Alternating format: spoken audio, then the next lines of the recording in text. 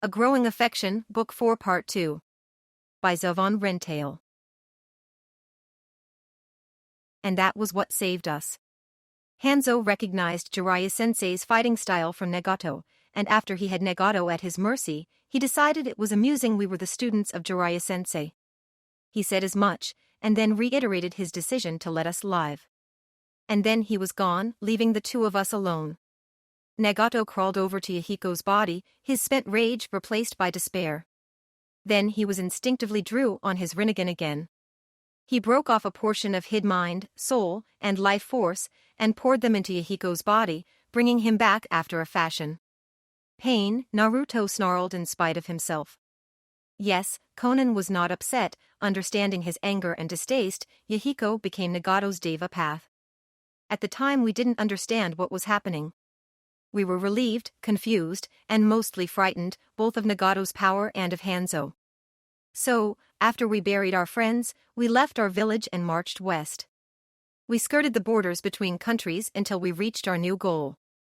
The land of forests was neutral, and didn't have a hidden village, so we hoped we would be safe there. Despite our desire to avoid any more shinobi entanglements, that was where we met Guki-sensei. Guki-sensei had heard of us from Orochimaru, who in turn had heard from Jiraiya-sensei. We tried to avoid him, but he was intrigued. He wanted to know what had drawn Jiraiya-sensei to us, and continued to follow us. We came to realize that, like Hanzo, Guki-sensei had skills and experience far outstripping our own, and that if he wanted to hurt or control us, he could have. So we started to trust him, and told him how we had come to flee to the forest country.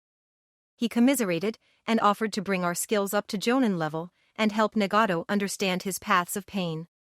Nagato saw his chance for revenge against Hanzo, and we agreed.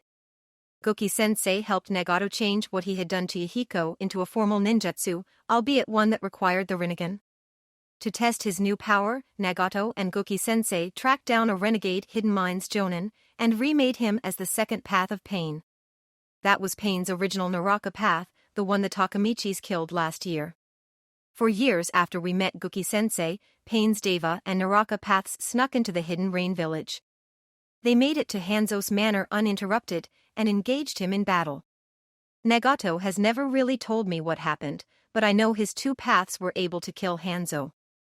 Afterwards, Deva Pain took Hanzo's rain shield, carved a line through it, and began to wear it as his own. That is what brought us to Madara's attention. He offered us a position in the group he was forming. Guki-sensei asked us to accept Madara's offer, to keep an eye on the first Uchiha and discover what he had planned. Madara asked Pain to be the official leader of the group, and suggested we call the group the Akatsuki, as Yahiko had. Neither of us was ever fond of the name, but we didn't want Madara to pervert it either. In the end, we agreed, if only to prevent Madara from being suspicious. That is how the Akatsuki came to be formed. That is our story, or at least the abridged version. And why I want to save Nagato, no matter what it costs me. So, the long and short of it is, Nagato is the most important thing to you, Kakashi concluded when Konan paused for breath, and looked uncertain as to how to continue. Yes, I would do anything for him. Anything, except leave him or let him die. Tsunade met Hinata's eyes, and the younger woman's nod was almost imperceptible. The last Sannin took a deep breath, and thought about it. She trusted the Hyuga heiress, but also feared the teen might have identified with Konan during the story. But her own instincts and training also told the Hokage that the Origami Kunoichi was sincere in her goals and her justifications. Finally she nodded. All right. We have a deal, Tsunade told the defector. How do you want to seal it? Blood oaths? No, Konan answered. I think a witnessed contract jutsu would be better. Tsunade's eyes widened. Unlike the blood oath, the witnessed contract did not personally hold its signatories to their promise. Instead, it linked the oath to one or more witnesses, who in turn would know instantly if anyone who took part in the contract broke their word. Given the only witnesses around were the Leaf Ninjas, the defector was essentially placing her trust fully in them. Even if Tsunade betrayed Konan, it was unlikely any of the witnesses would hold her accountable. If that is okay with you, the Sannin shrugged, trying to look nonchalant. But inside she was debating if Konan was up to something, or if the other woman was truly so afraid she was willing to put herself at a disadvantage to secure the leaf's aid. Will these 4 be acceptable as witnesses? Tsunade asked. Yes, the only witness I would have asked for is already here. Konan turned her head slightly, and her eyes drifted towards Naruto. Kakashi, can you set up the seal? The Hokage requested, before turning her attention to the 3 teenage ninjas. And are the 3 of you familiar with the technique for witnessing the contract? The copy ninja nodded, as did the pale beauty. Naruto frowned in thought, racking his brain before finally shaking his head no. Shikamaru's expression turned dark, and he addressed their leader directly. If it's all the same to you, I'd rather not, the lazy genius told the Sannin. Oh, really? Tsunade was annoyed but not surprised. Yeah, having an extra alarm clock in my head, one that I never know when it's gonna go off? Not my idea of a good time. Too bad, the last Sannin grinned threateningly at the Chunin. He knew the expression well, and shrugged in defeat. Good, Tsunade smirked in triumph. Kakashi set out the Fuinjutsu while Hinata quietly explained to Naruto about the process and effects of witnessing the jutsu. After some discussion about the wording of the contract, Tsunade swore to rescue Nagato, turn her medical expertise towards restoring his health, and to allow he and Konan to live in the leaf under her protection after they were decommissioned. And Konan promised to reveal everything she knew about Goki, his followers, and his plans, without let or reservation. Great, Tsunade nodded once the jutsu circle faded. I'm sure we'll have lots of questions over the next few weeks, but for starters, tell me all about the Shizokus. Gaara of the Sand, Mitsuru Jishin, and Yasuo Mizuno all stared at Tsunade, dumbfounded. Say that again, that Tsuchikage demanded incredulously. The leaf medic decided she had never seen the other female Kage display that much open emotion. Which part? The fire shadow countered, that Konan defected to the Konohagakure Corps, or that we need to step up our timetable before it is too late. Was that what she wanted, when she demanded to speak to you alone? The water shadow asked evenly. Tsunade nodded once, her annoyance at their confusion growing. Why would she do that? Gaara's expression returned to his normal mask, but there was a catch in his voice. Why would she abandon Goki in pain? Everything in our intelligence reports indicates she would never betray them. This must be some sort of trap, the Earth Shadow decided. No, the last Sannin said certainly, she is a woman desperate to save the man she loves, and we are the means for her to do it. Besides, the contract we entered into guarantees if she tries to lie to us or betray us, we will know instantly. The other shadows watch her, but finally Yasuo nodded his acceptance. At roughly the same time, Gaara relaxed. But Mitsuru remained uncertain. We will need to discuss this more later, the elder Kunoichi stated, but in the meantime, perhaps you should tell us what has you so agitated. Tsunade nodded, and began to relay Konan's knowledge. Shizokus are Goki-sensei's replacement for ninjas. Konan started answering Tsunade's question in the broadest possible strokes. But her statement set off Naruto. Replacement for ninjas? Uzumaki demanded, what does that mean? Shinobi wield incredible power, both individually and as a social-political class, she explained. Many people believe that the civilian daimyos are only allowed to rule at our discretion, and there is some truth to that. Most common people either worship us as demigods or fear us as demons. Shizokus are designed to change all that, without losing the necessary role shinobi play in modern life. How so? Kakashi prompted curiously. Shizokus are anonymous, Konan answered, only their color ranking gives an indication of their individual skill level. They have no personal honor or glory and cannot be requested individually for missions. But more importantly, each Shizoku swears a blood oath to follow a set of strictures. They deal with what a Shizoku is and is not allowed to do.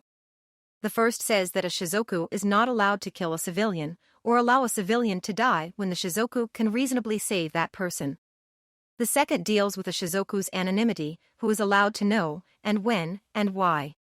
Most of the rest deal with other crimes a Shizoku is not allowed to commit: theft, rape, arson, kidnapping, vandalism, etc. That sounds too good to be true. Tsunade caught the shadowing in the younger woman's eyes, and subtly directed the path of the revelation. There are caveats, Konan admitted. The strictures do not apply to the goal of a mission. A a Shizoku can still be ordered to kidnap or kill a civilian. And none of those rules, except for concealment of identity, apply to anyone legitimately identified as a ninja. Shizokus are free to steal from us, kill us, or anything else we could do to them. But the last two loopholes are the most worrying. The defector took a breath. A Shizoku can break the strictures if it is absolutely necessary to complete his or her mission. But at least that exception has an exception. If the Shizoku's superior judges he or she could have completed the mission without breaking the rules, or by breaking a less important rule, the Shizoku's blood oath will kick in and he or she will die. And finally, any order from Guki-sensei counts as a mission and overrides the strictures for as long as it applies, Konan told them, and while I trust Guki-sensei more than anyone except Nagato, I can't help but be worried by that. Okay, Tsunade plowed ahead after the leaf ninjas to a moment to assimilate the information that covers the why. Let's talk about the how. As in, how do these known, third-rate bandits jump to Genin, Chunin, or in some cases even Jonin level of skill in a matter of months?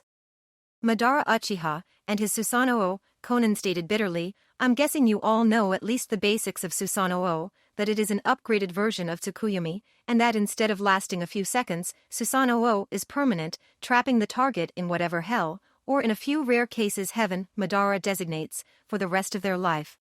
Which tends to be a matter of days, as the victim cannot eat or drink on their own.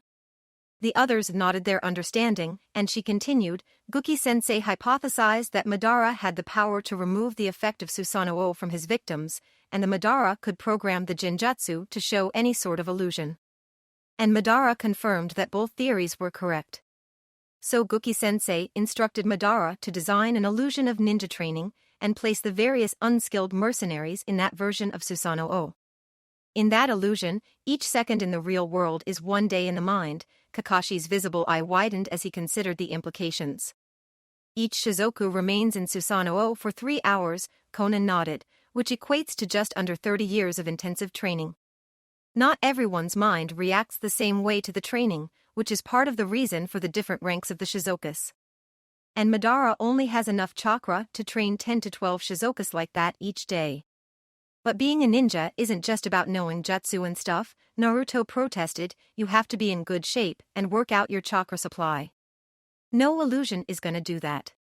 Most of the Shizokus are in fairly good physical shape to begin with, Konan noted, and after leaving Susanoo, they are put through an intensive 2-week training and testing period. They are given various drugs and herbs, and worked rigorously to bring their physical and spiritual abilities into line with their mental skills.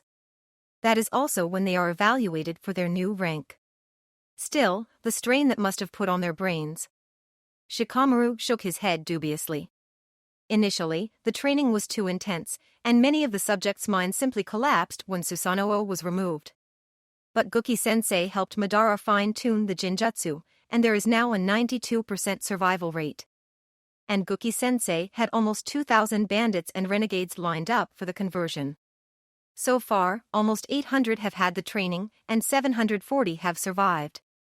That explains the bandits, Tsunade nodded darkly, but we've also found an increasing number of shinobi in good standing of the villages Guki conquered amongst the Shizokus. Are you? As I said, Shizokus are to replace ninjas in Guki-sensei's new world, Konan interrupted. Ninjas in the villages he takes over are given a choice, to become a Shizoku, to be decommissioned, or to be executed. At first we were not pressing the issue, giving them time to consider. But as the war has ramped up, we have been putting more pressure on them to convert. And most have been taking the offer. So, between shinobi swearing blood oaths to follow Guki and his rules, Tsunade concluded, and Madara turning the cannon fodder into pseudo-ninjas, Namikaze's forces are getting larger by the day. We can't afford to delay. We need to retake the grass, rain, and waterfall villages, while there is still something to liberate. In that case, I have a suggestion, Mitsuru rumbled. I feel the snow ninjas should join our siege of the Amigakure. The rain village may well be the toughest nut to crack, and I believe we may be able to use the snow ninjas' practical experience with Hayaton techniques to cross the river. The other shadows all nodded, understanding that if they could overcome the natural defense, that section of the wall would probably be the least defended. Or, if nothing else, they could force Pain to split the rain's defenses onto 3 quadrants, instead of 2. The sand will provide the primary hammer to strike the grass village, Yasuo noted their previous discussion on the map, and with leaf contingent acting as the anvil. My people will attack the waterfall country from the north, and the leaf will hit them from the south. All 4 great villages will each provide a small force to reinforce the sound village. And finally, the units from the Star Village will move into the Land of Forests to observe and harass any troops leaving the Land of Lightning through the Land of Silver, now that the Mines Village has surrendered. I still cannot believe the Mines Village eroded so easily, that such a kid shook her head. It gives Earth-aligned nations a bad name. Gookie cares nothing for their riches, Gara stated. He only wants the Land of Silver so he does not have to send troops across the seas. The Mines Village was not ready to fight an opponent willing to collapse their mountains on top of them and set the mining back years, if not decades. Based on what I saw last year, I wonder if they've grown too comfortable and lost some of their past strength, Tsunade suggested. Does anyone have any objections or suggestions to the plan? The Mizukage turned the conversation back to business. No, the Hokage shook her head. I'm good with what we have. As am I, the Wind Shadow agreed. Then, if speed is really as much of an issue as Tsunade's new intelligence suggests, we should not delay any longer. The avalanche of the hidden stone stood even as she made the recommendation. The others nodded and left their chairs as well. As she prepared to leave the conclave's chamber, Tsunade spared a quick glance for the lightning shadow's door, now sealed from both sides. Tamari-sama, Matsuri bowed deeply to the older Kunoichi. The fan-wielder shook her head in mock dismay. Matsuri-chan, how do you expect to date my brother if you cannot address me less formally? The blonde woman demanded in affectionate mock anger. The younger woman turned red, partly from the admonishment but mostly from the acknowledgement of her still unfulfilled goal. My apologies, Tamari-san. It's a start, the hostage to the leaf interjected. Where are the others? The Sand Chunin plowed ahead. I thought you were accompanying the Leaf Village strike force. They're right here, Tamari grinned, and the other shinobi ceased to blend in with the tall grasses, becoming visible to the younger woman. But there are only 8 of them? Gara's student-turned-stalker announced in surprise. Quality over quantity, Ino sniffed imperiously. Choji and Hinata both nodded. Though in this case, we didn't really sacrifice either, Iruka noted, inclining his head towards Naruto. Enko and Shikamaru both smirked in their respective fashions. What do you mean? Matsuri looked at her beloved Kazekage savior suspiciously. The knucklehead has a new idea to increase his battlefield presence, Sakura noted in disgust, which is why Lady Tsunade made sure both Ino and I were here to keep him patched up. You'd think she didn't trust Hinata, Naruto sounded annoyed. I'm not happy about this either, Naruto, Hinata insisted softly. You're the only one I can count on to help me with this, the fox-faced youth told his lover sincerely, taking her hand. She sighed and lowered her head in defeat, knowing he would still try it without her, and believing she could make it easier on him. What are they talking about? The sand girl looked bewildered, but also blushed slightly at Naruto and Hinata's open affection. You'll see soon enough, Tamari shook her head, barely believing what she had been told. Are you ready for this, Niji? Tintin could not keep the worry from her voice, remembering what had happened the last time they were here. The giant waterfall loomed before the nearly 40 leaf shinobi, and they were only waiting for the signal that the mist ninjas were in place. The 4 members of Team Guy were positioned at the end of the front line, holding position just beyond the edge of the forest at the bottom of the cliff that produced the natural water feature. Yes, the Hyuga Jonin nodded, remembering the gray-masked warriors who had ambushed him. I am looking forward to it. And finally, the gray Shizuoka glanced at the last page of his report. We have news of 70 additional shinobi leaving the land of water, heading for the land of snow. Though the analysts believe there is a slight chance they mean to invade, the general consensus is that they intend to reinforce the land of snow while also using it as a staging point. But there is no agreement on where they might attack. Paine's Naraka Path nodded in acknowledgement, while Madara sighed in boredom. Kahaku pursed her lips in thought and began to study the map again.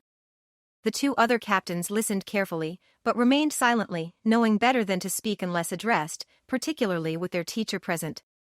Their leader's wife was like to mock them mercilessly if they offered unasked for opinions, but the first Uchiha would simply drop them with Tsukuyami. And Gookie started to ask a question when his cellular rang. He frowned at the interruption, and his expression further darkened when he saw who was calling him. He raised his hand to excuse himself and stepped away from the table. "Are you sure?" he hissed almost a minute later, and his generals went from surreptitiously watching him to openly staring. But the captains continued to play ignorant. "Of course," Gookie said more evenly after a few more moments, "please keep me informed as soon as you find out more." He snapped his phone shut and turned back to his warriors. "Leave," he told the captains. Despite his face and voice suggesting at most mild annoyance, he radiated a killer intent that sent the gray Shizuka scrambling. As soon as they were alone, he spoke to his generals. "That was my man in the Konoha Corps," the Raikage said flatly. "He informs me that Konan has surrendered to the Hokage. He is not privy to their discussion, but immediately afterwards, Tsunade-sensei informed the Leaf Jonin Council that Konan had claimed asylum and was under her personal protection. And then she dragged the Mizukage into a meeting with other two shadows." Madara barked a triumphant laugh and smirked knowingly at the single-eyed Pain.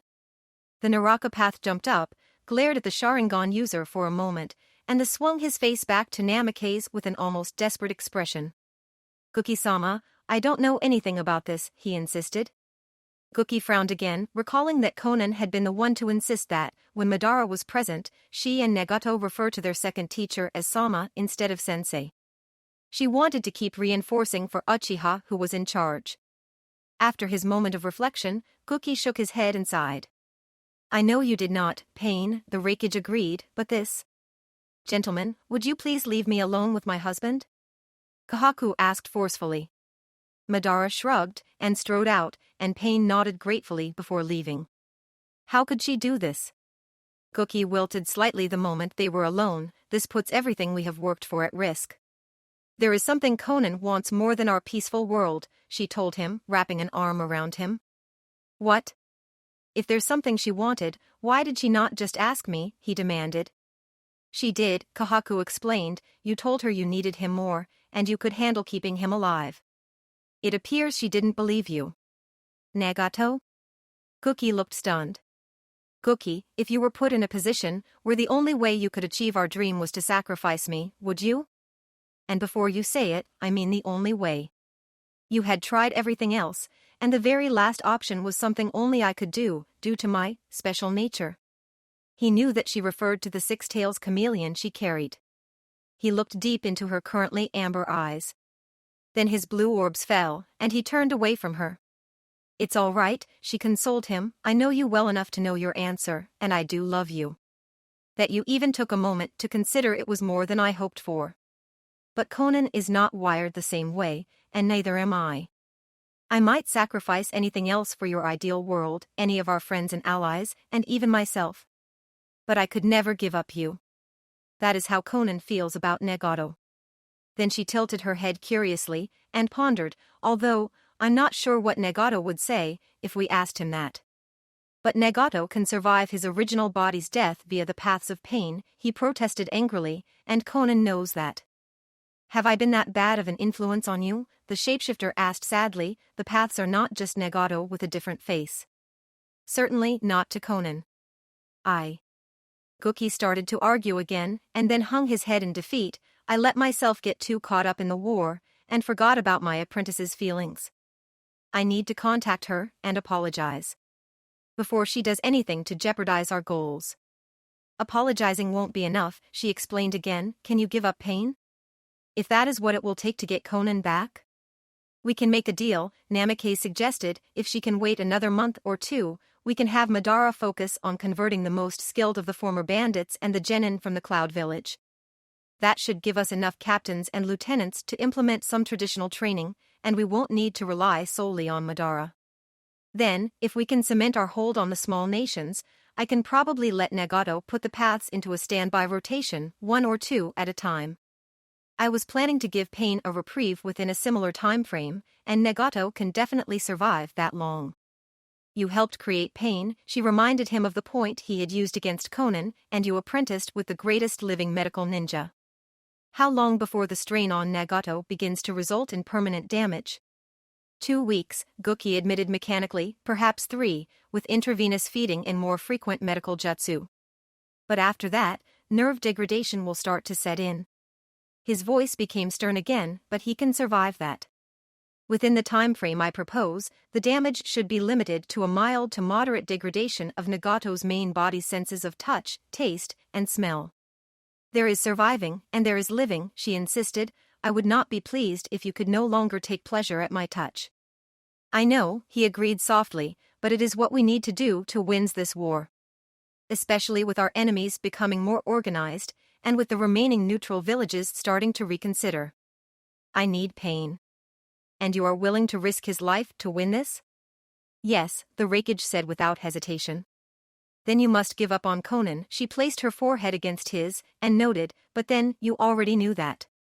You knew this might happen after she came to you about Nagato's health for the third time. It still helps to talk it out with you, my love, he smiled sadly at her, and I want you to know, I would never choose to sacrifice you, or Nagato or Conan, unless I could see no other way. I know, she hugged him tighter, happy for the mostly true platitude.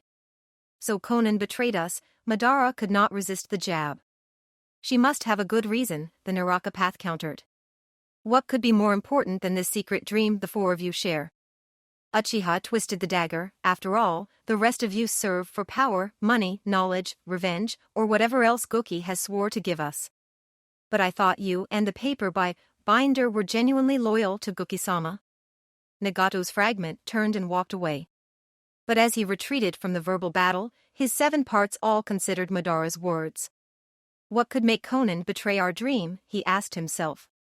Shadow possession jutsu, Shikamaru's art grabbed the hidden grass genin and held him fast. The young teen's eyes widened when Sakura walked up to him. The lazy genius released his victim an instant before the powerful medic flicked their enemy's forehead with a single, lightning chakra-wrapped finger. The grass ninja's eyes rolled back into head as he bounced away from the powerhouse Kunoichi. And even if he had remained conscious, he would have been rendered immobile by the Ranshinsho. The Leaf Warriors quickly tied him up and then looked around. Ino and Naruto had taken down the second scout in a similar manner.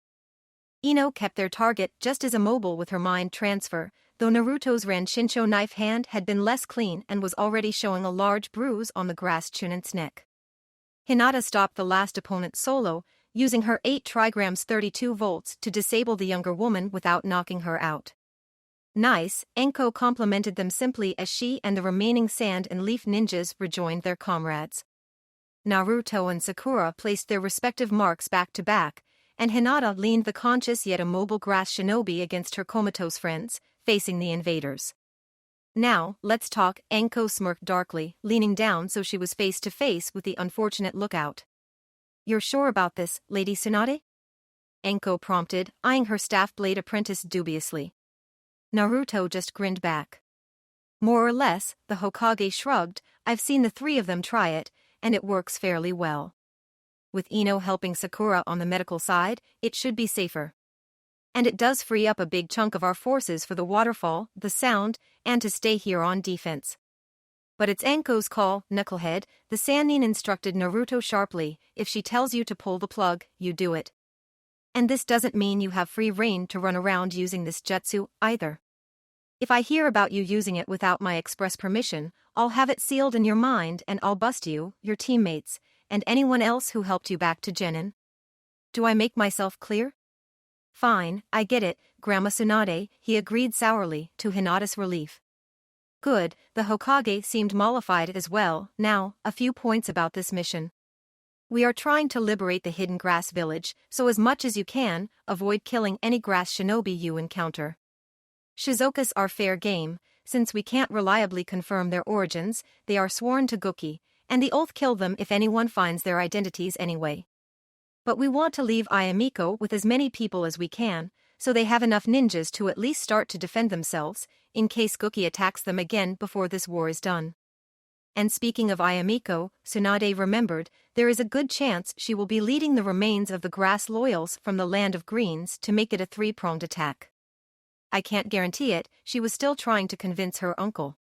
But if she does, her people will cut a diagonal line through their shields, not unlike what the Akatsuki did, so our people and the sand ninjas can tell which grass ninjas are on our side. Finally, the Hokage frowned at them sternly, Our primary target is the man called Leader, who also happens to be Pain's predapath. Killing him will help us in a number of ways. It will cut off their direct and immediate contact with Gookie, it might allow the grass loyals still hiding in the village to take command, and it will be a step towards fulfilling our contract with Conan. Speaking of which, our guest has asked to speak with you before you go, Naruto. Huh, he grunted in surprise. Okay, I'll stop by her place. The partial Legion Shizokas skirted the edge of the land of waterfalls, carefully avoiding the leaf sentries. They were not as stealthy as Kahaku would have liked, more than half of them were the retrained bandits instead of converted shinobi. And Gookie had designed their Susanoo training around combat rather than stealth. Though the Six-Tails Jinchuriki knew that her husband had multiple, practical reasons for the choice, it made it harder to rush reinforcements to where they were needed, without being detected. The shapeshifter was forced to deploy some of the former Cloud Ninjas in a loose border formation around the main body of her forces, to make sure they were not discovered. And on top of that, now I'm going back to that place, Kahaku sighed as she thought that, and her action that didn't escape the lieutenant behind her. Is something amiss, General? The red-masked warrior asked formally. Nothing important, she explained, not wanting to worry him. I just could have gone the rest of my life without seeing the village hidden in the grass again. The defector had been set up in the suddenly vacant condo directly above Naruto's home. Uzumaki knocked on her door hurriedly, only having an hour before the two teams and the Sand Ambassador were scheduled to leave. Conan answered the door in a t-shirt and loose pants, having agreed it was better that she forego any ninja equipment. Naruto-kun, thank you for coming, she bowed her head slightly. No problem, Conan-san. He forced himself to remember to add the honorific to her name, even though he did not normally use the polite postscripts. His statement came out more smoothly than he felt. The defector stirred conflicting emotions in the teen, pity for what she and Nagato had been through, camaraderie for a fellow student of Jiraiya, and suspicion for an informant who seemed too good to be true. Would you like to come in? She offered, apprehensively. Sorry, but I don't have a lot of time, he said candidly. Of course not, she nodded, you are going to the grass village. The leader there was suggested by Kahaku as being suitable to be Pain's predapath, and also useful to our overall goals. Madara learned who Pain's predapath was, and tried to make use of the grass for the Akatsuki's plans. The predapath, as fitting the hungry ghost realm, can steal chakra from Pain's enemies, not unlike Gookie-sensei's siphon. Conan, he interrupted her, and the kunoichi realized she was babbling. Why did you want me to come here? I am sorry, Naruto-kun, she bowed again. I know you have to kill Leader if you fight him, and I want you to. The more of Pain's paths that your people kill, the better it will be for Nagato, and it will make things easier for everyone in the long run. But I was hoping before you kill him, you could deliver a message to Nagato for me. You want me to deliver a message to him? He prompted in surprise, and she nodded. Why me? Because you seem to have a talent for getting through to people, she told him, so if anyone can convince Nagato, make him listen, it is you. All right, he nodded his understanding. What do you want me to tell him? I understand, the grass scout whispered in relief after Anko was finished with her. The leaf ninjas untied her still unconscious teammates and left them behind. The 10 ninjas continued forward at Shikamaru's best speed, though Matsuri seemed to tire out more quickly than the slower Chunin. After just over an hour later, and with no other encounters, they reached their staging area. All right, now we wait for the signal, Iruka instructed them. You four, get ready for your show, Anko instructed Naruto, Hinata, Sakura, and Ino. Naruto nodded and unzipped his jacket. He handed it to her fiancé, and then gave her his armored undershirt as well. Matsuri blushed as she looked at his lean, strong chest, even more so than Hinata. Why is Naruto-san disrobing? She whispered fiercely to Temari. The older woman only smirked at her junior. Sakura and Ino both palmed some sort of pills, though the Sand Chunin could not see what they were. So Hinata doesn't ruin his uniform too early, Temari noted evasively, with a sly grin. Baki lifted the binoculars to his face and surveyed the disposition of the troops under his command. The one-eyed Sand Jonin reflected, not for the first time, that a spyglass would have been easier, but he still carried the double lenses because it was more useful for when he lent them to other people. All of the Land of Air ninjas were in place, 2 lines of 36 shinobi each, secreted among the fields on the southwest side of the Kusagakure. The grass village was not the most heavily fortified, but based on the intelligence the Leaf Village had provided, its defenders outnumbered the sand attackers by more than 4 to 1. Even if the Hokage had sent the same number of men as the Kazekage, the allies would still be at a massive disadvantage. But Kao and her few loyalist agents were planning to sow some chaos in the ranks of the Shizokas and the traitors to the grass daimyo.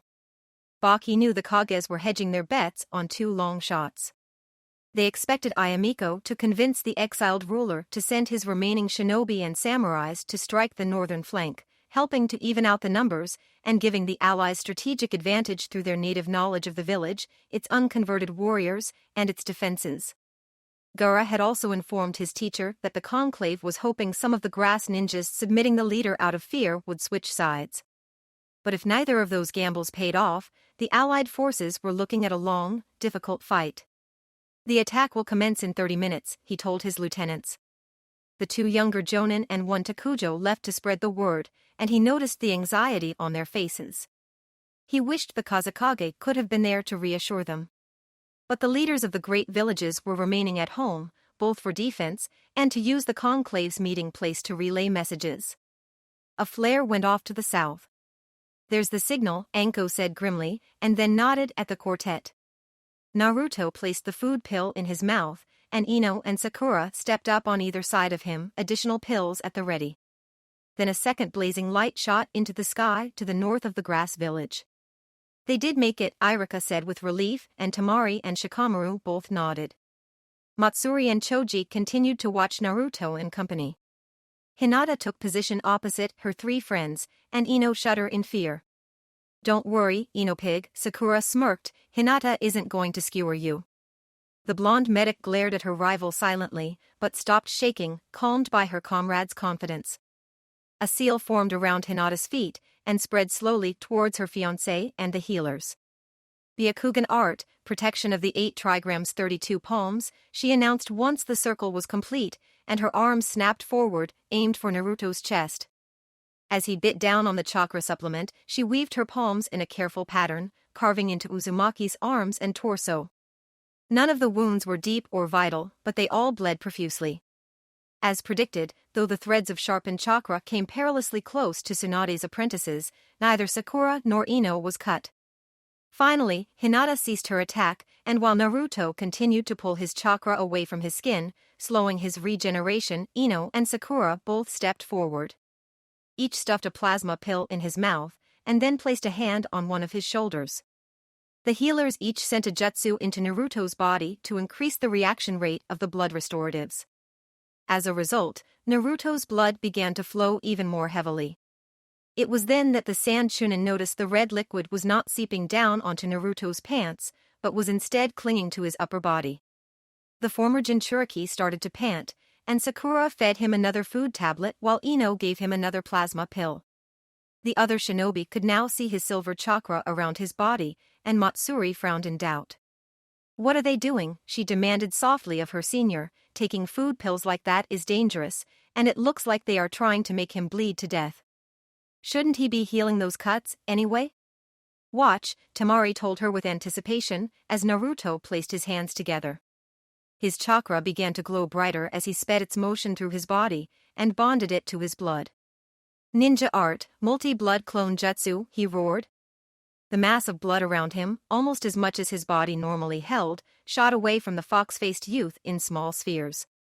Silver chakra exploded out from each red ball, taking on his shape. An instant later, 50 additional versions of Naruto stood in the field.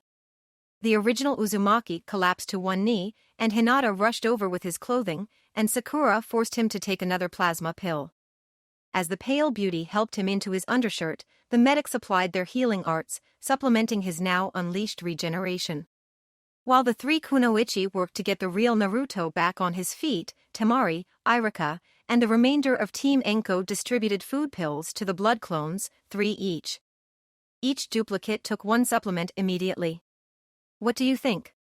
Temari returned to the flabbergasted Matsuri. "This is the hammer that will strike the grass village." "Wait." The younger woman found her voice. I thought our people were going to be attacking, and the leaf ninjas would hem them in. Last-minute change of plans, just in case Shikamaru told the brunette girl, with a hint of genuine anger under his blasé mask. Besides, this way is safer all around. If a blood clone dies, it's no big loss.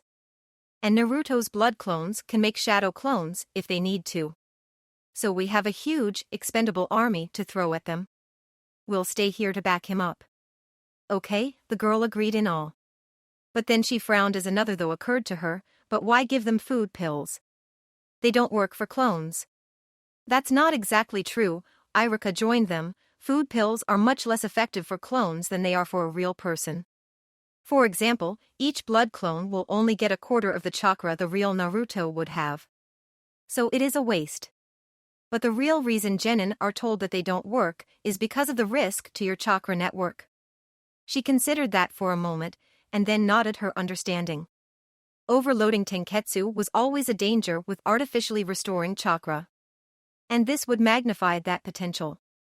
If the excess chakra from a dozen clones suddenly poured into him, it could injure Uzumaki, permanently reducing his chakra levels, or even rendering him unable to use some or all jutsu.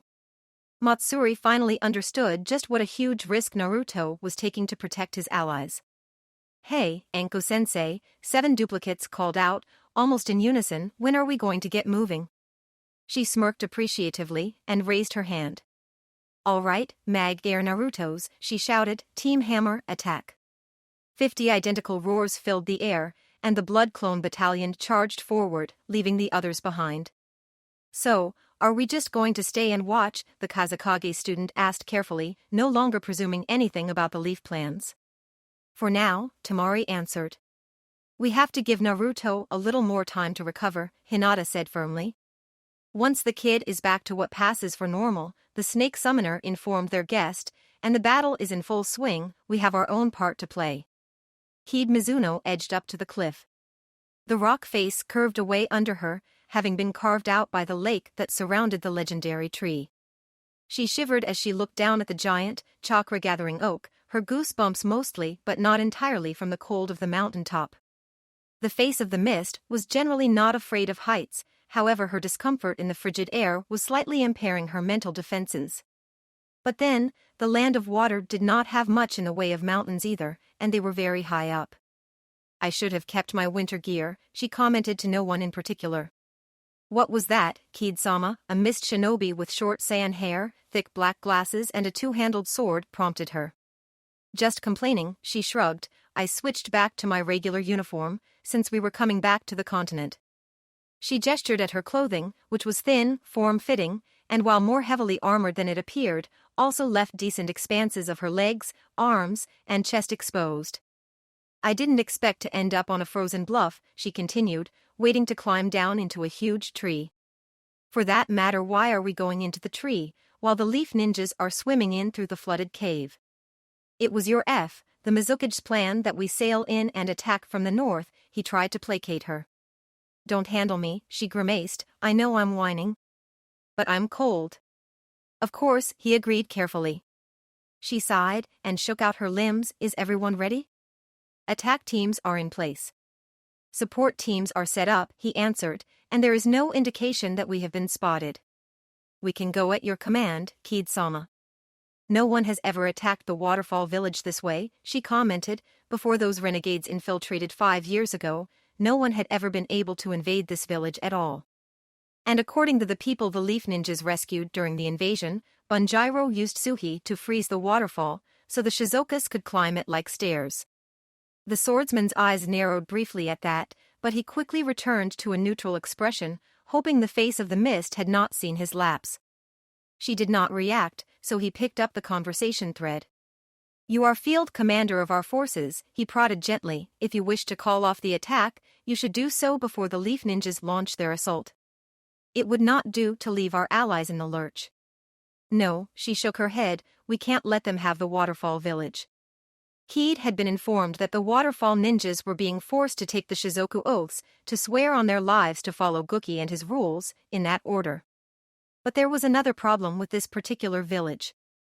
One of the reasons Guki-sensei captured the waterfall village first, Conan told her captors turned protectors, is because of the hero's water. Why? Naruto piped up incredulously, that stuff's gone for the next 100 years or so, right? And it's really dangerous anyway. Sensei has chakra experts ready to examine the great tree, she answered. He believes that if they study the properties of the tree, its soil, and area around the village, they might be able to speed up the process, or even create an artificial version of the water.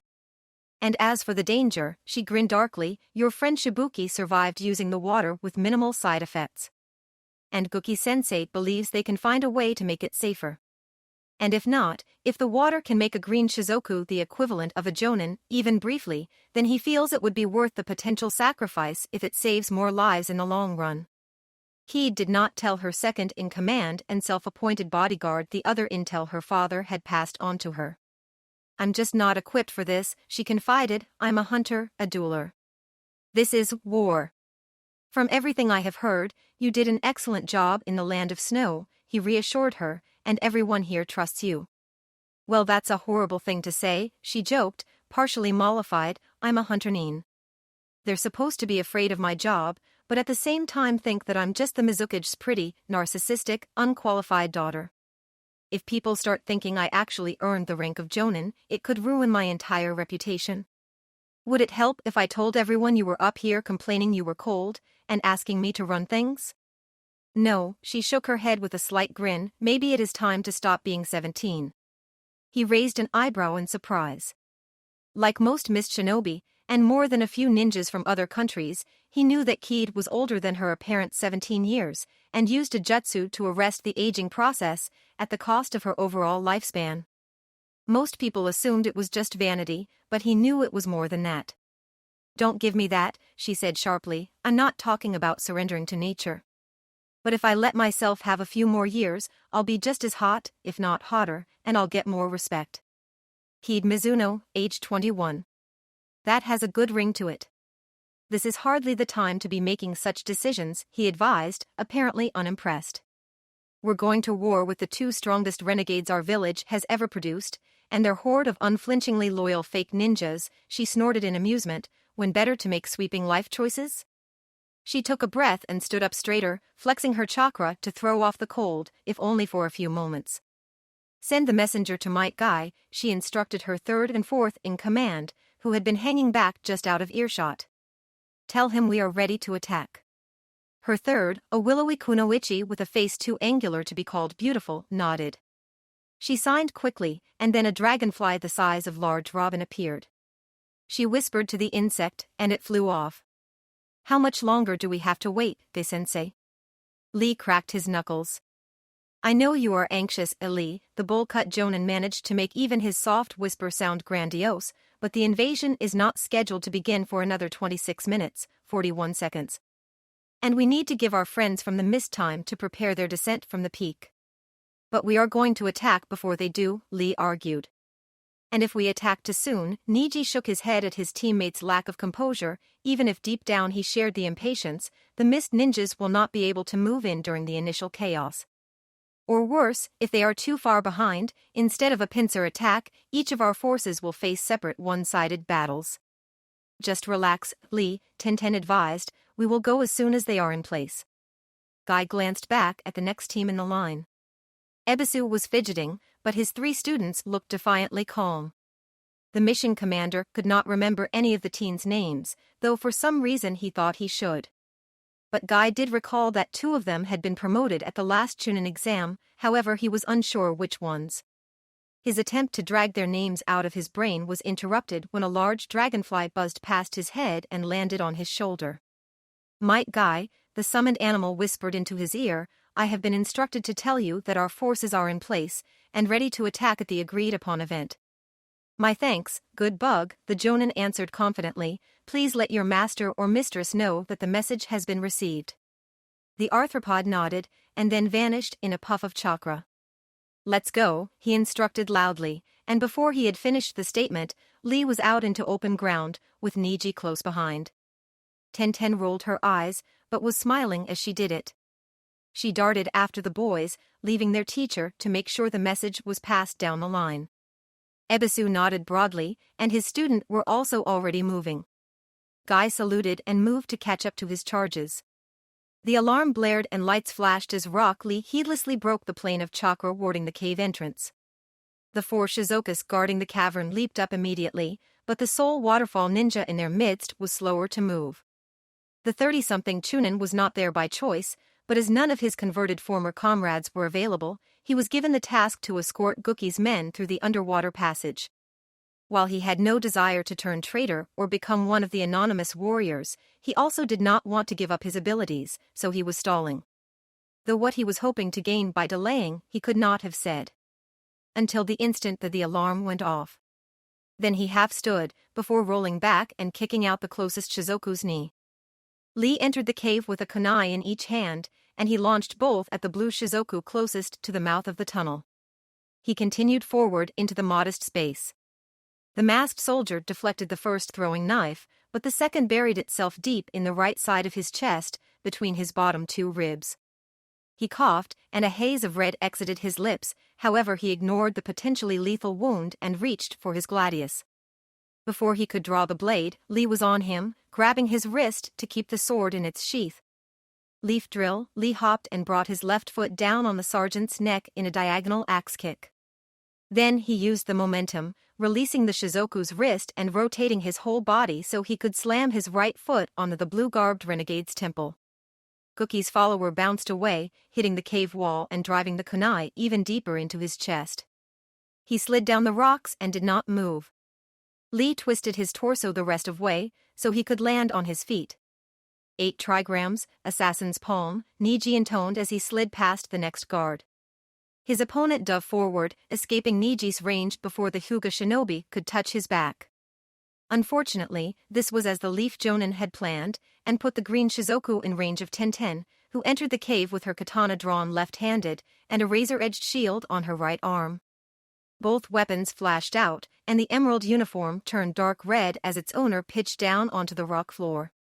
The second green Shizoku stumbled towards Niji, as the waterfall ninja's heel nearly pushed his knee out of joint.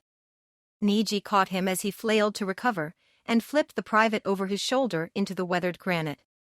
He stepped in and placed his hand over his opponent's heart. The Shizoku just had time to gasp in fear, before Niji destroyed his cardiac muscle and the tenketsu around it. The last Shizoku, a second blue, started to panic. He stepped back, skipped over the waterfall ninja's extended leg, and dove for the pool. But a chain wrapped around his leg, and Might Guy yanked the rogue back.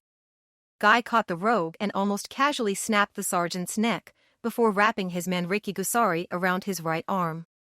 The waterfall shinobi stood back up and straightened his uniform, struggling to keep the relief off his face. Guy-san, it is good to see you again, the Chunin stated simply. Have we met? Guy asked. Then his body shook, but he did not stumble as Konohamaru collided with his back. No, but I saw you during the invasion. Your team rescued my daughter, but not my wife or son. There was no accusation in his tone, and Niji had the impression the shinobi was attempting to justify his collusion. Well, we are back, with additional forces. Guy stepped forward, allowing Team Ebisu into the cave and letting the next team queue up behind them. My team and I know our way through the tunnel from last time, the bowl-cut Jonin noted, but some of our comrades do not. Could you help them find their way? The waterfall Chunin nodded, but denied his agreement by stating, the alarm went off. They know you are coming, and they'll be waiting for you. I expect that will be the case, Guy said with a lopsided grin. Niji? Guy signed when they reached the edge of the tunnel. The Hyuga Jonin activated his Byakugan and began signing. Byakugan art, carry name Jutsu, he burbled, and then his 3 teammates all saw what he saw, 11 Shizokus surrounding the exit in 2 rows, and dozens of others spread out more loosely behind them.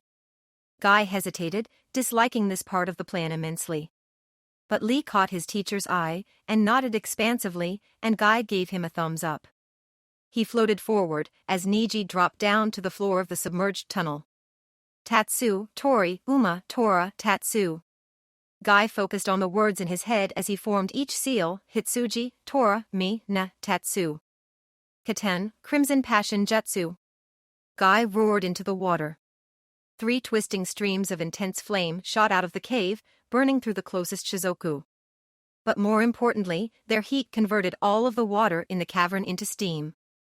8 trigrams, enfolding dome, the seal spread out from Niji's feet, and he surrounded his team in the protective barrier, guarding them from the scalding water. The steam erupted from the cave, blinding the nearby Shizoku, 2 of the closest ones permanently. The next instant, Team Guide exploded from the cave, even as the water flowed back in to replace the liquid that the Jonin had removed. A triple helix of deep red flames shot up from the ground, followed by a thick cloud of steam and shrieks of "my eyes." The face of the mist shook her head in mock dismay at the overdone entrance. "All right, we have our signal," Keed announced assertively. She watched as the Shizokus around the pool charged forward, and a second group of leaf ninjas appeared in the space sky cleared. Then she clipped her binoculars back to her belt and stepped forward. The mist ninjas drove spikes into the cliff, and a handful activated Doton Jutsus to reinforce the stone. The noise would have been noticed before, but now blended into the dull roar of the battle below. Keed fully expected they would be spotted, now that they were moving openly, so she clipped the climbing rope onto her harness and dove over the ledge. She plummeted towards the legendary tree, and when she was 20 yards above it, she pulled the brake, slowing her descent. She stopped just above the topmost layer of leaves and glanced into the oak to find a path down. As a dozen of her comrades slid down along the curve of the water-carved impression, she sliced through the cord with her tanto and dropped into the branches, clearing the way for the next ninja who would use the rope. She ran down the tree's limbs, quickly shedding her climbing rig. She noted thankfully that the air was noticeably warmer, even though they were only a quarter of a mile lower. She reached their second marshalling point, on one of the wider branches. The tree was larger than she had imagined, and her whole attack force could fit on the limb she occupied and the one behind her. She waited until the first 7 strike teams were fully gathered, watching carefully for any Shizokus to turn towards them. She also kept her eyes out for waterfall ninjas. The Hunterine only saw a handful of men and women wearing the crest with the mirrored jagged lines. Most appeared to be slowly backing away from the battle, but a few rushed forward recklessly. She wondered if they had chosen to side with Gookie but had not been sworn in yet, or if they were just foolish or bloodthirsty. The second line settled into place, and she whispered, "Ready?" After a few murmurs of assent, she raised her right arm and then dropped it. And the 12 Takujo behind her started signing. "Suetun," they all announced in unison, "Hidden Mist Jutsu." A thick fog arose from the lake, sweeping over the back lines of the defenders. And after the jutsu was in place, Keed and the rest of the front line jumped out of the tree and darted across the water into the battle. Hisame Hashigaki paused, as a familiar sensation struck him. He looked down and saw a thick cloud curling around his feet. He turned back and saw a familiar wall of mist obscuring half of the waterfall village. Inside the fog, he saw flashes of ice forming and heard screams. "Don't get ahead of me, Bunjiro," the guild renegade snarled appreciatively. "Well, well, well," a familiar voice said grandly as its owner broke through the Shizoku's back line, "if it isn't Itachi's partner. We meet again, at last." The Jinakriki of the 7 Fins raised Samahata with a deadly yet happy grin. He pointed the sharkskin sword at Might Guy and charged. "Futon, Cyclone Spikes Jutsu," 7 identical voices shouted. Dozens of cones of hardened air flashed across the battlefield at the first line of Shizokus. Doten, Mountain Wall Jutsu. Sueten, Water Burst Jutsu. Some of the masked warriors were able to defend themselves with rock or water, but the Naruto's attacks still killed or disabled 11 of them. The Shizokus started to counterattack, but the clones were already charging in, and they finished the slow and the injured before ganging up on the more highly ranked soldiers. 60 yards to the north, a slightly larger group of clones was surrounding a tougher knot of Shizokus. The anonymous renegades had started by using quick, weak, and accurate attacks, trying to destroy what they thought were mere shadow clones. But the tougher duplicates shrugged off those attacks, and what damage the Shizokus did regenerated before their eyes. In the meantime, the Narutos showed them no mercy, and the knot began to unravel. Mixed in with the Shizokus was a single grass kunoichi, who stumbled in terror as the copies closed in on her, after the last of Gookie's men fell. She struggled through her fear and started to form a jutsu. But one Naruto offered her a hand. She blinked in surprise, and then carefully took it and let him pull her up. "We're not here for you," he told her. "We're here for the Raikage's followers, including your leader. If you are with them, you can run back and warn them. Otherwise, you can run back and tell the remaining grass shinobi what I'm telling you, or you can head north and join Ayamiko and her group in their part of the attack." She studied his face for a moment, and then nodded and ran north. The clone bobbed his head triumphantly, and he turned west to join his brothers. "Leader, we are under attack," the Red Shizoku stated without preamble, as he entered the office currently occupied by Pain's Pretapath.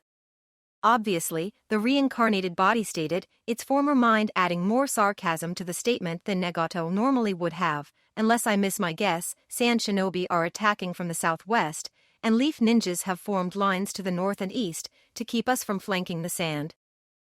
No sir," the lieutenant shook his head, surprised. "The attack is coming from the east, and you could say it is the Leaf, but in a way it is just one person.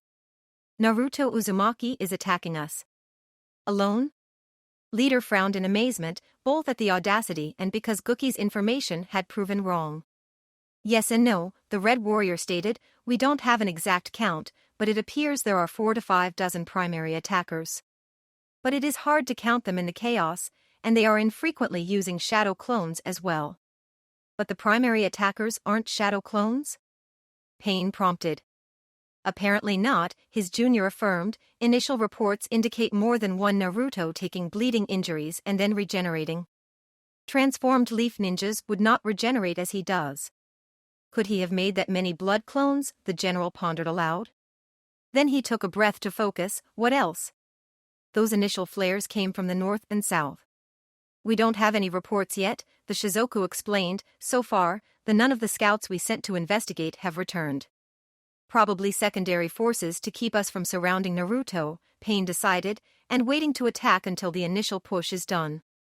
They can't believe that 50-some clones of Naruto could take out the 3 legions of Shizokus and the 93 remaining grass ninjas we have here. Naruto is meant to soften us up." "Initial reports indicate 20 Shizokus dead and 15 injured," the messenger stated, "but none of the Naruto clones have been taken down, but this could be due to our people treating the copies like they are shadow clones. Also, the Narutos have not killed or seriously injured any of the grass shinobi." "In that case, send the grass ninjas out to fight Naruto," Leader ordered, "with a few of our people mixed in, 1 Shizoku for every 2 grass ninjas. And impress upon them how important this is. Then, send the 2nd Legion south to deal with whatever opponents are holding that line." "What about the northern flank?" the lieutenant asked. "I will take men to reinforce the north wall, but I won't sending anyone out yet," Pain explained. "Kahakudano is scheduled to arrive with another half legion by nightfall, and I will contact her and request she increase her pace. They should be able to make it here in just over an hour, and then we can catch the Mist, or Leaf, or whoever is blocking our northern edge in a pincer attack." "Yes, sir," the red-masked renegade grinned under his hood. He bowed slightly, and then rushed out to deliver the orders. Ranshinsho, Naruto's fist hit the grass warrior's forehead, disrupting the genin's nerves and blurring his vision. The disabled shinobi collapsed, his limbs flailing wildly as he tried to move. The red, female Shizoku behind him stepped over her supposed ally, swinging her gladius at the Uzumaki clone's neck. The facsimile brought up his left arm to block, but the short blade carved through the simulated bone and flesh and bit into his throat. Rasengan, the dying clone, forced the last of his chakra into his remaining hand and jammed it into the Shizoku's wrist. He was too far gone to fully form the spiraling sphere, but it was enough to shred the skin and carve furrows into the muscle and sinew underneath. As the blood that had formed the duplicate splashed onto the turf, the Shizoku's blade fell from her useless, if still attached, hand. Naruto grimaced as the clone's memories returned to him. "What is it?" Hinata asked, her voice touched by concern. "They are switching tactics," the real Uzumaki explained. "They must have figured out that I'm not supposed to kill the grass ninjas, because they are sending a lot more of them to fight me. And they're not treating us like shadow clones anymore. They've taken down 3-4 of my blood clones so far. Still, considering how many of them you said your clones have taken out, we're doing pretty good," Anko noted. Naruto, switch tactics, Iruka ordered. If they are using strong killing techniques, have your blood clones start using more shadow clones, so your opponents either waste their chakra or switch back to weaker attacks. The blonde Takujo nodded. He took 2 more food pills, and after waiting a few seconds for the restoratives to take effect, split off 3 shadow clones. The duplicates immediately cancelled themselves, spreading their knowledge and ki their more robust counterparts. What about the grass ninjas? Shikamaru asked cannily.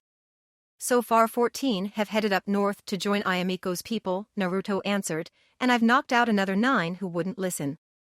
His eyes clouded again, and when they cleared, he looked at Temari. My guys are seeing a bunch of Shizokas heading south out of the village, Uzumaki informed the Sand Kunoichi hastily, maybe 100 of them. We'll let Baki-sensei know, she nodded, turning to Matsuri. Anything else? Sakura prompted. Nothing yet. I still haven't found leader, or that KO woman. What about the northern flank? Choji asked, have they noticed Ayamiko-san yet? Not that we can tell. Naruto shuddered, both from his body fighting against the strain of overusing the food pills, and from the information that kept flooding into him from the destroyed duplicates. Enko watched him carefully, remembering the Hokage's instructions, though he was actually doing better than she had expected, even considering his unique nature. Kid, have 1 or 2 of your clones try to sneak in, Enko told him. We need to make contact with the loyalists still left in the village and find Pain. Naruto nodded, and created another soft duplicate to relay the message. Doton, Stone Jacket Jutsu, a Naruto trapped a younger, male grass shinobi, while another copy of the knucklehead snapped the shoulder of a green Shizoku, and then knocked her out with a sharp rap to the temple. Then new memories flowed into them, and the blood clone who had employed the earth chakra technique recognized his assigned number in the smaller of the 2 groups of new assignments their progenitor sent out. Cover me, he requested of the shadow clone, and the weaker facsimile nodded. Doton, Stone Spear's Jutsu, he intoned, seemingly using the art to divert or destroy the group of Shizokas and shinobi moving towards them. But in reality, the purpose of the Jutsu was to hide number 26 while he signed quickly. As the defenders jumped over the jagged rocks, they saw a red Shizoku plunge his gladius into Naruto's heart, and the duplicate exploded in a mist of red liquid. There's a group of the punks that are about to break through our lines over that bluff, the lieutenant informed them gruffly, back them up. I have to get back and report to the captain. The lower-ranked Shizokas nodded, and took off in the direction indicated. The free ninjas hesitated, and then followed. Under the chakra-generated mask, Naruto 26 grinned. The shadow clone had gathered up the blood of a fallen renegade, giving him the illusion of being a blood clone at the moment of death. And his dispersal had let the other Narutos know that 26 was sending them more opponents. The copy sheathed his pilfered blade, and then ran into the village unimpeded. Baki-san, we have incoming, a Takujo reported to the Sand Army's field commander. It appears to be one of those groups of 100. Legions, I believe the Kazekage said they were called. The Jonin nodded, running calculations in his head. If the Legion's complement was within the standard parameters provided by Conan, his crew had a slight edge in skill, even if they were outnumbered by almost 50%. And that was not even considering his doubts about Guki's former ally's information. Not that he thought she was lying, but based on what he had heard, the Kazekage's teacher believed her opinions might have been colored, one way or the other, by her feeling about the renegade-turned-Kazekage. He noticed his third watching him closely, and Baki dispelled his contemplation, especially any doubts he was harboring. He started to say something, but was interrupted. Sir, more movement. More Shizokas? Baki asked carefully, or grass ninjas? Neither, the junior Jonin stated. It was 3 copies of Naruto Uzumaki. Only now, there are 15, no 18 of them. Baki grinned. You hear that, he told his squad leaders, it's supposed to be our job to guard the Leaf Ninja's left flank, not to have them send people to help us. That kid may be our ally, and the Kazekage's good friend, but that doesn't mean we can let him show us up. Confident murmurs of assent flowed through the ranks. You have your orders, he barked at them, hit them hard, and focus on the blues to take out their middle command structure. Then sweep back on the greens and tans, they are cannon fodder, but the Shizokas rely on numbers. Then, once the majority are down, we can take out their leaders. For the Sand Village. For the Kazekage. For the Kazekage, they echoed him as they charged forward. Hey, I found you, a vaguely familiar voice called out, and the one-eyed, Jonin, Grass Kunoichi paused, and looked back as the red-garbed Shizuku jogged up to her. Why were you looking for me in the first place? Does leader want me for some reason? Ko shot back darkly, reaching for her whip. Then she thought of something, and did not grasp the weapon. Forget that. More importantly, where are the rest of my people, she demanded. I think most of them were sent out to fight, she heard the frown in his tone. Why would he do that, she shot back, he doesn't fully trust us. I guess to slow down the attack, he shrugged, since we don't want to kill the grass ninjas, it's making things tougher. We don't want to kill the grass ninjas, she prompted in confusion, her hand moving towards her lash again. Of course not, you're here to conquer and enslave us. No, he sounded annoyed, we're here to save you. Then his head snapped up. Duh, you think I'm one of them, he explained, reaching for his cowl. He dispelled the mask part of his transformation, revealing his familiar blonde hair, blue eyes, whisker marks, and leaf shield. You, the rough-looking woman purred, suddenly snapping her weapon across the ground beside him, I missed my chance in the land of birds, when your teammate killed my brother, so I'll have to savor you now. Ayamiko said she was a bit of a psycho, 26 thought to himself, but I think she might have downplayed it. We kinda don't have time for that, he reminded her pointedly. Ko closed her eye and exhaled sadly.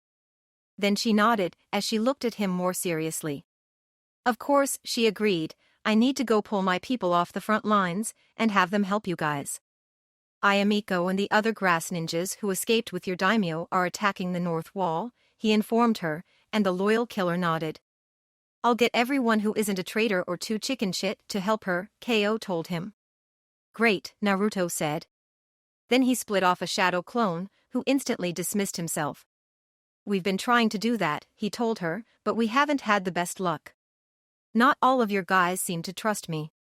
I just let everyone know what is happening. I better get moving then, she smiled slightly. Wait, he reached out, but stopped short of touching her. Before you go, do you have any clue where this leader guy is? His disguise restored, Naruto number 26 made his way through the grass village, heading towards the building his unhinged ally had indicated.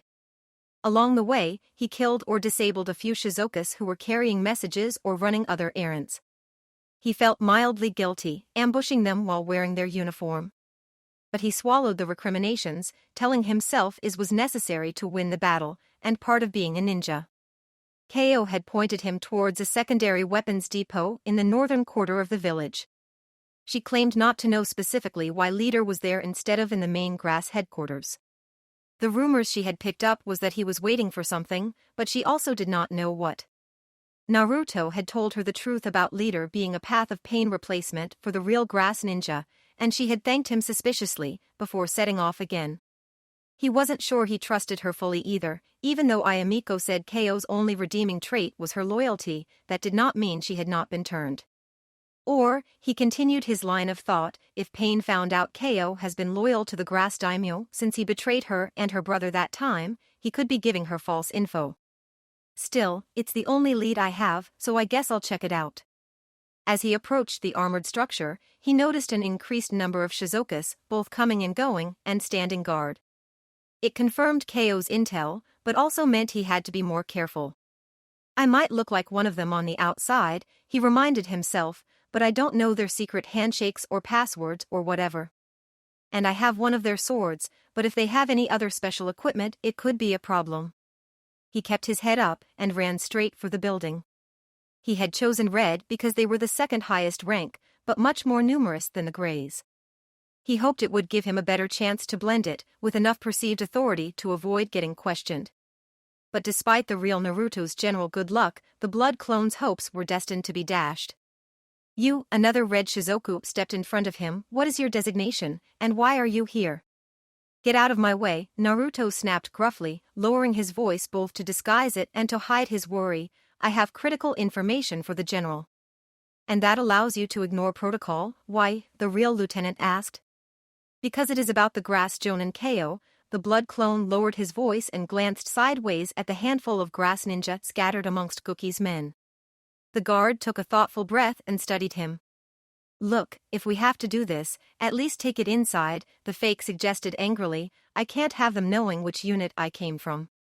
"Fine," the sentry nodded, "come with me. Sergeants, I will need your assistance as well."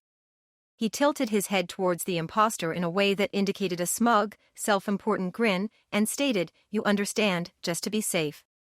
"Just hurry it up," Naruto grumbled in genuine impatience. 26 shut the door behind him. Having eliminated the guard and his backup, the blood clone had quickly searched the building until he found the room he was looking for. A conference room on the 3rd floor of the secondary base, with a large, north-facing window.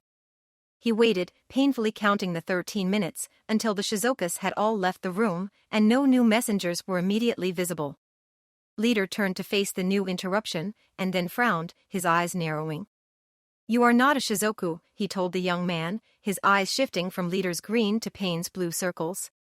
"Darn it," Naruto thought silently, "I hoped I could get him to tell me what he's doing here, before he figured it out." "What do you mean, sir?" the duplicate tried to bluff. "Don't get me wrong," Pain said smugly, and Nagato's mind forced down the arrogant mental remnant that allowed him to masquerade as the grass commander for more than 2 years. "You could probably fool any other Shizoku, and maybe even someone like the Reaper. But there are a number of small elements to that uniform, designed specifically to complicate transformations. You captured most of them, but not all of them." Leader raised his hand, and made a grasping motion, and the transformation jutsu reversed as all of the chakra was drained from it. Then he continued to drain the copy's energy, and 26 felt his extremities begin to soften. He hadn't realized he had expended so much of his ki getting here. As expected, Naruto Uzumaki, Nagato forced neutrality into his fragment's voice, but it was difficult, due to both his own desire to question the Leaf Ninja about Konan, and Leader's soul fragment's wish to deride the boy's foolishness. "But just a copy," the Rinnegan fell on Naruto's melting fingers. "You won't last much longer at this rate." "Doesn't matter," 26 growled proudly. "I was hoping to figure out what you are waiting for, but I still fulfilled my primary mission." "Release." "Got I'm." Naruto suddenly shouted, jumping to his feet. The other shinobi all turned to look at him. "Pain's in a backup bunker, near the north wall," he informed them. "Hinata?" Irika asked, and the pale beauty extended her vision, and linked it to everyone else.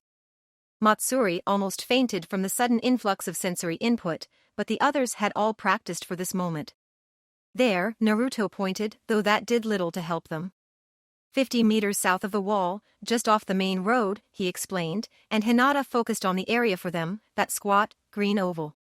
"Great, now if we can just get there before he moves again." Enko began, but then Tamari cut her off. "What's that?" the Sand Jonin asked, having let her sight roam in Hinata's shared Byakugan. First she looked to the south, observing the fight between her own people and the Shizokas. Then she shifted to the north, and that was when she cried out. "Hinata, north, near the edge of your range," the fan user exclaimed. "That's not the edge of my range," Hinata said with the barest hint of pride, and then sent more chakra to her eyes, expanding the diameter of her sensory sphere. "Reinforcements," Shikamaru stated darkly. "They're gonna catch the grass loyalists and slam them into the wall," Choji said anxiously. Hinata dismissed her jutsu, and the 10 ninjas huddled. "That's what he was waiting for," Naruto said, mostly to himself. "Do we have any way to contact them?" Ino asked quickly. "Not real." Enko started to shake her head, then locked her eyes on her lover, Irika, your hawks. Summoning jutsu, apparently thinking the same thing, Yumino had already bloodied his fingers and slapped the ground. "Harrier, Lancaster, Zero," the former teacher addressed the 3 avians as they appeared, "our allies from the hidden grass are about to suffer a surprise attack from the north. We need you to get word to them. They will be wearing headbands like this." He sketched the variant insignia in the dirt. The raptors all studied it briefly, and then saluted with their right wings. They hopped awkwardly, and then flapped their wings hard, taking to the sky and turning north. "That won't be enough," Matsuri insisted hoarsely, trying to hold on to the memories of what Hinata had shown her. they have only a few dozen ninjas, and just over twice as many samurais. They'll be effectively outnumbered on both sides. It looks like the daimyo didn't let Ayamiko take all of his forces, Sakura noted. We've got to help them, the younger Sand Kunoichi insisted. The others shared looks at her insistence, and then grinned.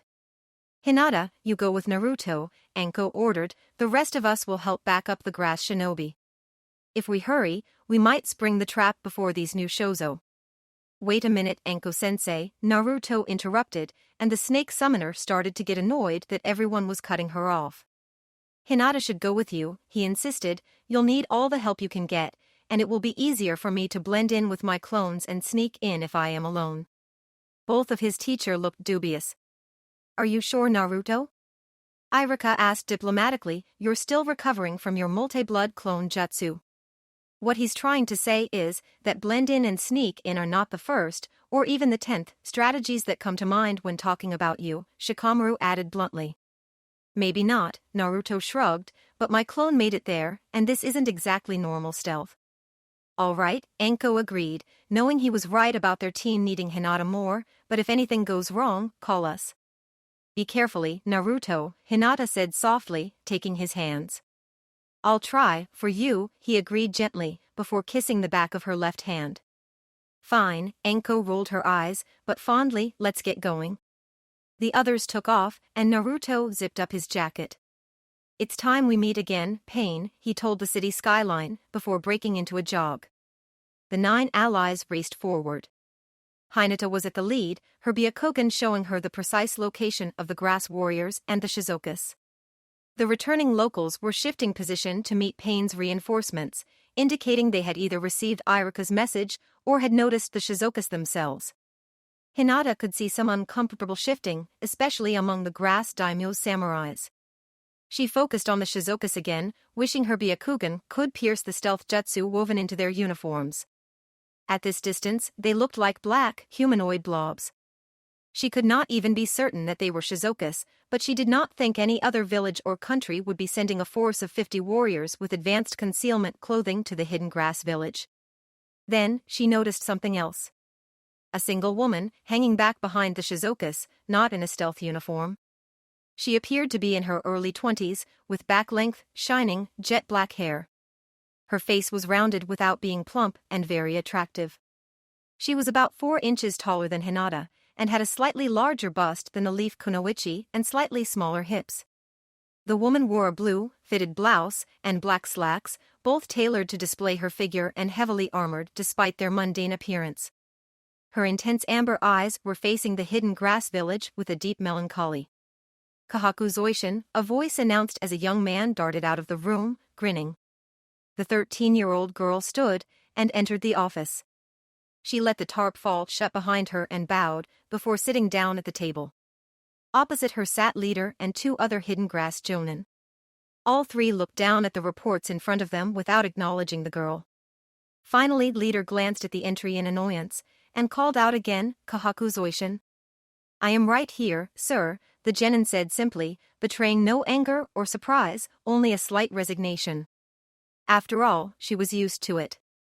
To call Kahaku Zoishin unassuming would have been an understatement. She was not tall, nor was she short. Her build was average, soft without being plump or voluptuous, slender with being skinny or wiry.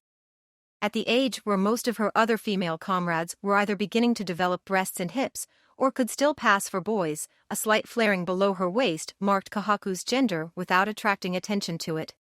Her hair was black, but a dull and uninteresting shade that hung limp just past her shoulders in defiance of any attempt to style it into something more appealing. The grass genin's eyes were brown, not a deep chocolate that pulled you in, nor a shining hazel that spoke of the keen intellect she did indeed possess, just brown. Her mouth was the normal size, her lips neither thin nor full. Her nose was just there, it didn't even have the decency to be crooked or bumpy after the 3 times it had been broken in her training or missions. The young teen was not ugly, but neither was she pretty or cute. She was plain, bland, forgettable.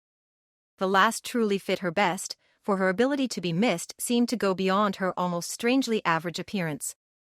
The 6th of 8 children, Kahaku had 3 brothers and 4 sisters. In such a large family, it was not surprising that a child might be overlooked from time to time.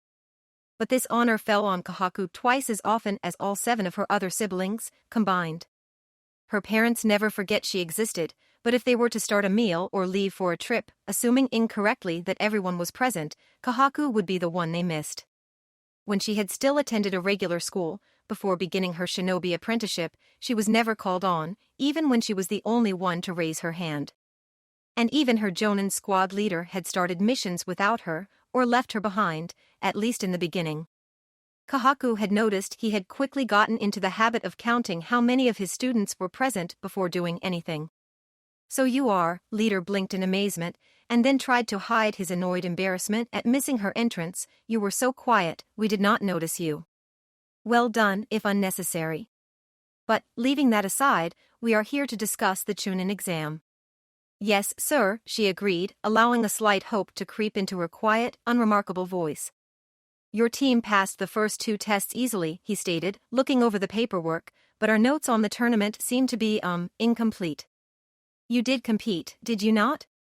"Yes, sir," she confirmed. "And how did you do?" "I made it to the semifinals," she said humbly, "but I was defeated by Minato Namikaze." "That was you." He studied her features, but no recollection entered his eyes. He shrugged. "I suppose it was. That boy was magnificent. To think he would be able to fight for 90 minutes like that, use all of those jutsus, and still be able to fight in the finals immediately afterwards. He will be a force to be reckoned with. I wish he was one of mine. He'll be wasted on Sarutobi." "Yes, sir," Kahaku agreed softly. She had known within the first 10 minutes that she could not defeat the younger genin, but she had pulled out all the stops to stay in the battle and show what she could do. In contrast, the stone ninja who fought Namikaze in the last match had been knocked out in under 30 seconds. She glanced at her commander, who was still gushing over the leaf warrior, and she sighed. Leader seemed to hear her exhale, at least in passing, and turned his attention back to her. "Well, Kahaku, your skills, at least, are oddly impressive," he told her. "The number of E, D, and C rank ninjutsu and jinjutsu you know is phenomenal, especially considering your age and rank. And your taijutsu and weapon skills are much the same. But you do not know that many B-rank techniques, and almost no A ranks. And none of your high-level skills are particularly noteworthy, mostly common, utility techniques. That, combined with your uninspiring performance in the Chunin exam, makes me feel you are not ready for promotion. Do either of you have any objections?" Neither of the other jonin spoke, and Leader smiled at her condescendingly. "Maybe next time." "Yes, sir," Kahaku nodded, and left the room as silently as she had entered. Hinata was surprised to find an unconcealed person so close to the advancing Shizokus. The Byakugan user wondered if the woman was some sort of spy or scout, except she did not appear to be watching the renegades, or even trying to conceal herself from them. After signaling to Irika that she was going to investigate, the Hyuga heiress broke off, aiming her approach so she could run past the woman and then sneak back from behind. If it had not been for her Byakugan, the Leaf Takujo could have mistaken the beauty's clothing for something a model or high-ranking executive might have worn in one of the larger and more modern cities. But Hinata's bloodline eyes were able to detect the extra thickness in the high-quality silk, and the mesh of metal wires woven into the fabric. Up close the woman was even more stunning. She wore no makeup, however Hinata could not think of any cosmetics that would improve her appearance. Though the Leaf Takujo did not generally compare her looks with other women or worry too much about what anyone besides Naruto thought of her appearance, she could not help but feel a twinge of jealousy as she observed the mystery beauty. "You might as well come out, Hyuga-san." The woman's voice seemed out of place. Hinata expected rich syllables, dripping with sex, or the melodic tones of a master singer. Instead, the unknown Kunoichi's voice was almost dull. "I might not be able to match your eyes, or a fox's nose," the beauty continued, her bland voice almost straining, "but my vision and smell are well above average, and I caught you as you approached." It was then that the white-eyed girl recognized it. The woman had a pale, bland, blue-gray aura, the kind the teen associated with the rare individual who had no natural chakra elemental affinity. There was a slight haze of green in the tenketsu in the woman's head, possibly indicating a minor personal preference for young chakra techniques. But Hinata had also seen that there was a dense concentration of chakra around her target's heart, mostly the same blue-gray, but with a hint of purple. It had confused the younger woman, and she initially dismissed it as some sort of jutsu the mysterious beauty was maintaining. When the other woman mentioned the fox demon, it clicked for Hinata. "You are the Jinchuriki of the Six-Tails Chameleon Demon," the Hyuga heiress stated nervously, stepping out of the tall grasses. "You are Kahaku Namikaze." "Kahaku, come in," leader offered openly. The Jonin took the offer graciously, though the fact that he had both summoned her, alone, and had recognized her arrival put the nearly invisible Kunoichi on edge. Now approaching her 20th birthday, the years had been neither cruel nor kind to the young woman. She had grown, but only enough to stay of average height for her age and gender. Her face was still forgettable, her figure unremarkable. But that was not to say that she had not changed. The acceptance of her lack of notability had vanished in her late teens, leaving a subtly sarcastic youth, though few seemed to recognize the sharp edge that frequented her words. And her anger at her own lack of distinguishing qualities had not prevented her from using her ability to blend in to excel at stealth missions. At her second Chunin exam, Kahaku had made it to the final match, only to lose to a Sand ninja. She had been passed over for promotion again, so she worked even harder, expanding her repertoire and mastering some of her shakier combat styles. In her third Chunin exam, she breezed into the third round with a single partner, and then won the whole tournament. Combined with a skill sheet worthy of a Jonin, and a mission record stronger than half of the other grass ninjas, her victory forced leader to acknowledge that she was ready to be a Chunin. But she had not held that rank long. During the next Jonin trials, she was promoted to master. To do so, she gave each proctor a notepad and begged them to take copious notes. Though 4 of her 5 testers still did not recall her face, their handwritten reports could not be denied. "What can I do for you, sir?" she asked carefully. He took a deep breath, as if uncertain how or if he should proceed. Then he pushed the air out and started talking. "As you may know, we captured the Six-Tails Bijou 2 months ago," he told her. "Yes, sir," she could not keep the bite out of her words. She had been one of the shinobi anchoring the 7 Virtues seal. "In order to improve our standing among the hidden villages, we have been attempting to bond the demon to a host. To create a Jinchuriki." Her eyes widened slightly and she did not respond. This was news to her, and she was surprised by it. Jinchuriki were a double-edged sword, prized as weapons but hated for the demons within them. And the conclave of shadows carefully monitored the sealing of spirits in humans she expected to prevent an imbalance of power. Unfortunately, he continued without noticing her reaction, "Our first few attempts have been less than successful." Fear crossed her eyes. "You want me to be the next one to try to host the demon," she deduced. "Yes," he said sadly, though she could tell it was an act. "There appear to some points of similarity between your chakra and the chameleon's. We believe you can safely contain the monster, and hopefully even draw on its power. And if it fails and you die too, no one will notice," he thought. She remained silent, fighting the urge to run. "This is a great honor," he offered, "and if this succeeds, I suspect no one will overlook you ever again." "They will be too afraid to," she whispered. "What?" he asked genuinely. "I'm not sure I am worthy," she lied at normal volume. "Kahaku, you are a Jonin of the hidden grass village." His pause told her he had to think for a moment to remember her rank. "I know you can do this." "Thank you, sir." "I will do my best," she agreed, her voice resigned. Kahaku understood that she had no choice in the matter. "Excellent," he smirked happily. "Now, the elders will be teaching you what you will need to know for the transfer." What have we here?" the giant reptile hissed mockingly. "A new toy for me." Yes, Kahaku cut off the demon, glancing around at the mental construct. "You're the big nasty bijou, you're going to break the seal, you're going to eat my soul. Can we just get on with it?" The demon paused and observed the girl. He was not a stranger to human hosts, especially after the last few weeks. He had seen all kinds of reactions. He had been threatened, sometimes honestly and others times in bluff. He had seen begging and pleading. He had watched mortals break down sobbing in primal terror. Some even tried to bargain with him. And it was not that he had not seen resignation before. But generally it was either accompanied by fear, or it was an attempt to trick the demon. the monster sensed neither of them here. She was not afraid of him, and whether she lived or she died, she really did not care. You want me to kill you? He was flummoxed. He had heard of humans with a death wish, but to the immortal animal, this was inconceivable. He watched her carefully, for any hint of a deception. It doesn't matter, she shrugged, I am being given to you as a sacrifice. My commander expects me to die.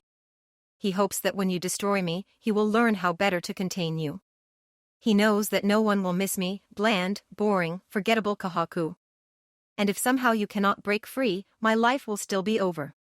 So few people even recognize me now, and if I become a Jinchuriki, those who do know me will likely hate and fear me, or attempt to control me.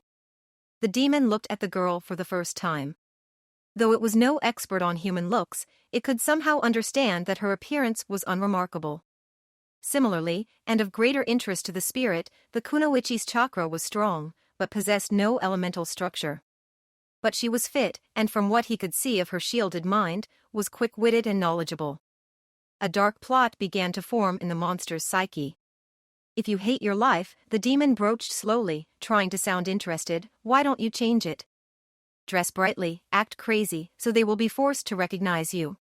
Or, even better, you are a ninja, you should be able to change your shape. I still have to be me, live with the choices I make, she answered softly, even if I transform, other ninjas will be able to tell, and I will run out of chakra and change back eventually. Besides, I never hated my life. There are even some advantages to being all but invisible.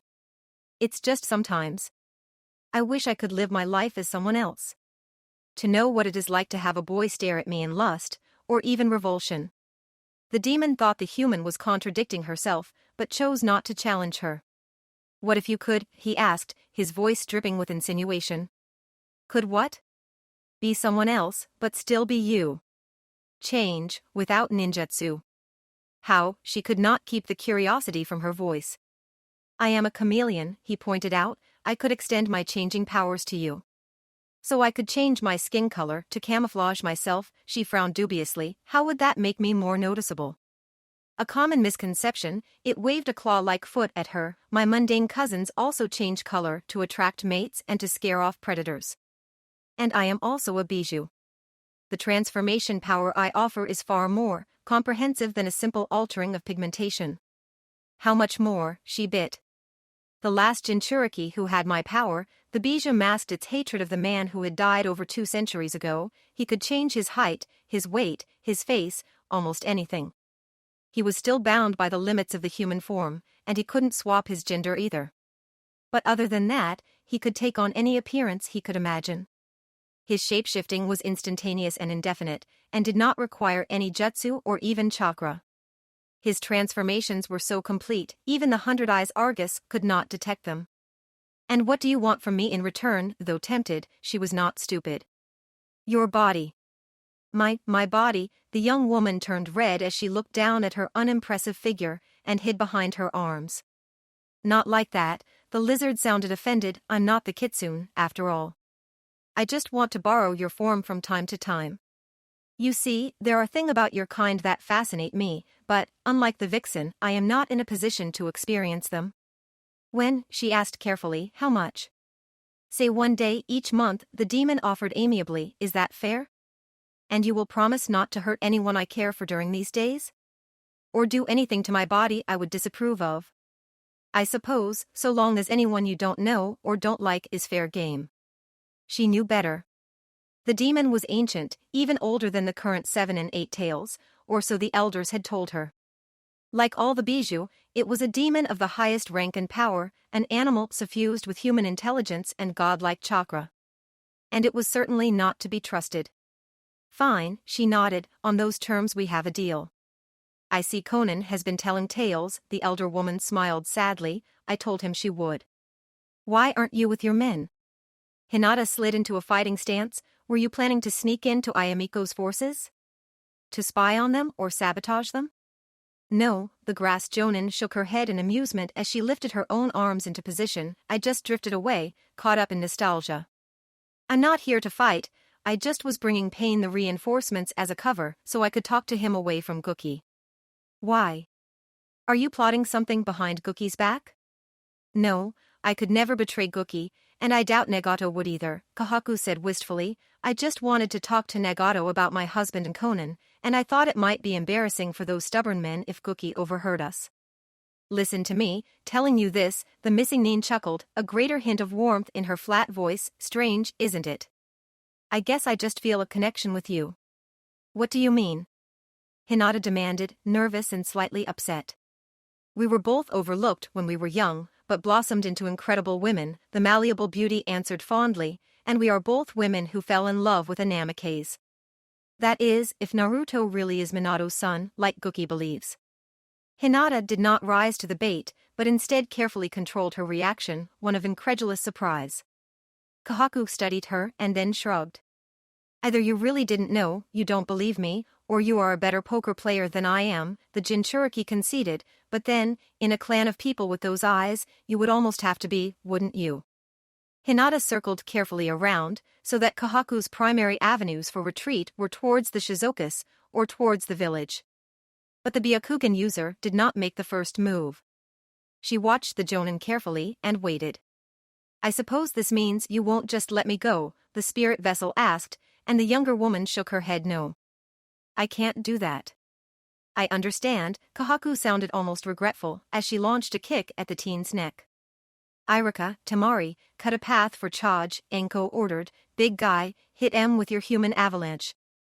Ino and Shika, grab anyone that gets close to us. Girl. Matsuri, the sand youth insisted petulantly. Self-important girl number 2, Enko labeled her, while smirking at Ino, you'll help me guard our mid and long-ranged attackers. The Kazakage's apprentice frowned angrily, but she nodded. Sakura, Enko told the last Kunoichi gravely, you're our main event.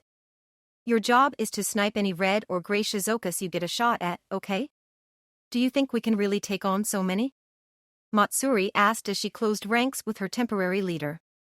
Don't have to, Enko replied happily, we just have to take half, and hope the grass ninjas are at least competent enough to handle the rest. Besides, we have a few more tricks up our sleeves, in case things get hairy. Matsuri nodded, and a moment later a bowstring snap brought the Shizuoka's attention to the allies. Not yet, maggot, the serpent summoner hissed angrily.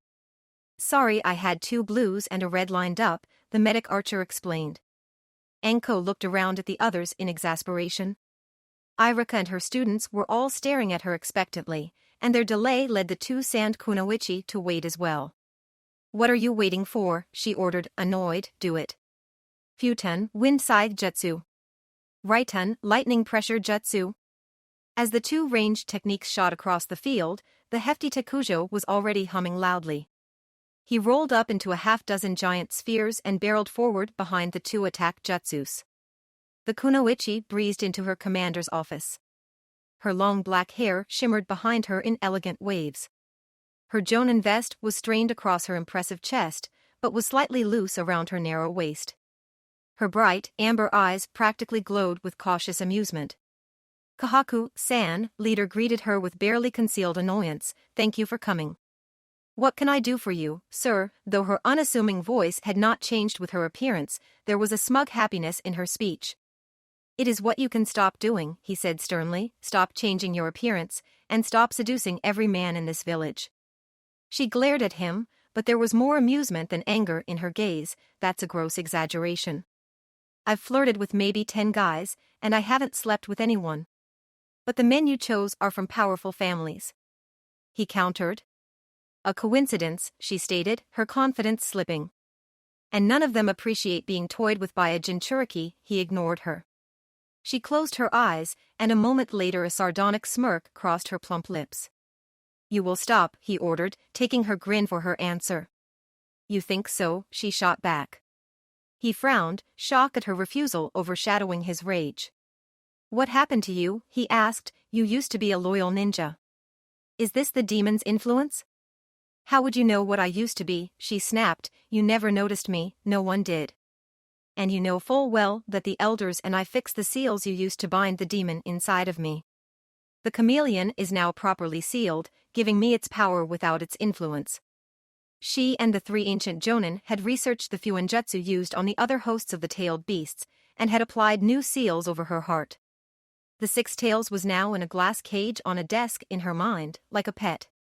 The creature raged frequently, as she had suspected it had its own plans to betray her, and was none too happy to be double-crossed first. And sometimes its power could leak through the wire mesh on top of the cage and fill her with rage, but she knew she had better control over her demon than the other Bija Jinchuriki she had learned about, except perhaps the Could Ninja currently containing the Two-Tails cat. And I am still a loyal ninja. Her anger changed to hurt and disappointment. I take every mission without question, even the ones that are supposed to kill me. And I have one of the best success ratios in the village. And yet all of your seduction missions have been completed with jinjutsu or drugs instead, he growled, not happy being lectured by his junior, or did you think we did not notice that? I still completed those missions within their parameters, she justified darkly. I'm not a member of the Crimson Corps. And that is why it has been overlooked. Until now, he forced himself to calm down, but if you keep using your powers against the people of this village, we will be forced to take punitive and preventative measures. What? For flirting with a guise? For using your powers to deceive your fellow shinobi and other citizens of the Kusagakure? Leader narrowed his eyes. Will you agree to keep your current form whenever you are in the village? Kahaku hesitated. The attention was still new to her and not unwelcome. But her current, default appearance, an upgrade to her natural form, was known to everyone in the shinobi town. And while the anger and fear were moderately better than being ignored, they could never compare to the admiration she received when she became a willowy blonde or a busty redhead. I thought not, he stated before she had a chance to fully gather her thoughts and respond. He snapped his fingers and 3 other jonin darted in. Kahaku realized once again she was not really being offered a choice, that the meeting and the request were a formality, probably to appease the few allies she had. Hold her, he barked. The other 3 shinobi slammed her over the desk, pinning her arms down and holding her head steady. Thanks to the demon, she had wider than normal field of vision, so she was still able to see Leader take out the pentagonal branding iron. This seal will allow us to track and identify you, regardless of what you choose to look like, he informed her, and I'm sorry to say, this will hurt. The pleasure in his voice denied his apology, and Kahaku tried to break free. But the jonin holding her arms put their superior weight onto her joints, and she could not escape. Desperate, she tried to call on the demon's power, but man holding her head slapped a paper seal on her brow, disrupting both her chakra and concentration. Leader rounded his desk, sending his chakra into the jutsu-bonded iron. He pulled down her shirt, exposing her spine between her shoulder blades. He pressed the brand down, and Kahaku screamed. Hinata caught the rogue jonin's foot on Jinmaki and pushed the other kunoichi away. Kahaku launched both fists at the younger woman. The Hyuga heiress deflected one punch and slid past the other, aiming her fingertip at the spot under the renegade's right breast that corresponded to a core tenketsu. Kahaku knocked the gentle fist strike wide with her elbow, but Hinata still connected, scoring a light hit to the Jinchuriki's right side but missing her chakra network. You are very quick, Goki's wife noted, and flexible. Naruto must love that. Hinata turned bright red, but managed to avoid the knuckle strike aimed at her neck. I won't let you distract me, the pale teen's gentle voice was off balance and slightly angry. She reached out to tap Kahaku's shoulder, but the shapeshifter caught her wrist and flipped the younger kunoichi over her hip, slamming the Hyuga heiress heavily into the ground. I'm not trying to distract you, the Jinchuriki shook her head as the leaf Takujo rolled back to her feet, I'm making conversation. With Conan gone, I don't have any women to talk to. Besides, I'm curious. I want to know just how much alike Naruto and Goki are. Or rather, might be. Rotation. Hinata shrieked slightly as she spun, but Kahaku flipped backwards, narrowly avoiding the heavenly spin. Naruto is nothing like Goki, the normally quiet young woman barked defensively. The Jinchuriki's eyes narrowed angrily, and she sighed, and shook her head with an ironic smirk. You don't know anything about Goki, Kahaku asserted kindly, only the biased versions others have offered you. Goki is a good man. He is loyal, kind, gentle when he can be and deadly when he has to be. A loyal man who betrayed his people? Hinata asked, rather than the sarcasm most people would have affected, she was genuine in her question, a good man who is trying to conquer the continent? A kind, gentle man who started a war that could cost tens of thousands of lives before it is done? You are young, Kahaku said sadly, you could hardly be expected to understand the depths of pain some of us have seen. Such as watching your mother murdered in front of you, by someone who wants to harvest your genes, probably in some horrific and painful way? Hinata countered darkly, throwing her fist at Kahaku's face. Being all but disowned by the rest of your family, as her fist was blocked, Hinata aimed her elbow at the Jinchuriki's ribs, and having your brother try to kill you for your father's actions? Watching as the man you love is mentally and socially tortured by almost everyone around him, for no good reason, the younger woman kicked out at the Jonin's left knee, and being powerless to help him because he barely notices you, and chases someone else? Having to struggle for years to prove to anyone, even yourself, that you are not weak and useless? Hinata's second kick struck the grass renegade's navel, cutting off a single chakra point and driving the taller woman back. I think I am fairly well acquainted with pain, Kahaku-san, she concluded. I have worked hard for the happiness I have, and I have not betrayed anyone to get it.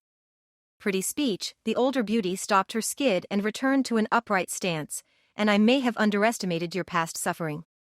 But what are you doing to spread what you have found to others? The young woman tripped, her short, thick, blue hair falling into her face, obscuring her vision. The pain between her shoulders was getting worse, and the last spike of agony had reached all the way down to her thighs, causing her stumble. She pulled herself up, breaking into a run again. She could hear them getting closer. She considered changing again, but she knew that wouldn't fool them. The brand would remain visible to both their eyes and their jutsu. Kahaku Zoishin, a voice rang out before her, and the missing nin stopped, drawing herself up straight, focusing on ignoring the pain, though whether to bluff or to fight she had not yet decided. The 5 masked grass ninjas trailing her closed the gap, and spread out to surround her. 2 more stepped out from the area near the voice that had called her name. And then, last Hunter Nin appeared before her. Even if she hadn't recognized his voice, she knew his stance and his build. So leader sent you, sensei, the young woman asked sadly. Please, stand down, Kahaku, he requested, come back to the village with us. There could still be a place for you. No. There is no place for me there, she shook her head, and pointed her left thumb at her back. The second time that man chose to mark me was the last straw, it just took me some time to realize that. She took a firm breath, and met her teacher's eyes through the mask. No one there trusts me, and without trust, I can never be part of a team. I won't go back. He dropped his head sadly, and then raised his arm, and made a curt slashing motion. 3 of the hunters charged her, while the others started signing. Her former sensei stayed back, watching. The first one was too eager, and got ahead of his comrades. She recognized the scar on his right bicep. He was one of the Takujo she had flirted with. She suspected he was looking for revenge on the Jinchuriki tease. But that was not going to happen.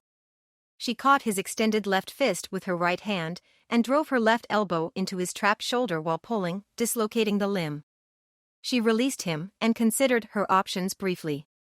There were 7 ways she could kill him with her just bare hands, before the next melee attacker reached her. Instead she boxed his ears and then jumped up to kick his temple. He tumbled into the path of the second fastest taijutsu fighter, unconscious but alive.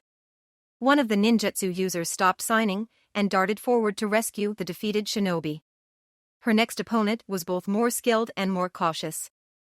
Unfortunately, Kahaku was again the superior martial artist, and within seconds her barrage of punches and licks was backing him towards the outer circle and away from the last melee combatant. Just as she was getting ready to knock him out, her vision went black, and the next instant brand between her shoulders flared again, stronger than before. She spun away from her opponent, relying on her ears and nose, but still one of their fists or heels clipped her side. She brought her hands together. Release, she intoned harshly, and the veil on her vision faded, but only briefly. The maiden decided 2 of the jutsu users must have used the illusion in tandem, leaving the third to slow her down by activating the brand, while the fourth tended to their fallen comrade. Then a foot hit her ankle, and she fell to one knee. She heard and felt the net drop over her, and started to reach for the demon's power. Before she could, another jutsu hit her, leaving her weak and unable to focus. The rope mesh started to tighten around her, and she tried to draw a blade before her arms were trapped. Someone stomped on her wrist, breaking it. That was unnecessary, her former teacher said angrily. I quite agree, an unfamiliar voice stated. Who are you? She heard another of the grass hunters demand. Then she heard a sharp crack, and the pain between her shoulders vanished. She tried again to break free, but with her right arm disabled and the net pulling tighter, she could not. Katun, curling flames jutsu, one of her former allies shouted, and then there was another crash and part of the net went slack. She kicked out towards where the ropes were still taut. She heard a grunt of pain, and a return kick grazed her ribs, but was too weak and off balance to hurt her. There was a thump next to her, and the shadow over her eyes faded for a moment, but ultimately held. A moment later, the rest of the net loosened, and she rolled free. Stay still, the unknown ninja whispered into her ear, and she shivered. She complied, focusing her chakra on her wrist. She knew almost nothing about healing jutsu, but she could dull the pain and hold the bones in the proper position. The sounds of battle rang out around her, and a moment later her sight returned. She saw her mentor facing another shinobi, a tall, well-built man with short auburn hair. But her rescuer was facing away from her, so she could not see his face. Who are you? Her sensei asked again, but this time nervously. The stranger darted forward, and after a quick exchange of taijutsu, her mentor fell, too. Kahaku was amazed. Though she knew she had surpassed her teacher, she did not think she could have taken him down so quickly. Her heart fluttered. Her mystery savior turned and his sharp blue eyes locked on her. She thought he looked somewhat familiar, but could not find his face in her memories. We should get some distance between us, before they recover, he told her, taking her uninjured hand, drawing her to her feet. It was then that she noticed the grass hunters were all still breathing. He pulled her gently and they vanished into the woods. You didn't kill them, she said suddenly, as he started healing her wrist. I don't kill if I don't have to, he said simply, and I find it more interesting that you didn't kill them. You could have taken down the first two much faster if you had used lethal techniques. That would have opened you up to reach the first Genjutsu user, and then you could have broken free. You are a missing nin. Not by choice, she interrupted. I might kill those who forced me to turn traitor, but I hold no ill will for most of my former comrades. He nodded, and then she sighed, reaching back to rub that sore spot on her upper spine. He released her arm, and she recognized that the ache in her wrist was gone. And just escaping wouldn't have helped, they still could have tracked me, she explained. She undid her shirt, and his eyes narrowed. She smirked slightly, but then turned to show him the mark on her. A prisoner's brand, she told him, as he leaned closer to gently probe the chakra burn. It lets them track me, and inflict pain on me, so I won't be able to fight back as well. And what did you do to earn this? He asked evenly, without accusing. All the while, his fingers rubbed the brand methodically, soothingly.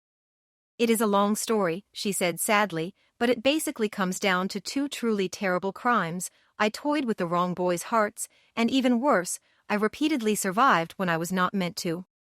He pressed down hard, and it was like ice spread out over her skin. Well, that won't be an issue anymore. She touched the spot again, and found the rough indentations she had grown accustomed to massaging were gone. First you saved me, and now this, she purred, a seductive tone in her bland voice. How can I possibly thank you? She let her open top slip lower, but he stood up and stepped away, chuckling. You think I'm funny? She frowned angrily at him. I think you are trying too hard, he offered kindly. What does that mean? I mean no offense, Zoishin-san, he held up his hands in supplication, but it seems like you are wearing a mask. You appear to me like a preteen genin who just learned to perform a transformation jutsu, and is now running around in the disguise of an adult, trying to act like something you aren't, trying to get something you wanted but couldn't get in your normal form. She looked down, and he blinked, surprised.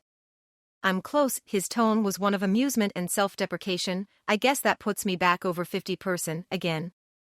How did you know my name? She asked, trying to change the subject. The one you referred to as your sensei called you Kahaku Zoishin, he explained, letting her deflect him. So who are you? She prompted, securing her clothing. I'm just another missing nin. But you know my name. True enough, he inclined his head. I am Guki Namikaze. That is why you look familiar. Her voice lightened as everything fell into place. I fought a Minato Namikaze in the Chunin exam many years ago. You look like him. You faced my brother. He studied her face more carefully, and she blushed slightly. Yes. It was the semifinal match. I managed to hold him off for more than an hour and a half before he knocked me unconscious. That was an impressive fight, he agreed, his voice growing cold, but that was not you. Yes, it was, she insisted incredulously.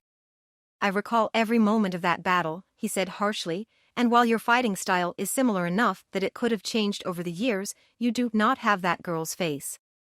You remember what she looked like, her breath caught as she said it. Of course. She was not sure why she did it. But she relaxed, releasing her demon-granted power for the first time in years. Her blue hair lengthened slightly and lost its luster as it darkened. Her pink eyes turned brown, and her feminine curves shrunk to almost nothing. Her chin, her cheeks, her nose, and the shape of her eyes all smoothed back into their original form. A second later, Kahaku Zoishin faced Guki Namikaze with the appearance she had been born with. His eyes widened slightly, and his stern expression softened. It was you, he affirmed. I am sorry I doubted you. That's all right, she said demurely, unaccustomed to being recognized like this. But the way you transformed. I have never seen a jutsu like that, he said, fascinated.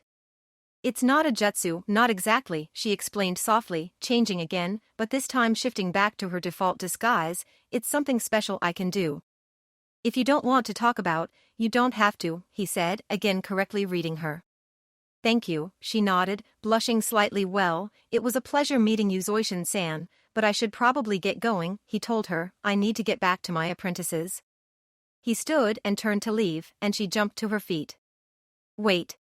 He turned back to gaze at her, and she saw curiosity in his eyes, and it may have just been her imagination, but she also thought she detected a hint of hope. She cursed herself for stammering and for the butterflies in her stomach. I am supposed to be the manhunter, she told herself. Maybe we could travel together for a while, she suggested nervously, safety in numbers. They could come back. I would like that, he agreed. She ran forward to catch up with him. So, Namikaze-san, may I ask why you left the Leaf Village? It started after my third sensei betrayed my first. The Jinchuriki drew the katana and wakizashi that had been hidden in her slacks and hopped forward, swinging both blades. The heiress caught the swords together on one bracer, but Kahaku was expecting that, and used her weight and leverage to push the smaller woman back. Then, while Hinata was off balance, the grass kunoichi dropped down and attempted to sweep her opponent's legs out from under her. Doton, Foundation Jutsu, Hinata exclaimed, snapping her hands together in the ox sign. A layer of earth surrounded her legs, and though Kahaku's kick cracked the hardened clay, it did not disrupt the Takujo's footing. I start by not forcing my ideals on anyone and not robbing anyone of their free will, Hinata answered Kahaku's question firmly. Then, I do what I can, for who I can. But you don't seek them out, do you? The elder kunoichi took advantage of her opponent's temporary immobility, angling one half of her daisho at each of the girl's knees. The blades cut into Hinata's legs, and in a puff of smoke Hinata was gone, a vaguely human-shaped figure crafted from the local grasses left in her place. Kahaku spun instantly, her katana extended. The Hyuga Takujo was forced to block the sword with her right bracer even as she landed from the substitution. She curled her arm so her shoulder was behind Jinmaki, which let her use her weight to counter Kahaku's momentum. This freed her left hand to thrust at the Jinchuriki. 8 trigrams, empty palm, Hinata shouted, shooting the column of chakra at her counterpart. Kahaku brought up her wakizashi and released her longer blade. She signed twice as she put her second hand on the short sword's hilt. Ninja art, jutsu splitter, she yelled back. The beam of force divided on Kahaku's weapon, and the Jinchuriki turned her body to narrow her profile. The still destructive halves of the bisected jutsu barely missed the grass renegade. But Hinata wasn't done.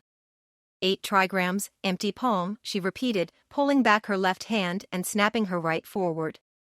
The second empty palm was wider and denser, and the Hyuga Scion aimed this attack at Kahaku's pelvis and upper legs.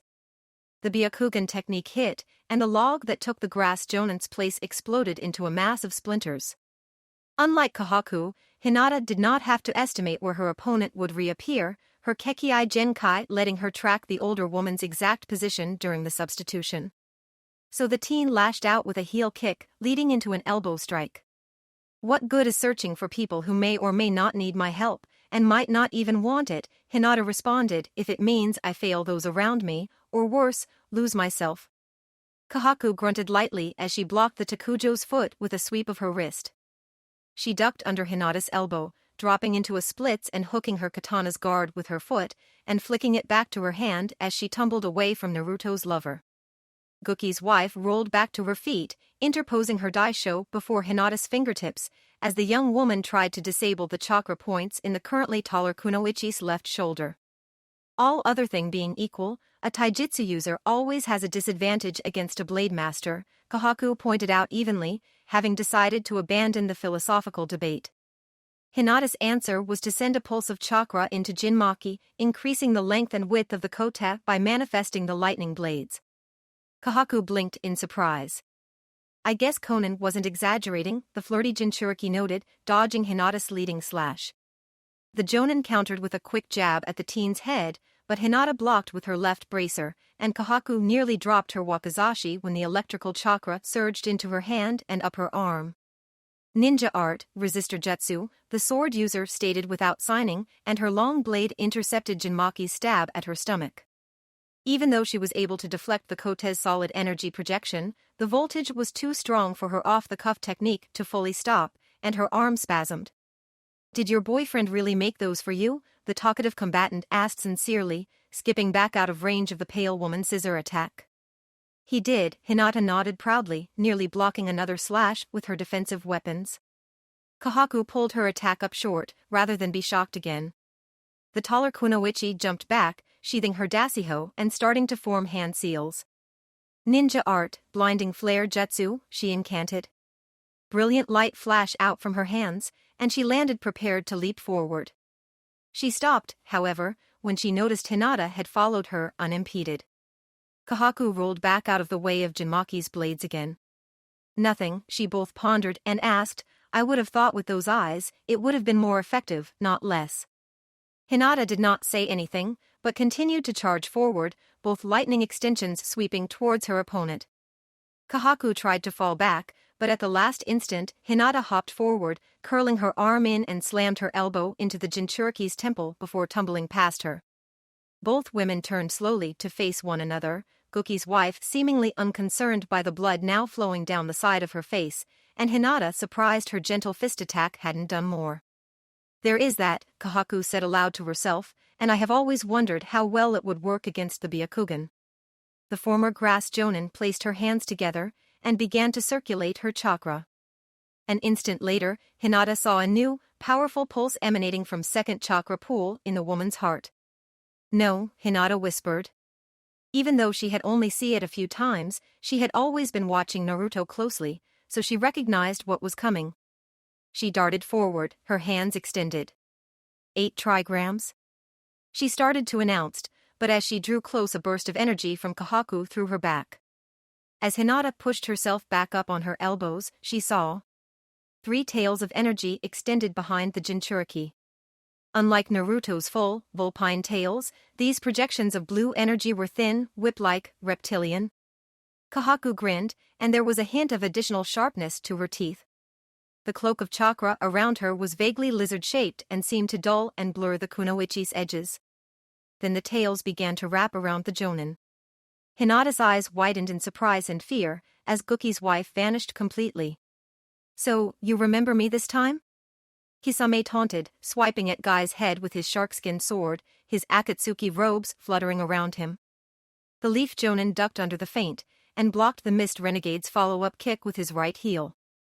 Of course, Guy stated imperiously, twisting his body to drive his foot into the Jinchuriki's knee, I would never forget someone brazen enough to try to kidnap a comrade out of the Leaf Village. But I am unsure what you mean by this time, for this is only the second time we have ever met. Samahata dipped to intercept the bull-cut shinobi's leg, but Guy suddenly vanished, and reappeared on the other side of Kisame, throwing a punch at the demon vessel's left temple. Kisame took the blow, so he could bury his fist in the leaf soldier's gut. What about 2.5 years ago? Hoshigaki demanded, his annoyance fueling his constant, cold rage. You and your students fought me while you were trying to rescue the Kazakage from the Akatsuki. That was not you, Guy countered, sounding like he was lecturing a fool. Though that person may have looked similar to you while we were fighting, he had neither your fearsome aura nor your fishy aroma. Kisame's neck went wide in surprise. I thought he was insulting me by pretending I wasn't worth remembering, the shark man pondered silently, or he was so brain-damaged he really didn't remember. Could he actually have recognized that the body I was possessing was not really me? Any further contemplation was cut short as Guy's Menriki Gusari shot out and wrapped around the general's sword. However, this sword I recognize from that battle, the leaf soldier said darkly, feeling the chain rub against the scars on the palms of his hands, where the demon blade had forcefully unequipped itself from Guy. He pulled on the legendary blade to keep Kisame off balance and unable to swing properly, and then launched the other weight of his weapon towards the mist shinobi's skull. Kisame intercepted the chain with his arm, forcing the metal mass to wrap around his limb instead of hitting his skull. He then sent a mental instruction to the semi-intelligent sword, and spikes, shaped like giant shark's teeth, tore out from under the cloth bindings, slicing through the links of Guy's weapon like they were flesh instead of hardened steel. Hoshigaki then brought Samahata down on the chain still holding his other arm, destroy it as well. The Jinchuriki flicked the broken weapon away, ignoring the pain in his wrist. The Seven Tails did not give its host the regeneration that the Nine Tails had Uzumaki, but it did accelerate his healing somewhat, and he sent extra chakra to his limb to hold the cracked bones in place and repair them quicker. I think my Samahata remembers you, too, Kisame shot back, slashing the still-fanged blade at his enemy's chest. Guy hopped back, drawing his nunchaku as he did. The shark man snorted in amusement and swung again. But when Guy blocked with his flail, the thinner chain cord and wood held. The shark's tiny, black eyes flashed angrily. Surely you did not think I would make the same mistake twice in the same fight? Guy demanded, and then released his nunchaku with one hand, caused the sharkskin blade to fly past him from the extra force Kisame was putting on it. Lee's mentor spun the other end of his weapon back around, hitting the renegade in the back of the head. Unfortunately, Kisame was spared the worst of the impact thanks to his forward motion. He pivoted back, trying to stab the legendary sword into Guy's back, but the Leaf Jonin was also turning and deflected the blow into the ground with a hard strike from his whirling weapon. You have improved in the last 2 years, Kisame smirked mirthlessly, as he lifted his sword back into position. I'm simply not holding back this time. Guy managed to be humble and grandiose in same phrase, you are stronger than the imposter, and my students are not here, so I do not need to offer them a chance to test their strengths. The leaf ninja twirled his nunchaku once, then held it parallel to his chest in both hands. Does this mean you also are ready to battle in earnest? I guess so, Hoshigaki offered a shark-tooth grin and reached for the clasp on his cloak. The Nodachi slid effortlessly free from the eye statue that had been a mist chunin, and a swift kick snapped off the dead ninja's torso at the legs. The Liberator's top half shattered as it crashed to the hard-packed dirt. Who is there? A dark, wispy voice issued from the sword's owner. It's no use hiding in the mist, I can still feel your heat. Bunjiro Igururu was noticeably taller than average, though not quite as tall as his current partner Kisame. His skin was so pale that it had almost a grayish hue. The renegade swordsman's hair was a light sky blue, with white streaks and tips, and was pulled into a ponytail that hung just past his neck. His build was sharp, a thin mass of tightly bound muscle under his icy skin. His eyes were white, and if not for the visible pupil, could have been mistaken for the Byakugan. The remainder of his face was handsome, but painfully cold, like it had been carved from a block of glacial ice by a master sculptor who was more concerned with making his work perfect than matching any realistic human. He wore a black sleeveless shirt and pants, with wave-patterned leather gloves and boots. She emerged from the fog slowly, not wanting to put herself in range of his weapon. The Suhi was nearly 7½ feet long from point to pommel, with 2/3 of that taken up by slender, wind-sharp blade. The metal was pure white, except for the slight darkening of the Hammond line, shaped like a snowdrift. The Nodachi's long handle was wrapped in a mesh of whitened leather and blue silk. The crosspiece was a basic oval, but was carved with dozens of individual snowflakes. Heed Mizuno, his eyes fluttered over to her immediately, the daughter of the man who drove me out. You rebelled, she countered angrily. You tried to kill the Mizukage because you did not like of his policies. I would have said that I sought to preserve the strength of the Mist Village, he shrugged, raising his blade, but such old arguments are pointless now. He slashed out, and despite her calculations, the 5-foot blade came within inches of her left hand. Her fingers curled and turned dark red, severely frostbitten by the near contact. He drew a kunai with her good hand, and hopped back, throwing the dagger at him. As he blocked the projectile, which shattered into dozens of icy pieces, she signed quickly, beginning to restore her damaged hand.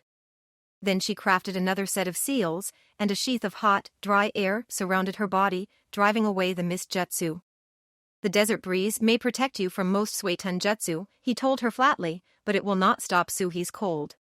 He swiped with his blade again, and despite the increased distance, she felt the concentration of frigid chakra clash with her soft barrier. The air warped from the divergent temperatures, and she grinned. I never expected it do, she told him, ninja arts, mirage jutsu. She vanished into the spreading haze created by the clashing of the heat, the cold, and the mist. A set of 3 shurikens appeared flying at Bunjiro's left side, and then an instant later another trio of stars flew at his right. He knocked all 6 from the air with a single sweep of his extra-long blade. Tricks and illusions will not work on me, he informed her without boasting, and rotated Suhi around his head twice. A sphere of cold burst out from the Nodachi, turning the hidden mist jutsu in its range into snow, and neutralizing the pockets of warmth she had been generating. He became visible amidst the flurries, signing another attack. Ninja art, summoning jutsu, she finished quickly, and 2 polar bears burst into being. Get him, she said, and with matched roars, the bears charged. Bunjiro did not even react as the massive animals struck, their claws digging into his chest. But as their paws advanced, the bears passed through the swordsman without injuring or moving him. Though there is wisdom in choosing an Arctic animal, I already told you your jinjutsu would not work on me, he stated as the bears faded from view. Are you sure about that, she countered, drawing a kunai with a paper bomb tied to the handle. She drew her hand back to throw the exploding knife, and he lashed out with his frigid blade. He'd tried to resist, but the cold washing over her was too powerful, and she began to freeze. Then Bunjiro suddenly took his left hand off Suhi's hilt and snapped it sideways. His fist struck the real, hidden Keed's chin even as the frost-covered ninjutsu tag exploded, destroying the solidified water clone. The real face of the mist tumbled away from the force of his back fist, which fortunately put her out of range of a finishing strike from the legendary ice blade. Yes, he answered her question, or were you not aware that wielding Suhi robs the user of the ability to see light, and instead lets him see and feel heat and cold? Now that you mention it, she wiped a trickle of blood from the side of her mouth as she stood. I remember hearing a rumor about that. Now, should I finish you, or simply disable you so that we can use you against your father? He asked her honestly. You might be getting ahead of yourself, she stepped further back, starting to sign again. If I can hit him with enough fire or heat, she recalled the special training the mist hunters had been given to fight the broken swords, I can temporarily disrupt Suhi's powers. And maybe blind him in the process. Then I might have a shot at him. Katun, Phoenix Stream Jutsu, she roared, thrusting her hands, her fingers splayed in the shape of a bird, her overlapping thumbs forming the head. A thick burst of orange flames, maintaining an avian profile, shot at the ice sword user. But he poured more ki into the Nodachi and stabbed into the middle of the fire technique. The phoenix stopped, and its color faded from orange to yellow, before it began to break apart at the edges. That technique may have worked for your father, Bunjiro informed her, but I have grown since then. And you are not your father. If you wish to take advantage of Suhi's weakness, you will need a much stronger fire release technique. Illusion art, encroaching allies jutsu, she ignored him, and signed another art instead. His eyes narrowed, and he watched her dubiously. How many times must I illustrate that your jinjutsu are powerless against me? He queried her, raising his sword in front of his eyes. One more would be nice, she smirked, now that I know which of your senses to target, and how. His head shifted to the side, and his eyes widened in surprise. 3 human-shaped sources of heat were moving cautiously closer. You have managed to create a false heat source for me, he sounded mildly impressed, but if I am aware the illusion is an illusion, what good does it do you? Now, I think I will begin by freezing your legs. I can always kill you later. Dynamic entry. Rock Lee's right foot slammed into Bunjiro's right shoulder, pushing Suhi wide and staggering its master. Lee landed with a grimace, and then hopped back, favoring his left leg. My, that is cold, Lee grimaced against the pain. What is this? Bunjiro jumped away from Niji and Tintin's joint kunai barrage. Not all illusions are crafted from chakra, the face of the mist noted smugly, as she regained her feet. The Akatsuki cloak wrapped around Guy, trying to crush him. The strangulation jutsu was meant to be defensive, to prevent the robe from being stolen and used to infiltrate Madara's group. But the shark had suspected it could also be used as an offensive move if the Akatsuki member was willing to give up the protection the reinforced fabric offered. Get off me, you accursed dress, Guy growled, tearing apart the silk and throwing the two halves onto the ground. He barely dodged Kisame's strike while his eyes were covered, but one of Samahada's teeth grazed the leaf ninja's right arm. The demonic weapon latched on to the nearest tenketsu and forcibly tore out a small chunk of Guy's energy. The leaf jonin grimaced from the unexpected pain of the shallow cut, but managed to sweep his nunchaku at Kisame's chest, preventing the Shizuka's general from capitalizing. You didn't know about my Samahada's power to steal chakra, the Jinchuriki taunted, patting the hilt of the legendary sword. The sharkskin blade hummed happily. It must have escaped my notice, Guy said darkly. Of course it did, Hoshigaki agreed dubiously, it's only so famous that Guki Namikaze patterned his siphon's power after it. I do not listen to rumors, Guy shrugged. That's too bad, Kisame slashed again, and Guy once again diverted the attack into the ground with his flail, because, as I told you before, my sword has taken a liking to you. Or at least to your flavor. The shark swung overhand, and Guy noticed his opponent was moving faster.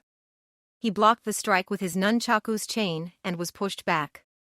You are increasing your strength, the bowl-cut shinobi noted, twisting his body to force the sword away, while also launching a side kick at the renegade's stomach. Kisame stepped back to minimize the impact, and took his left hand off Samahada to grab Guy's ankle. He completed his turn and threw the leaf jonin towards the lake. Lee's mentor bounced off the dark sand, and his training forced him to send his chakra down, so he skipped across the surface once, and then landed on the water instead of sinking. Samahada wants more of your chakra, Kisame agreed as he charged after his enemy, so it is providing me some of the power it has stored. You speak as if it were alive, Guy pondered, attempting to stop Hoshigaki with a leg sweep. Despite his size, the Jinchuriki hopped nimbly over Guy's head, trying to behead the normal jonin as he flipped. The boisterous ninja was still partially prone, but he slapped the blade aside with his bludgeon and allowed himself to sink partway into the surf to avoid losing an ear. It is, after a fashion, Kisame explained, since you probably don't know this, I will tell you that this blade was made from a piece of skin, flayed from the seven fins shark. The same spirit I am fortunate enough to play host to. That is part of why we fit so well. Guy burst back out of the liquid, whirling his chucks at Kisame's right wrist, trying to disarm the mist rogue. The shark yanked his hand back and interposed his sword. This time, the rough edge tore through the reinforced chain of Guy's weapon. Hoshigaki shifted the blade slightly and scored another light hit on the leaf shinobi's chest. I have to keep it happy, so I'll contribute something extra, too. The renegade did not sound like that was an imposition. As Guy tumbled past the Jinchuriki, using his momentum to try to buy himself a few seconds, he heard the sound of cloth ripping. As he landed on the water again, he glanced back and saw a single, curved, triangle of blue energy emerging from Kisame's back between his shoulder blades. At the same time, the near-human reached out and tore the remainder of the bandages covering his sword, revealing a thick mass of points under the larger protrusions, and also a vestigial mouth at the tip of the blade. The full power of my Samahada, and my one-tail's form, Kisame told, his voice just slightly more curious than mocking, what's your move? Guy smiled broadly and unzipped his vest. The shark's eyes narrowed, as Guy tossed the garment back to the shore. It hit with a resounding thud, and kicked up a cloud of sand that appeared to accidentally save Ebisu's glasses-wearing student from a blue shizoku, when the dust disrupted the sergeant's field of vision long enough to let the boy escape a slash from the renegade's gladius. Kisame's eyes widened and his pupils narrowed, and he stared at Guy in disbelief. Without taking his eyes from the shark or losing his grin, the leaf warrior removed the bundles from his legs and tossed them onto the beach as well, right next to his vest. They landed with similar booms and disruptions of the ground. "You wear training weights on missions?" Hoshigaki demanded, incredulously. Body armor and a backup modular weapon set. Guy's teeth twinkled triumphantly, but seeing as how they will do no good against you, I thought I could fight better without them. And since you powered up yourself as well as your equipment, I might as well do the same. I open the first 2 gates. Guy shouted, "Gate of opening. Gate of healing." Guy took 1 step forward, and then vanished. The next instant, he was on Kisame's other side, firing a right cross at the Jinchuriki's face. Kisame tried to intercept with his sword's pommel, but the instant before his block would have succeeded, the excitable Jonin disappeared, and a knee drove into his other side. Kisame coughed in pain, and tried a broad swipe, but Guy was already outside his range, and the instant Samahata had passed, he darted in again. The leaf shinobi was moving too fast for the mist trader to see, but his shark smell could track the blood that had been drawn earlier, and his sword was pulling him towards his opponent. He closed his arms in front of his chest, holding his broad weapon so it covered his vitals. But again Guy faded from view a heartbeat before hitting the blade, and instead Kisame felt a fist drive into his left kidney, and a heel crush his right knee. He began signing and actively dodging, focusing more on avoiding Guy than on trying to get the speedy warrior to hit his weapon. Water style, massive water prison jutsu. The water from the lake surged up, forming a 40-foot sphere of liquid centered on Kisame. The former Akatsuki member took a deep breath as the clean water flowed over his gills, and smiled triumphantly when he saw Guy was trapped inside the sphere with him. He noticed that the self-proclaimed handsome devil had slowed by more than half, due to the thicker material.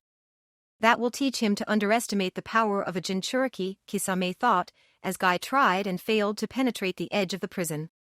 He felt his muscles unknotting from where Guy had hit him. While it might not have the regenerative powers of the 9 tails, the 7 fins further accelerated Hoshigaki's healing when they were underwater. "I wonder how long you can hold your breath?" Kisame asked, his chakra letting him speak and be heard normally while submerged, "But you know, I don't really care that much." Suetun, Gashokuzame. He felt a small displeasure from Samahata as part of the water thickened and took the forms of 5 tiger sharks. The artificial predators swam towards Guy hungrily. The leaf jonin scowled slightly, and dropped his hands to his sides. He expelled some air, seeming to speak, but unlike Kisame, his words were indistinguishable. But his intent became clear as the water around him began to swirl, and his skin turned a deep red color. The chakra sharks continued forward, having even less understanding of what was happening than their source animals would have. "Leaf hot wind," Guy shouted, propelling himself up and forward. He began to spin, and his extended leg caught fire. The water exploded away from him, and he tore apart the jutsu sharks. Guy flipped backwards through the air, exiting Kisame's entrapping technique through the giant divot he created, before the water could fill back in. "That's like the technique you used to kill my shadow that time," Kisame noted, as he let the water prison lapse. "A simpler derivative," Guy noted briefly, before shooting forward again. "He is less talkative since opening the gates," the shark man noted. Before Guy could close the distance, Kisame ceased sending chakra out of his feet and dropped into the water. The leaf warrior raised his right foot to drive it into the water, but before he could break the surface, Kisame surged up under him, punching his left heel, and knocking Guy upwards. The broken sword followed him, and in the instant his opponent was off balance, Samahata tore a chunk out of his right calf. But as they fell, Guy's good foot collided with Kisame's broad nose. As he landed, Might Guy noticed his opponent's sword was large and spikier, and a tongue extended from the weapon's mouth, licking his blood off the tooth-like scales. He also noticed that now 2 fins were visible on Kisame, the one on his back and a new protrusion outside his left triceps. "I can't match your 3 gates with 1 tail," Kisame noticed his opponent's gaze, but a little more power from Samahata and a second tail should do the trick. The renegade dove into the water again, and Guy tried to track him, but the darkness of the partial cave made up for the clarity of the water, and the shark vanished. Instead, he sent chakra to his wounds to stem the bleeding, and concentrated on the feeling in his feet. He felt the water begin to move under him, and rolled to the side. Unfortunately, he wasn't fast enough, and Samahata tagged his right arm again, only centimeters from the first cut. As he regained his feet, Guy took off toward solid ground. Kisame followed on top of the water, and this time he was able to keep pace with the Leaf Liberator, and even begin to close the gap. He raised his hungry weapon to carve into Guy's back when he heard a creak in the other Jonan's joints. Suddenly Guy was facing Kisame, and his foot was in Guki's general's throat. Kisame rocketed away, choking. But they were too close to the shore, and he only sunk into the water a few inches. Fourth gate, Guy whispered imperiously, gate of pain. Kisame watched his prey for a moment, taking in the feel of the water through his light clothing. His breathing slowly steadied. He had been one-upping me with the inner gates. He has only 4 gates left, and then he dies, but I can fully control up to 6 tails, plus now that Samahata is happy, it can send me more power. And I have plenty of water at hand. Suetun, shark missile, he intoned without signing, dredging up the lake and throwing a large chunk of it at Guy in the form of a great white. He hopped sideways and then ran forward, hoping to catch the bowl-cut ninja from both sides. Guy simply held his ground, and an instant before the water shark bit into him, he punched it in the nose. The force of the blow, plus the chakra flooding from his body, destroyed the jutsu, and Guy effortlessly slid out of the way of Kisame's first 2 stabs. You shouldn't be able to move like that with that leg, the Jinchuriki told him, as the Leaf Ninja's fist numbed Kisame's whole arm when the renegade blocked a counter-punch. Guy only smirked back, and punched again with the same arm. The renegade was too slow to block, and Guy's fist hit a pressure point in his left shoulder. Fine, try this, Kisame focused his chakra again, and the force of his ki pushed Guy back, cutting furrows in the sand. A third fin emerged under the upper part of his right arm, restoring feeling to the limb. But this time the fin was not alone, and an aura of dark blue visible chakra surrounded Kisame. Guy did not hesitate, but as soon as the pressure let up, he charged back in, his fist flying at Kisame's face. This time the rogue did not even attempt to block or evade, he took the blow without flinching, and was not moved by it. Instead, the skin on Guy's knuckles was deeply shredded by the rough texture of the demon shark shroud. Then he spun Samahata up, nearly taking off Guy's arm. The Leaf team leader hopped back, examining his wounded fist and glaring at the Jinchuriki. So, that is of the power of a 3 tails level demon cloak. Guy recognized that he still had the slight edge in speed, but if he could not hit Kisame without taking more damage than he inflicted, the normally loud Jonin expected it would be a short fight. Even though his sense of pain was dulled by the 4th gate, Guy could already tell he had inflicted some damage on his own body, and knew he could not keep going like this for too much longer. If I could take away that sword, it would help to even things up, Guy recalled, both in limiting his reach, and by cutting off his second outside supply of chakra. But you tried that last time, and Samahata didn't react too well, Kisame shot back, but please, try it again. No, I think not, Guy shook his head, instead I will simply say, unlock the 6th gate, gate of view. Skipping one again? Kisame demanded, but he also noticed that the vortex of Guy's energy was pushing the water away from them this time. The Leaf Jonin jumped forward, again faster, and Hashigaki expected him to attack from behind again with his superior speed. Instead Guy came straight in, and his foot collided with Kisame's chin, launching him towards the leaf cover. Not that, Kisame shouted, as Guy jumped above him, his legs and arms curled in. Morning Peacock! Might, Guy yelled, raining fire-wrapped punches down on Kisame, driving the Jinchuriki back down to the ground. The former Miss Jonin managed to position his sword between them again, but the breadth and speed of Guy's attack ensured he was still hit by dozens of scorching punches. However, more blows hit Samahata, in turn the sword tore into Guy's hands, ripping out more of his chakra and lapping up his blood. Finally, Guy ended with a mighty blow, rocketing Kisame down, burying him partway in the sand. Guy landed, flexing his bloody fingers, and Kisame burst from the beach, a second fin on his back, 4-4 total. His blue skin was blackened in places, and his breathing was as harsh as his opponent's, but he pointed his sword at Guy, with a confident glare. The Leaf Ninja studied him for a moment, focusing on the demonic blade, and then he grinned. "Seventh gate," he called out grandiosely, "Gate of Wonder. Are you that afraid of my four tails form?" Kisame stopped slowly closer to the water. Guy did not answer, but lifted his open right hand before his face. He tapped the back with the first two fingers on his left hand, and as the chakra was transferred, his right curled into a partial fist. He rapidly turned his hand towards Kisame and thrust at him. His fingers superficially resembled the roaring mouth of a big cat, and the energy that exploded out bore an even greater likeness to its namesake. Daytime tiger, his roar was partially drowned by the growl of the giant tiger head that shot towards Hashigaki, creating a visible ripple in the air. It was too large, too fast for the shark to dodge, and so he brought up his sword again. But the whispers from the blade that he had been suppressing told him two things. The first was that there was none of Guy's chakra in the attack. He realized it was just a supersonic blast of hypercompressed air. And the second impression he received from Samahata was a whimper of pain.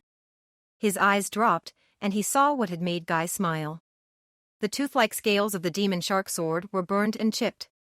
Like the incoming attack, the last technique had not directly used Guy's chakra, the heat was from friction, and the force was from his muscles. So Samahata had not been able to absorb the attack like it would have a ninjutsu. Kisame had enough time to agonize over the choice, but not enough time to act. The daytime tiger hit Samahata and exploded, separating the blade from its owner with the force of the unraveling air mass. As he tumbled back, Kisame watched incredulously as the demonic blade snapped in half, and then broke apart 3 more times. The remains of the sharkskin sword scattered on the sand. Kisame Hashigaki's eyes bulged and flicked back and forth between several of the larger lumps of metal and skin that had once been his sword. He felt his mental connection to the ancient weapon die, the chakra it had stored over the last century and a half dissipating. Inside the cage in his gut, he could hear the shark demon laughing angrily. The Seven Fins was amused by Guy's action and Kisame's reaction, but was also outraged that the weapon made from a fragment of its flesh and energy had been destroyed by a mere mortal. The bijou could not decide which emotion was more powerful or important, so instead it indulged in both feelings. During the Miss Jinchuriki's moment of distraction, Guy darted over to his leg guard and assembled 3 of the weights into a staff. He kept the first 7 inner gates open, but moved at normal speed. Getting rid of Samahata would even things up, but Kisame was still the host to the 7 fins. Guy knew he could hold open the Gate of Wonder for 15 minutes before passing out, and in a moment of slight desperation, he again broke his vow to Lee and activated a healing ninjutsu. The low-level medical technique began to slowly repair the injuries both Kisame and his broken sword had inflicted on his fists, and to reduce the damage the open gates had let him do to his own body. Kisame stood, glaring at Guy, breathing heavily, his gills flaring as well. "That's not possible," the shark man insisted darkly. "No jutsu can harm Samahata. No mortal can kill a demon.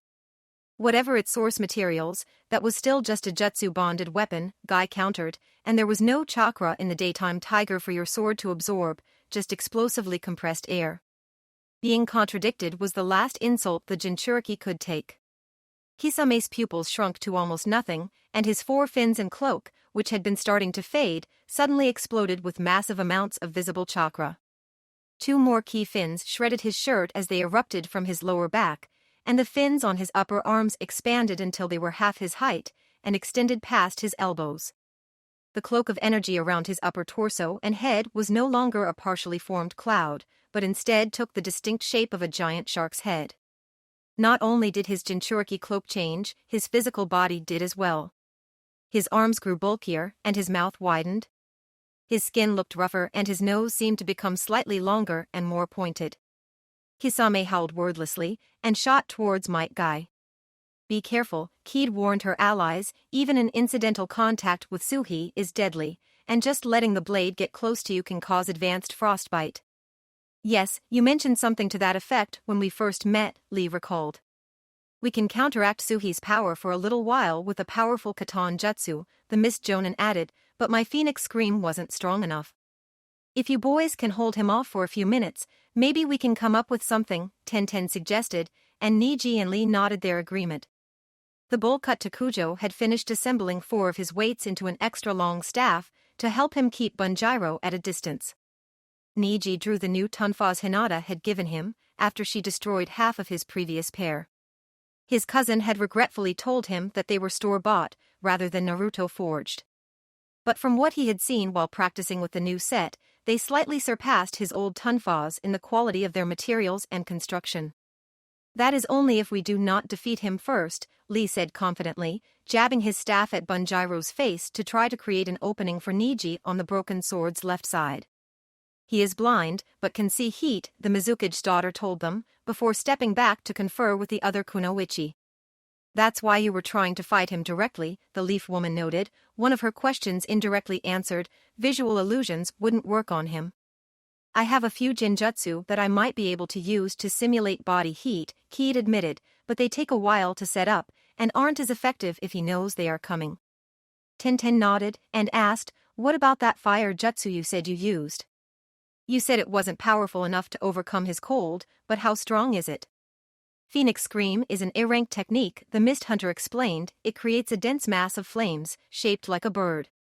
It's the jutsu the Mizukage used to shut down Suhi when Bunjiro tried to assassinate him, but Bunjiro claims he is stronger now, and my leader has a greater natural talent for fire chakra. Niji felt the Nodachi's cold seep through his reinforced sleeves, as he blocked the legendary sword with both of his weapons. Lee slid into place behind the Mist Renegade, and nodded. The Hyuga Jonin pushed back harder, starting to expel his chakra. Rotation, the leaf soldier announced, spinning his body and creating the dome of bludgeoning energy. Bunjiro was thrown back, unprepared and lacking the mass to resist. Lee began to spin his staff overhand, planning to shatter their opponent's spine. The broken sword twisted in the air and brought his sword up to block. The sharp blade sheared through the metal pole, leaving the end tinted white with frost. Maybe if we both hit him at the same time, Tenten suggested softly. Maybe. The face of the mist whispered thoughtfully, or we could stagger it a bit. I'll hit him with the Phoenix Scream again, and while he is countering it, you can blast him with your own fire jutsu. The double limit concept, the weapons mistress nodded. Exactly. Let's do it, Tenten agreed. It will take me 30 seconds to overcharge a Crimson Passion jutsu. Keed suppressed her jealousy and said, I'll need a little longer than that to get my Phoenix Scream to its strongest. Hold your attack and release it when he blocks mine. Got it, the Leaf Jonin acknowledged the seemingly younger woman.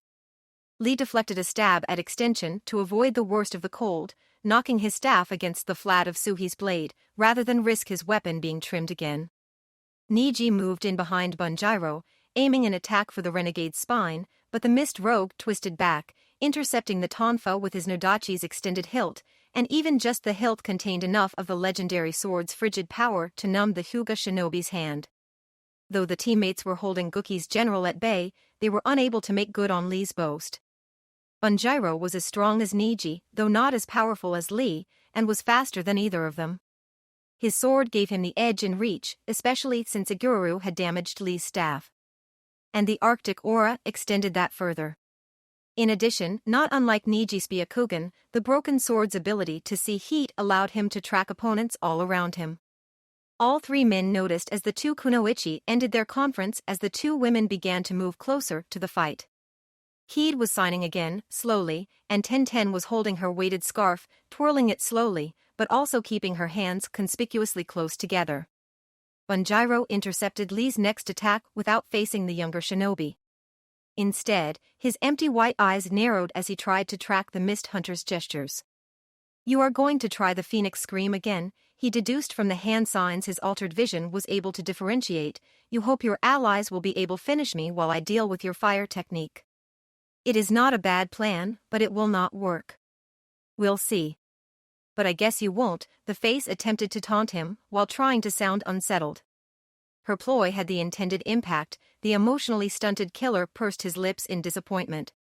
Katen, Phoenix Scream Jutsu, she screeched the incantation slightly, and a larger, darker firebird winged towards the renegade.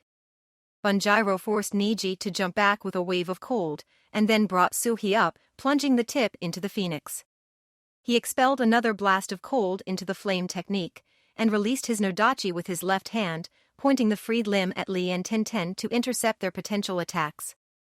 The leaf woman spun out her flexible weapon, but instead of throwing or kicking it at Bunjiro, she caught it with her left wrist, allowing it to wrap around her forearm, freeing up her hands to form the last demigod animal image. Tats, she intoned, Keten, Crimson Passion Jutsu. Unlike her teacher's version, Tenten's Crimson Passion had 2 ribbons of flame instead of 3, but they were broader and spiraled more tightly. Bunjiro's eyes widened as the new source of heat appeared on his altered senses, and he tried to shift Suhi to block the new attack. But Kied's green orbs narrowed in concentration as she poured more ki into the firebird. Though she could not make the attack hotter, or prevent its failure, she was able to thicken it, slowing the icy Nodachi as it cut free of the jutsu. The aviant's left wing splashed against the renegade's pale shoulder, still hot enough to make his flesh redden and blister. These 2 hindrances prevented him from getting his sword into the proper position and preparing their linked chakra to counter the second jutsu. Instead of hitting the Suhi's point and with it a barrier of merged wind and water chakra, the Katan ninjutsu scraped down the length of the blade before squarely striking the guard. For an instant it appeared the Crimson Passion would pass the crosspiece, however Igururu was able to redirect that cold energy, saving his own life. Though he protected himself, this allowed Tenten's fire chakra to discharge against the extended katana, uninhibited. The air around them warmed noticeably. The white of the winter blade deepened, becoming the metallic gray of natural steel. Bunjiro blinked twice, and then closed his eyes as if concentrating. He groaned with effort, and his already white knuckles bulged as he bore down on the legendary sword's hilt. "It's down," Kied barked, "but we have at most 5 minutes, so we have to hit him hard and fast." Lee jumped in, his staff swinging down quietly at Bunjiro's shoulder. The renegade, still holding the blade one-handed, turned into the blow, and caught it on Suhi. This time the sword did not cut through the weighted beam, but only carved a small nick out of it. Niji and Tenten both stepped in closer. The Hyuga Jonin holstered his twin tonfa, and then stabbed his glowing fingers at Iguru's shoulder, hoping if he blocked the rogue's chakra flow, it would slow the sword's restart time. His clanless lover simply kicked the end of her weighted scarf at her opponent's nose. But even as he was blocking Lee's attack, Bunjiro was creating partial hand signs with his open left hand. "Hayaton, crystal wind jutsu," he exclaimed, and burst of snowy wind knocked the engaged couple back. "Do not think that just because you have disabled Suhi's cold, that means you can defeat me," Bunjiro said without boasting. "Even if its powers have become my primary method of combat, neither my blade or I are weak without them." "But can you really beat for Jonin without them?" Kied countered. "Point of fact, I am not a full Jonin," Lee insisted proudly. "Not the time, not the point," the face of the mist rolled her eyes in annoyance. "Futen, tornado lock jutsu," the broken sword announced without gesturing. "Suten, water burst jutsu." A column of air swirled around Lee, trapping the chakra-stunted Takujo, and slowly starting to suffocate him. In the next heartbeat, water exploded between Niji and Bunjiro, pushing the leaf shinobi further back, and severely bruising his left arm, which he used to protect his body from the worst of the blunt force. Tenten threw her soft weapon into the vortex, and began to reel Lee out. With the members of Team Guy removed from the battle, if only momentarily, Bunjiro leapt straight at the Mizukage's daughter, lifting his sword. "I think without you supplying them inside information, it will be much easier," he answered, the Nodachi arcing towards her neck. Clang. An instant before hitting her, the sword suddenly stopped in mid-air with an echo of colliding metals. The rogue's face scrunched in confusion, and he pushed down, but his blade did not budge. He glared at Kied, who smiled at him blandly. Only one possibility occurred to him, and though it seemed unlikely, it was the only one that made any sense to him. "Release," he exclaimed, and instead of Kied Mizuno, Bunjiro was standing before Rock Lee, his Suhi pushing down on Lee's staff. Tenten had pulled Niji from the tornado lock, and the Hyuga warrior was examining the gouge created in his tonfa while he was disguised as Lee. And where Niji been, the real Kied was panting from the effort of holding the illusion, and the pain from the multiple fractures in her left arm, regretting getting close enough to try to fake a gentle fist strike. "You tricked me," genuine amazement filled the broken sword's empty voice. "Just a matter of using the right technique," she claimed, "and I had the perfect chance while you were focused on Tenten's fire attack." Bunjiro frowned, and started to kick at Lee, when something hit his spine with the sound of rubbing sand and the feel of a soft cushion. Despite that, the powerful impact crushed 2 vertebrae, and his legs began to tingle uncomfortably. He deduced a second attack was coming and tried to dodge, but his stems did not respond correctly, and Tintin's weighted scarf hit his right shoulder, breaking more bones and driving Suhi from his grip. You're Ogi, he asked of Keed, still looking at Lee. Illusion of illusions, she confirmed. I used 1 false presence on myself and the boys, and a second on Tintin's weapon. Once you confirmed it could fool even your altered senses, Tintin knew she could attack you without you knowing it was coming. He slid to the ground, no longer able to ignore his damaged spine on force of will. But his left hand dug into the dirt, and he began to pull himself towards his sword. His lips moved wordlessly, and Niji's eyes widened. Lee, stop him, the normally composed Jonin shouted, and his bushy-browed teammate stabbed his staff-turned makeshift spear through the broken sword's side, pinning him to the ground. Niji, what is it? Keed asked, worried. He was saying something about an even exchange, and an alpha strike, the Hyuga warrior answered. I believe he was going to try to kill all of us with a kamikaze attack. Not just us, her eyes widened in desperate terror. She shifted her gaze to their fallen foe, and noticed that the white hue was filling Suhi's blade again, and despite being trapped by Lee's staff and his right shoulder being useless, his left hand was inching closer the legendary sword's hilt. Stop him, kill him, she shrieked, stumbling forward awkwardly. If he touches Suhi, everyone in this village will die. Her honest desperation spurred Niji acted on instinct, combining a flash step and a substitution. He reappeared in front of Bunjiro, his body half buried in the ground where he had switched with the dirt. Byakugan art, mountain crusher, he intoned, placing his right palm against the mist rogue's forehead. The force of the jutsu inflicted massive damage on Bunjiro Iguru's head and neck, and tore what was left of him free from Lee's staff, sending the body skipping away across the ground. What was that? Tintin asked Keed, as Lee started to help Niji dig his legs free. Suhi's alpha strike, it's true, bonded user can send his chakra into the blade to break it, the mist hunter explained as she limped towards her target's corpse. According to legend, it will reduce everything in a 5-kilometer area to a temperature of -100 degrees. Instantly. That would be cold, Lee remarked blandly. Not just the air, she shook her head as she knelt beside the traitor. Water, rocks, plants, people, everything. No one can survive that. It is, as Niji said, a kamikaze revenge technique. Obviously no one was ever, well, cold enough to try it before. Bunjiro was willing to kill all of his troops, and all of the civilians left in the waterfall village as well. Katan, traitor's funeral jutsu. White-hot flames erupted from Bunjiro's body, the Hunternine's secret technique consuming the secrets of the hidden mist. One down, she said, using Suhi's scabbard to stand with an expression of dull pain. One to go. Are you all right, Keed-san? Lee asked. I thought I caught the water burst with my arm, but I think he tagged my hip, too. Is there anything we can do? Tintin asked. Bring me Suhi, the face of the mist said firmly. Guy blinked, and when his eyes opened again, Kisame was directly in front of him. The shark was swinging his arm up, and the leaf Jonin jumped back to dodge what he thought was an uppercut to the jaw. This saved him from being bisected, but the blade-like edge of Hashigaki's fin still carved a deep furrow into Guy's chest. Guy ignored the pain from the ragged wound, and kicked at the Jinchuriki's chin. Kisame smirked and pushed the extended foot away almost casually, angling his fin towards Guy's belly in the same motion.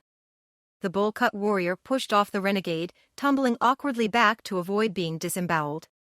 Lee's mentor kipped up, throwing 2 handfuls of throwing stars at Kisame as he returned to a vertical stance.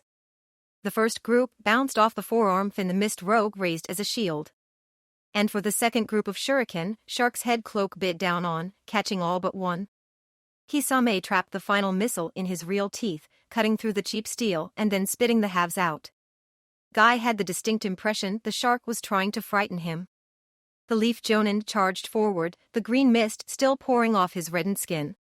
He launched a quick barrage of punches and kicks, but each strike was deliberately stopped short. Kisame seemed to recognize this, as he did not bother to dodge or fight back. And even though he did not connect, Guy's hands were bloodied further by the rough aura. "So, are you done testing the destructive power of my demon cloak?" the shark man asked, amusement tempering his rage somewhat. "He is now faster than I am," Guy contemplated, "and also stronger. If I hit him, I suspect he will just shrug it off, while his cloak tears me up. Truly, the power of a Jinchuriki is exceptional. I will have to stop holding back if I am to defeat him." Guy placed his hand together and started to sign rapidly. "Raiton strikes twice jutsu," Guy intoned grandiosely. A jagged bolt of lightning left his hands and shot towards the demon host. "Shark bullets," Kisame growled. 3 fist-sized, shark-shaped darts of water burst from his demon cloak. 2 swam towards Guy, but the third shot straight up, intercepting the second bolt from Guy's 2-pronged attack.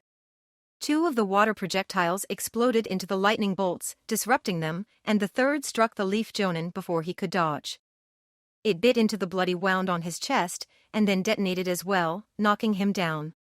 Guy did not wait, but started signing even as he spun back to his feet. "Katen, burn." "Demon shark bullet," Kisame barked angrily. A larger, denser projectile hit Guy, and drained the energy from his incomplete jutsu. The shark bullet also clamped down on his arm, sawing into the skin and muscle before fading away. Guy realized that if he had not had the first 7 gates open, the attack would likely have severed his limb. Desperate, Guy brought his right hand before his face again. Kisame did not give him the chance to unleash a second daytime tiger. The Jinchuriki jumped horizontally, slamming into Guy's chest. As they tumbled, the mouth of Hashigaki's cloak closed part way on the leaf jonin's arm, holding it at extension and cutting into the skin, but not biting all the way down. They landed with Kisame on top of Guy, the traitor's demon energy still holding the handsome devil's limb and Kisame's right arm fin pressed against Guy's neck. "I suppose it was too much to hope a normal ninja could stand up to this form," the Jinchuriki of the 7 fins sounded almost disappointed. "Maybe someone with a bloodline talent will put up a better fight. Like your student Niji Hyuga or Kakashi Hatake. Either way, I take Samahata's revenge.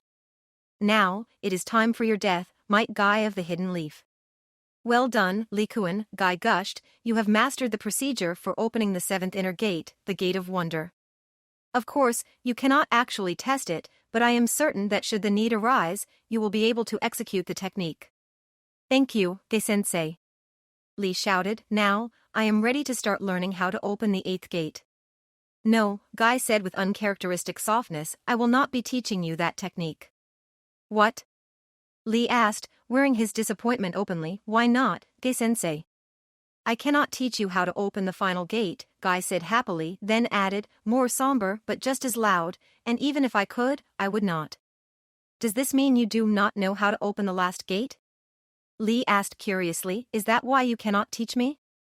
"Oh no, I know how to open the Gate of Death," Guy deflected, "but unlike the other 7 gates, there is no one technique that can be taught to open the final gate. A ninja must take his experience with the other gates and determine how to open the final gate for himself. Of course, there are a few tricks to help one discover the process, but I still will not be showing them to you." "Why not?" the chakra-stunted genin demanded again. "You have already taught me how to open the first 7 gates, even though it is taboo. And I have done so openly in my fight with Gaara. So why not teach how to open the Gate of Death?" "Lee, what do you know about the Gate of Death?" Guy queried. "It is the last and most powerful of the 8 inner gate, located in the heart," the younger man explained, "and supposedly anyone who opens that gate will die. But surely there must be some way around that." "There is not," Guy said darkly. "If a person opens the Gate of Death, he will die exactly 42 seconds later. There is no way to prevent it." "I do not understand," Rock Lee frowned in confusion. "Lee, if you were to talk to a more scientifically minded ninja, one who had studied the inner gates, he could tell you how the first 7 gates work. The first gate removes an instinctual limiter, the second sends more energy to the muscles, other technobabble explanations.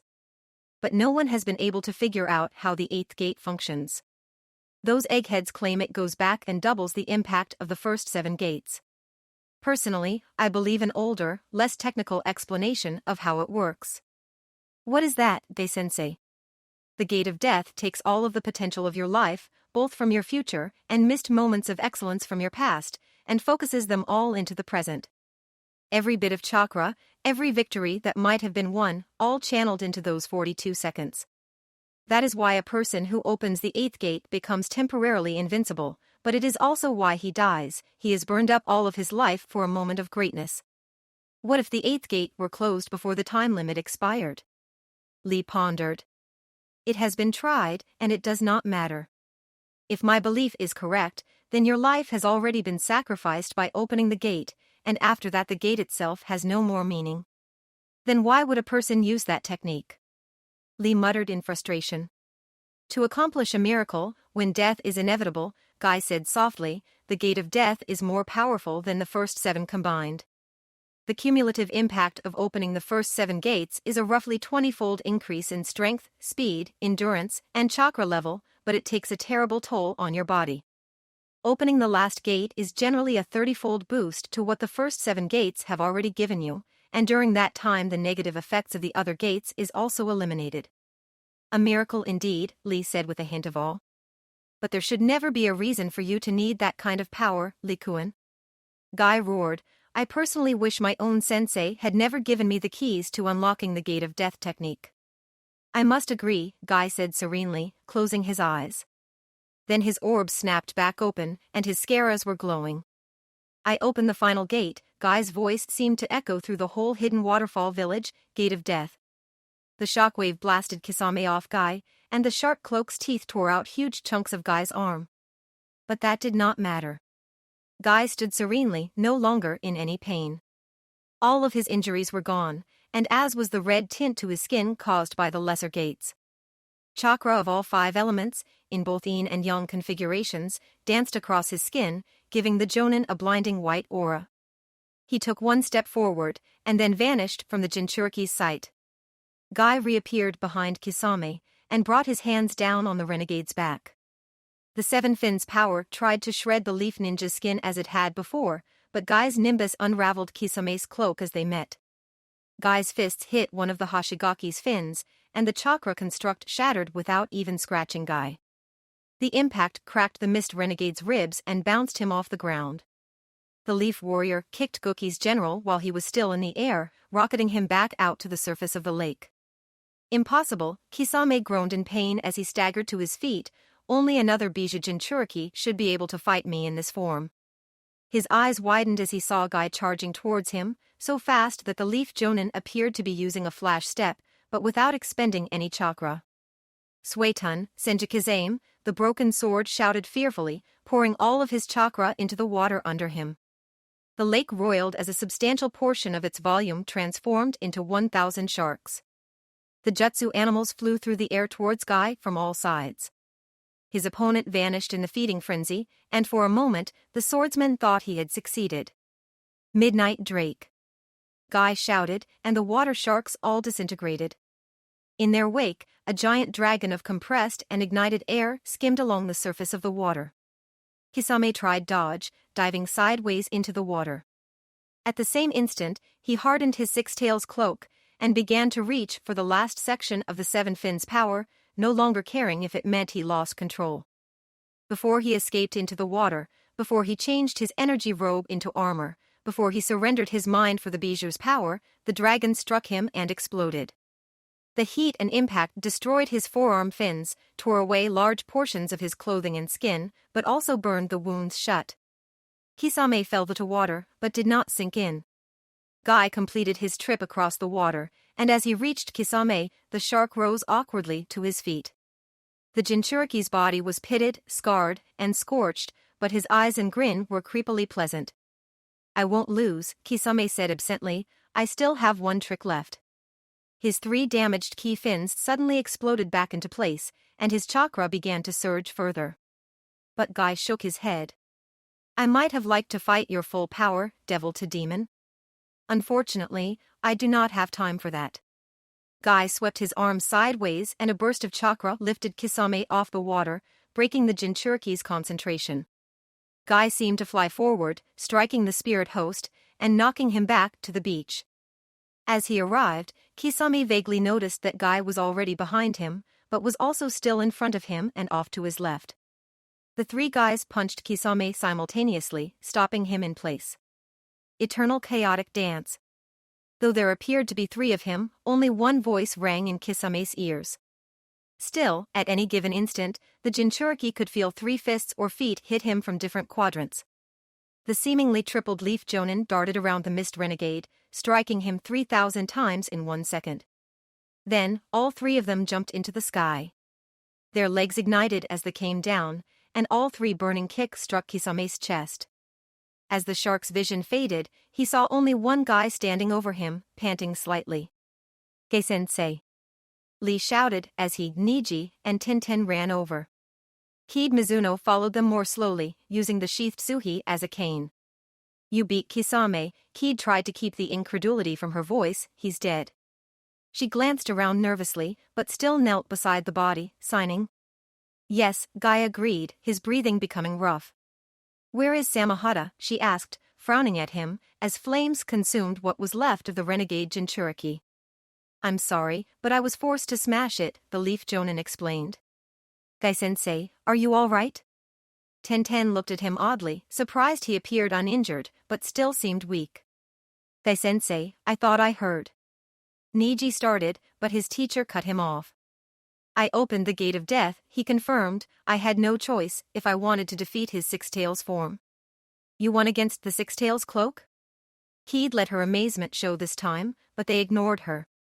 "I am glad you guys made it over here in time." Guy closed his eyes, took a deep breath, and wobbled slightly. "I wanted you 3 to know that I was very proud to be your teacher. You will all do great things for the Hidden Leafville." Guy's breath faltered, and he fell forward. Lee caught him, tears streaming down his cheeks. He gently laid his mentor's body on the sand. He saw it. All of the times he competed against Kakashi, except that this time he won every contest. And Kakashi accepted the penalty games. But as he watched the missed victories, they faded from view. He saw it. A world where he had killed Kisame in their first encounter.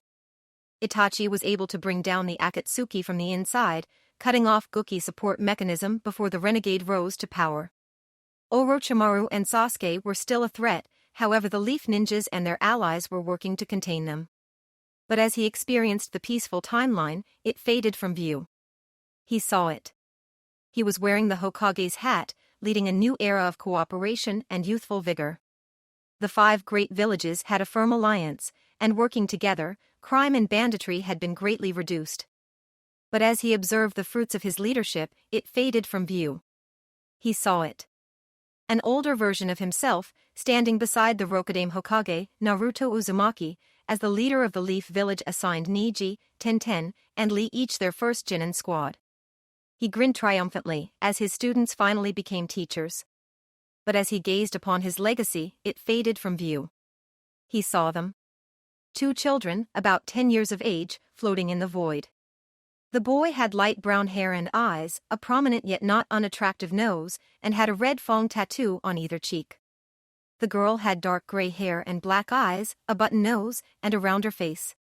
And both had much thicker than normal eyebrows, but those did not detract too much from their pleasant looks. He began to sob, silently screaming at heaven and hell not to let them disappear. But unlike his other visions, they did not vanish. Instead, they seemed to notice him, and as their eyes locked on his, both smiled at him. And his heart soared as the last of his life force faded away. The original Naruto partially followed 26's example, except he disguised himself as a blue Shizoku instead of a red. He had first spent a few minutes fighting alongside his duplicates, trying to figure out what part of the Shizoka's uniforms the blood clone had missed. Unfortunately, nothing stood out to him, and he lamented not bringing his lover. Hinata would have figured it out in a heartbeat, he muttered, kicking out a green Shizoku's leg before the rogue could stab number 44 in the stomach. Out of the original 50 blood clones, 31 still remained. And the trio of copies who had assisted the Sand Ninjas reported that that battle was winding down. Gaara's troops had destroyed Guki's legion with only moderate losses. Now, Baki was making plans to move the Sand forces into the city. And his other clones had let him know that the battle on Northern Front was not going quite as well. His comrades had hit the reinforcements, However, they were not able to effectively control the movement of the much more numerous half-legion of renegades. Ayamiko's grass loyalists had still been caught in between the two sets of Shizokas, but thanks to the grass ninjas leaving leader and rejoining those loyal to the exiled daimyos, and the distraction provided by Enko and company, they were not being overwhelmed, at least not yet. But his clones also were not able to tell him how well his friends were doing, beyond simply that they were fighting at the back of the already distant reinforcements. Uzumaki darted through the city, interfering with Pain's communications as much as he could without getting caught or slowing down too much. He briefly wished he had not sent Kitsune back home, even though he knew the staff blade would have been a dead giveaway. The weight of the Shizoku's gladius he had acquired was mildly comforting. But it was no trade-off for his real weapon. As he drew closer to the armory where 26 had found Pain, he slowed from a run into a self-important stride. And instead of trying to sneak past, he walked right up to one of the lieutenants at guarding the doors. Unit 1433, Oak Battalion, Naruto stated. After 26 confrontation, he had ordered his clones to keep their eyes and ears open for the Shizoku's identification procedures. He hoped the combination he had pieced together from the Southern Legion was valid. He tensed as the red-garbed warrior checked his paperwork, preparing to run. Retreat was against his nature, but he was highly outnumbered and needed to reach Pain. Okay, the guard nodded, and Naruto silently sighed in relief. What have you got, Sergeant? Dispatch for the tech squad, Uzumaki answered importantly, holding up the paperwork he had taken from a random courier. A couple of lieutenants say they cracked the Sand cell phone encryption. Excellent. That might be what we need to turn this around, the Red Shizoku said enthusiastically. Do you know where you're going? Naruto indicated he did not, and let the renegade give him directions to a room on the second floor. But he did not stop on the first landing and instead went up to the top. And as soon as he was alone in the stairwell, he ignited the courier pouch. He knew he couldn't get past the Fuinjutsu keeping it shut, so decided to destroy it rather than risking someone finding it. The Leaf Takujo walked quickly to the room where Leader had been before, and as with 26's visit, there was a steady stream of messengers coming and going. Naruto was surprised they were using written and printed messages instead of radios or cell phones, unaware that Pain knew that Ayamiko's forces had the majority of the grass's passwords and encryption seals. Naruto ducked into a room at the end of the hall. The half-emptied weapon storage unit still contained hundreds of shurikens, and Uzumaki took the chance to replenish his own reserves. Then he began watching the string of Shizokas flow into and out of the Pain's remote command post. One unfortunate sergeant came to the room to fetch addition blades for his team and died before he noticed the infiltrator or could raise the alarm. As he waited for a shot to talk to Pain alone, Naruto had time to worry about Hinata and his other comrades. Suijin Byakugan, Hinata flooded her eyes with chakra, activating the enhanced version of her Kekkei Jinkai, and expanding her visual range to the point where she could see the entire battlefield, as her blind spot was pointed away from the grass village. She immediately noticed Naruto, crouched in room, watching numerous Shizokas enter and leave another room. The second room was warded, and her sight could not pierce it, so the young woman could only assume that was where Pain was. Hinata dismissed the distractions, putting her focus on the immediate area. But even with her enhanced vision, she could not see Kahaku. So my power even works against the Suijin Byakugan. Guki's wife's voice seemed to emerge from all around the younger Kunoichi. I can't wait to rub that in Madara's face. He's quite afraid of you, you know. Something to do with what his half-sister did to him 100 years ago. Hinata forced herself to ignore the words and try to find the source of the Jinchuriki's flat voice. As Kahaku tried to distract her, the Hyuga heiress subtly tilted her head, searching for any variations in the volume or timbre of her opponent's voice. That won't help you, Kahaku offered gently. Unlike most of the other Jinchuriki, my tails don't transform me into a combat monster. But they do give me an unbeatable defense. I can't be seen or smelled, and you can only hear me now because I... Suddenly a knife hand struck Hinata's back, and the young woman pitched forward. Want you to hear me. But even so, you still can't track me by sound. Hinata rolled away, spreading her arms wider, her eyes darting around in worry. The blow had been only modestly stronger than the previous attacks she had blocked, seemingly verifying the woman's claim that her chakra tails did not greatly increase her combat ability. But Hinata also could not be sure Kahaku was not lying, holding back, or testing to make sure the Byakugan user was not just acting. But it doesn't matter how strong she is, the pale beauty thought, if I cannot reliably hit her or dodge her, she could eventually win through attrition. Hinata felt a foot start to hit her stomach, and turned away to avoid the worst of the impact. And just as Kahaku planned, this moved the younger woman's jaw right into the path of her fist. The blow spun the Hyuga heiress further, and she used the rotation. 8 trigrams palms, holy cyclone, Hinata cried out, creating the largest sphere she could, hoping to catch the Jinchuriki before she escaped.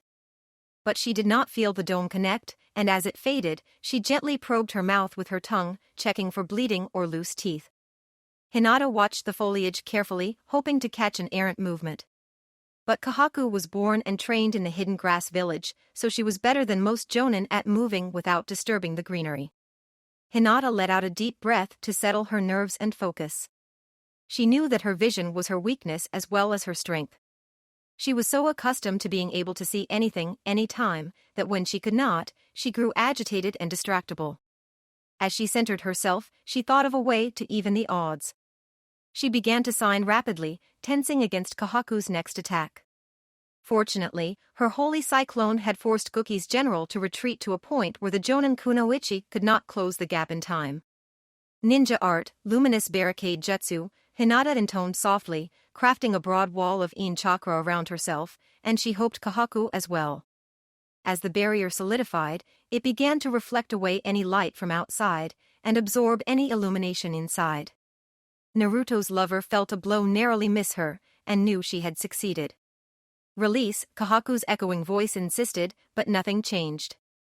So it is a ninjutsu, not a genjutsu, the Jinchuriki noted. I suppose you use this in combination with your Byakugan to give yourself an advantage. In theory, Hinata agreed softly, trying to cast her voice away from her actual location, but my father just taught me the technique recently, so this is my first time to use it in actual combat. Unfortunately, I'm not one for fair fights either, Kahaku said regretfully, or stumbling around in the dark, for that matter. Ninja art, Yin break jutsu. Ki began to flow out from the demon vessel, and cracks began to appear in Hinata's art. For an instant, the Takujo considered attempting to hold her barricade, but then she realized that even if she could not see Kahaku, she could see the chakra in the other woman's technique, and track it back to its source.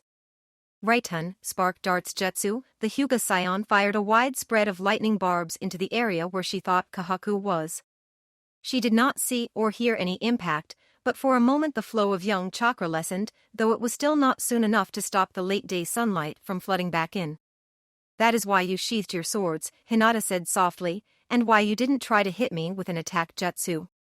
Your cloak has a limited range, and whether it is your blades or chakra exiting your domain, it would give me a way to track you. You are only the third person to figure that out. The grass rogue sounded genuinely impressed, but the real question is, what will you do with that knowledge? Hinata pursed her lips as she considered the statement. After almost half of an hour of painfully dull watching and waiting, finally the last Shizoku, a moderately stocky green, exited the command room without a replacement queued up. Naruto darted out into the hall and charged the door. He stopped just before the entrance and walked in officiously. I have a dispatch from the southern front, sir, Naruto said loudly, trying to cover the sound as he slid the latch shut behind him. The Leaf Takujo didn't expect the metal bar to buy him more than a few seconds, unless there were jutsu in the walls or metal he wasn't aware of. But even a brief delay could be the difference between victory and defeat. Very good. Leader started to answer in bland annoyance, but his boredom was banished as he turned to face the fake sergeant. You again? Nagato could not keep Leader's amusement from altering his response slightly, but you seem more substantial this time. You might make for a good meal. He extended his hand and Naruto dove to the side, drawing his pilfered gladius in his right hand, and firing 2 shurikens with his left. Nagato's tertiary body slid around the stars, and dropped his arm into a more defensive position. The edge of his chakra-stealing vortex still clipped Naruto, and the blue Shizoku's uniform changed back to the teen's usual orange and black attire. I'll let you have a bite, Naruto said slyly, if you let me deliver Conan's message. Pain froze briefly as his 3-part consciousness fought over the suggestion. The raw force of the Predator realm did not care about the distractions of human emotion, but was willing to do almost anything to feast on Uzumaki's unique chakra. Leader also did not care about Nagato and Conan's romantic hurdles, but he did recognize that the offer was likely a trap to distract Pain. And Nagato, the primary voice in Pain's psyche, was torn, wanting to hear his lover's words, but also agreeing with Leader that Naruto was using this message, if it even existed, as leverage in the emerging battle. Or, I can just tear all the chakra from your body, Leader countered, and then nail you to a chair and force you to tell me everything you know about Conan. Futon, Cyclone Spike's jutsu, Naruto answered Pain's proposal. The Predator path lifted both hands, and the cones unraveled as the energy flooded out of them. The former Jinchuriki was right behind the attack technique and slashed at his opponent's open palms. Pain turned out his right arm and caught the sword on his wrist. Naruto was surprised as the blade cut through Leader's sleeve, but understanding dawned as it bounced off the Jonin's wrist with a clang. Under his loose shirt, Pain had a thick tube of metal wrapped around each forearm, covering them both from wrist to elbow. Even in this weakened state, your chakra is quite powerful, Pain observed, again more emotionally invested than he intended to be. I think if you were well rested, you might even have enough energy to make me feel full. Pain reached for Naruto's forehead, tugging for the youth's ki. Naruto ducked away and pushed the grab wide with his left hand, but a small portion of his energy was taken, and the dodge moved him into position to take Pain's roundhouse kick. Uzumaki brought his elbow and knee together, trapping the risen warrior's thigh between the joints. The Predator path grimaced slightly, but he wrapped his hand around the crosspiece of the stolen gladius. As he clamped down, he began to drain the chakra bonded to the sword, and the luster faded from the cheap metals. Naruto yanked the sword free and tried to cut Pain's hand in the process, but the Rinnegan user avoided the blade. Instead, Leader slapped his palm against the flat of the weapon, and a gap appeared between the iron and the bronze. Naruto glanced briefly at the damaged gladius and considered his options. He had given his word to Conan, so he did not want to kill the Predator path before delivering the defector's words. But his opponent's ability to negate his ninjutsu limited Uzumaki's options. Even hitting Pain could cost him some energy, and his reserves were not at their usual level. Naruto smiled slightly as he considered that in Pain's last statement. Naruto drew a kunai in his offhand and charged Pain, both blades extended and a desperate look on his face. Leader casually swept the kunai away with one hand and then shattered the weakened gladius with the other. The Predator path caught Naruto's right wrist and dug his fingers into the teen's chest over his heart. He began actively dragging out Uzumaki's chakra, and as the leaf ninja's energy faded, the kunai slipped from his fingers. He tried to kick Pain in the ribs, but Guki's apprentice blocked with his knee. The Takujo struggled to bring his hands together and intoned Shadow Clone Jutsu. A single copy appeared and tried to jump kick Leader. The reanimated grass warrior released Naruto's forearm and backhanded the duplicate's extended foot. The clone exploded and the Predator path drained his essence. Did you really try to use a clone against me? Leader's voice taunted, though Nagato was more confused and surprised. No, Naruto looked up with a grin. I just needed to send orders. His now free hand grabbed Pain's shoulder, and he not only stopped resisting the drain, he began actively pouring his chakra into the Predator path. Delicious, the spiritual part of Pain's mind grew stronger with the feeding and his shoulders and neck shuddered contentedly. My hunger is actually diminishing. But why are you doing this? Nagato forced his proxy to ask. Then suddenly, Naruto's chakra surged unexpectedly. Uzumaki took a step forward, moving them closer to the wall and sending more of his suddenly restored power into Pain. The Predator element absorbed it happily, but Nagato and the fragment of Leader both grew worried. Just before his ki was drained again, the former Jinchuriki's energy was refilled to the brim. Nagato tried to let go and escape, but Naruto grabbed his wrist, keeping the Predator path's hand against his heart. He also tightened his grip on Pain's shoulder, forcing the grass commander back again. How? Pain grunted, his body shuddering as his tenketsu were filled to the breaking point. Nagato tried to stop stealing Uzumaki's energy, but with Naruto sending his chakra into the path, he could not override the hungry ghost's natural instincts. The Leaf Ninja's own network suddenly refilled a third time. Pain howled in agony as the two massive ki shredded his tenketsu, destroying his chakra network. He slumped as Naruto released him. His transformation jutsu suddenly ended, revealing the pain control rods in Leader's nose and ears. How? Leader demanded again, managing to sound both weaker and more firm. My blood clones can choose to distribute their chakra to all my clones, like normal, Naruto explained, or send it all back to me. So I ordered 10 of them to take their last food pill, and then send me all their chakra. I figured if my normal chakra level was enough to fill you up, double that would be enough to burn you out. Naruto forced Pain into one of the conference room's chairs, but more gently than the jutsu-neutered warrior had expected. Now, you get to listen to me, Naruto said, blushing slightly. Okay, so, Konan loves you. She is doing all of this for you too. She said. Oh yeah, she said, I would rather live in this world with Nagato than exist in Guki's utopia without him. Does she really have so little faith in Guki-sensei and in me? Pain asked rhetorically. She said you think you deserve to die for what Hanzo did to Yahiko, Naruto answered anyway, and that Guki doesn't want you to die, but would let you, how did she put it? Let you work yourself past the point where you can lead any sort of meaningful life afterwards, if it would help him to win this war. Across the continent, 7 different bodies frowned as if they had been fed something sour. He looked at Naruto suspiciously. Now what? Now, I have to kill you. Or re-kill you. Naruto answered regretfully, I would have rather done it in combat, but my orders are to eliminate any paths of pain, to help the real Nagato live longer. I can't let you do that, Leader's voice growled. He surged out of the chair, driving his fist into Naruto's gut. Even without ninjutsu, or the path's special ability, I can still beat you with taijutsu and weapons, Pain boasted roughly, drawing an oversized kunai.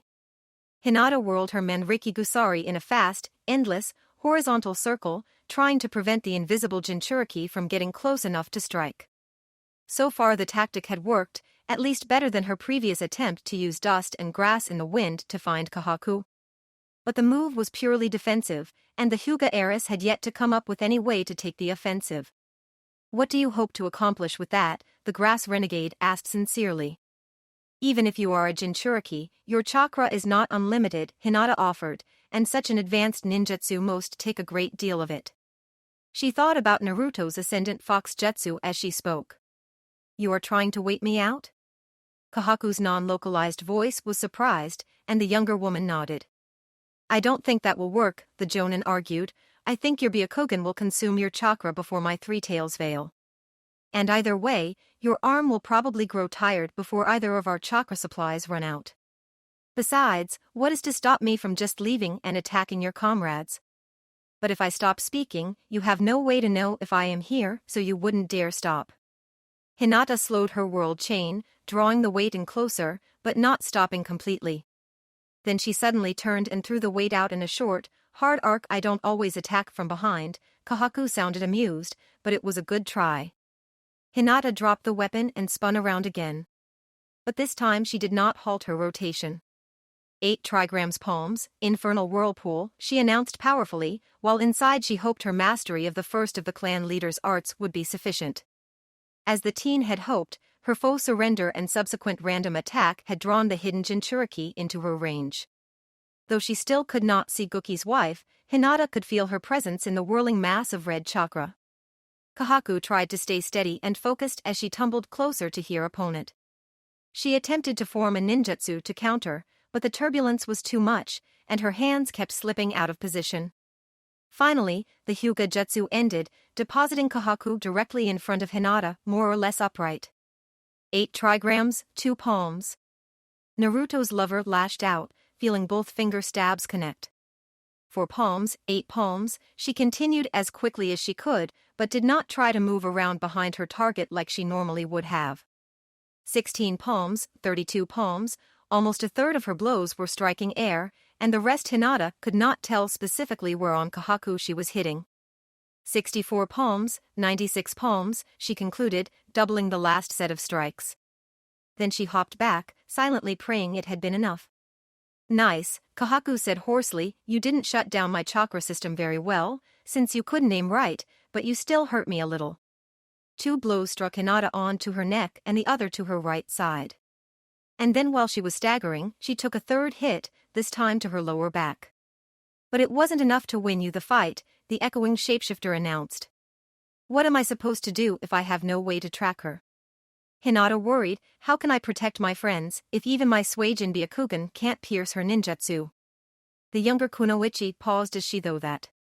I just assumed that Kahaku's invisibility was a ninjutsu, because my Suijin Byakugan did not cancel it, she reminded herself, but I have always been careful to tell everyone that I cannot be sure my Suijin Byakugan will break every visual jinjutsu. Did I fall into that trap, believing my eyes were unbeatable?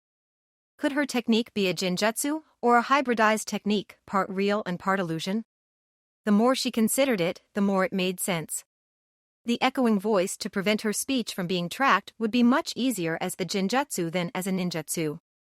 It could also explain why the Jinchuriki's invisibility was so far beyond any single jinjutsu or ninjutsu technique she had ever heard of. It's worth a try, she decided, placing her hands together and stating firmly, release. Nothing around her changed, except Kahaku's attitude. You think my power is just some jinjutsu, the Jinchuriki asked with a hint of mockery in the bland tones. Which, in turn, piqued Hinata's interest. The Hyuga Takujo began signing quickly. Ninja art, illusion sever jutsu, she incanted. That isn't going to work, Kahaku insisted, but for just an instant, Hinata thought she saw a shimmer in the air, and heard her opponent's voice more loudly from that direction. 8 trigrams, empty palm, she fired her energy as broadly as possible towards the distortion, but there was no indication that she hit anything. I was right, the pale beauty said, both to herself and to the shapeshifter, it is both a ninjutsu and a jinjutsu. And the jinjutsu portion is probably constantly being reapplied, which is why the illusion sever only lasted a second. Even so, Kahaku's voice surrounded her again, but now there was a hint of pain. If you keep using illusion sever and ranged ninjutsu against me, you'll get a few glancing blows, but you'll be out of chakra long before I will. Hinata shifted her feet, placing her left forward, pointed out, and her right foot perpendicular and an inch back. She raised her left hand before her face, her pointer and middle fingers pointed up between her eyes. Her right hand made the same gesture, but she held it before her heart. Suijin Byakugan, the younger Kunoichi intoned, reflection. Kahaku felt a rush of ki hit her, and then Hinata vanished from her sight. Author's note, sorry it's late, no preview, and might not be up to my, admittedly mediocre, editing standards. I have a nasty head cold or flu thing. Hopefully the next one will be on time. Ninja art, Hokusai Jutsu, Sakura Haruno announced, partially drawing her second arrow. It seemed like word had spread of Choji's Ogi, because most of the Shizokas did their best to avoid the copies of the big Takujo, while a few of the blues sacrificed their blades or used quick jutsus to eliminate the shadow clones. At the same time, a few of the green and tan-garbed renegades fell to the attack jutsus Irika and Tamari had launched. Sakura watched a sergeant step in front of her lieutenant to get closer to the slowing Akimichi. She pulled her missile back to full extension and loosed. The projectile hit the blue Shizoku in the chest, passing clean through. It hit the higher-ranked renegade in the back of the neck, punching through his spine. That slowed it enough that the tan Shizoku behind the two of them stopped the arrow with his right humerus, but the arrow went in almost to the fletching and the limb was no longer functional. As the invaders closed on Choji, the medic lowered her launcher for a moment to sign quickly. Ninja art, clone shadow jutsu, she whispered, and the back line of Shizokas paused as they saw Choji suddenly split in 4. Their hesitation gave Irika and Tamari time to form an earth jutsu and a wind jutsu, respectively, clearing out the group Sakura enchanted. With his rear flank covered, Akimichi was able to focus on the rest of the renegades, and took out a trio of them with a wide, fast swipe of his partial expansion enlarged hands. A gray Shizoku spun towards them, barking orders. The rear half of the reinforcements turned to meet the leaf and sand ninjas, quickly spreading out to try to surround the smaller group and also make themselves harder to attack en masse. As the anonymous rogues started to flank both Choji and Tamari, Enko split her thumb and started to sign. Summoning jutsu, the abrasive Kunoichi exclaimed, and a pair of 30-foot-long anacondas appeared on either side of her. She pointed to the incoming Shizokas and simply said, lunch. Even though their faces were hidden, the fright was readily apparent in most of the invaders. Only one sergeant stood her ground, and she removed her right glove and bloodied her own digits. Summoning jutsu, the converted Cloud Takujo proclaimed. A single, black wolf manifested under her, 40 feet long from muzzle to tail. The lupin snarled at the serpents, and then pounced on the closest reptile. Sakura drew a bead on the Captain Shizoku's head and fired.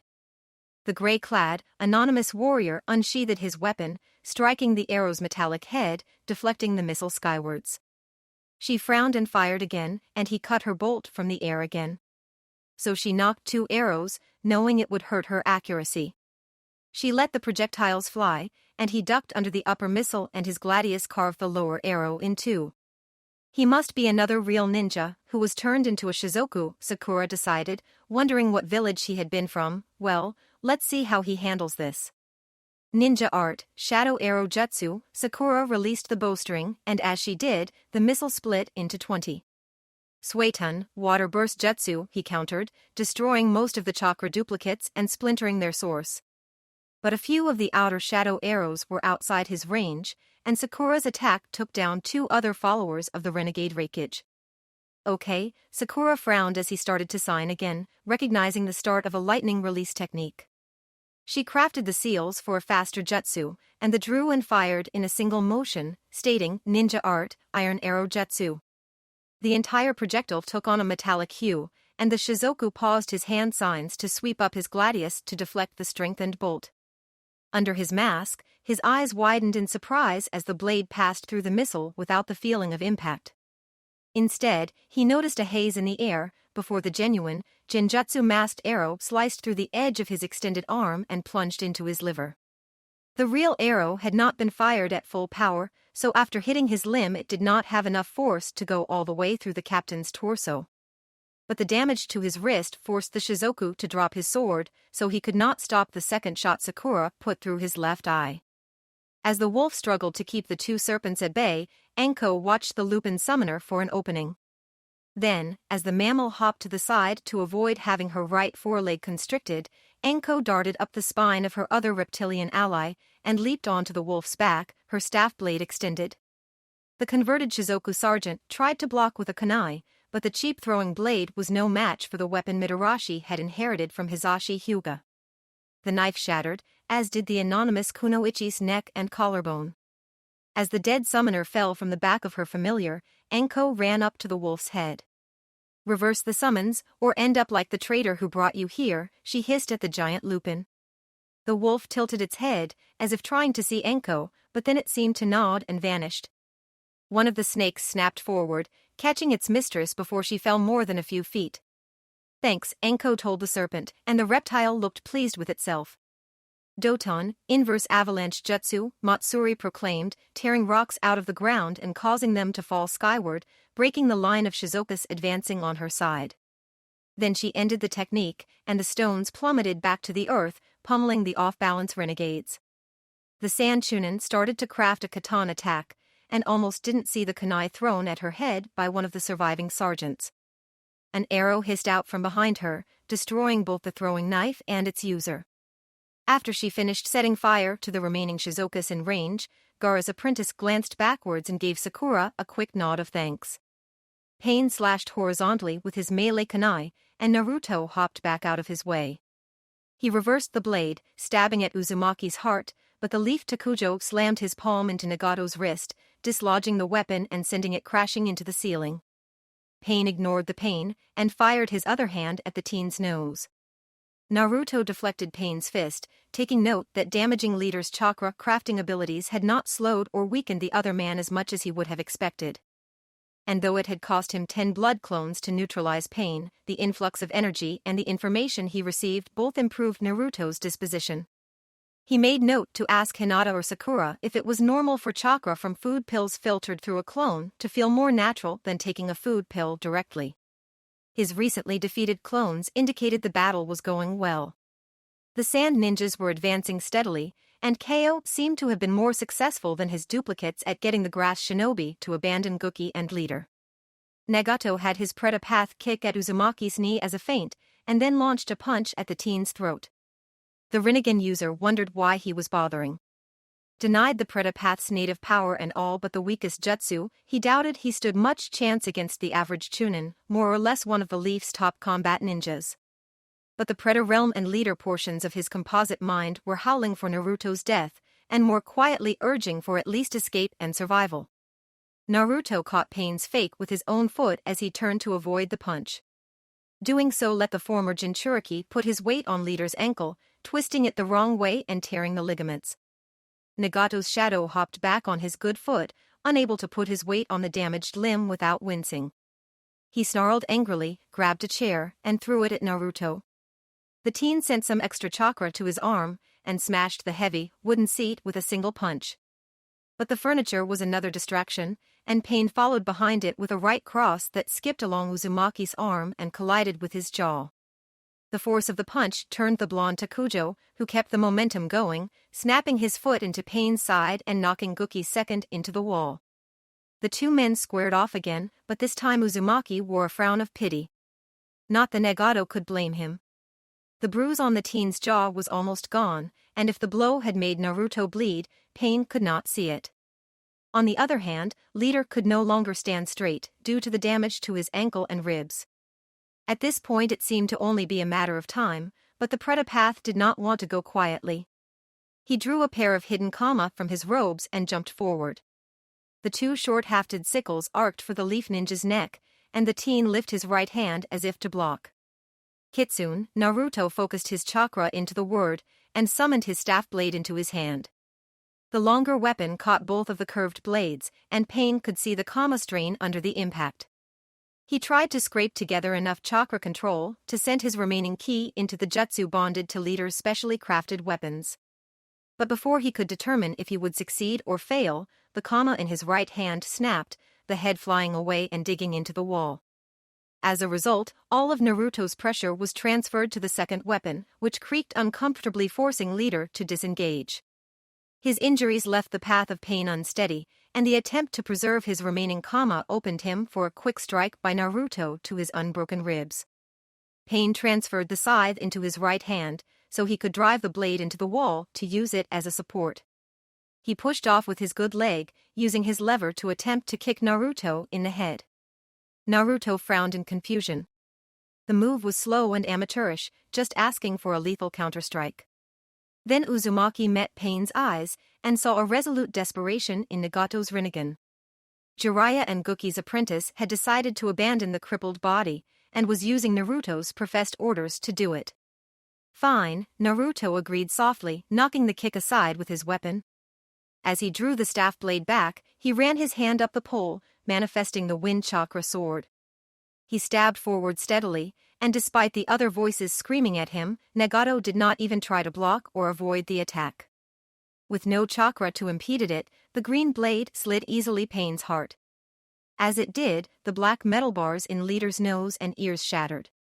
But as he collapsed on Kitsune, Pain's expression was more thoughtful than triumphant or defeated. Naruto pulled his staff blade free, and cleaned the blade before sheathing it. Then he took out a kunai and sliced his palm.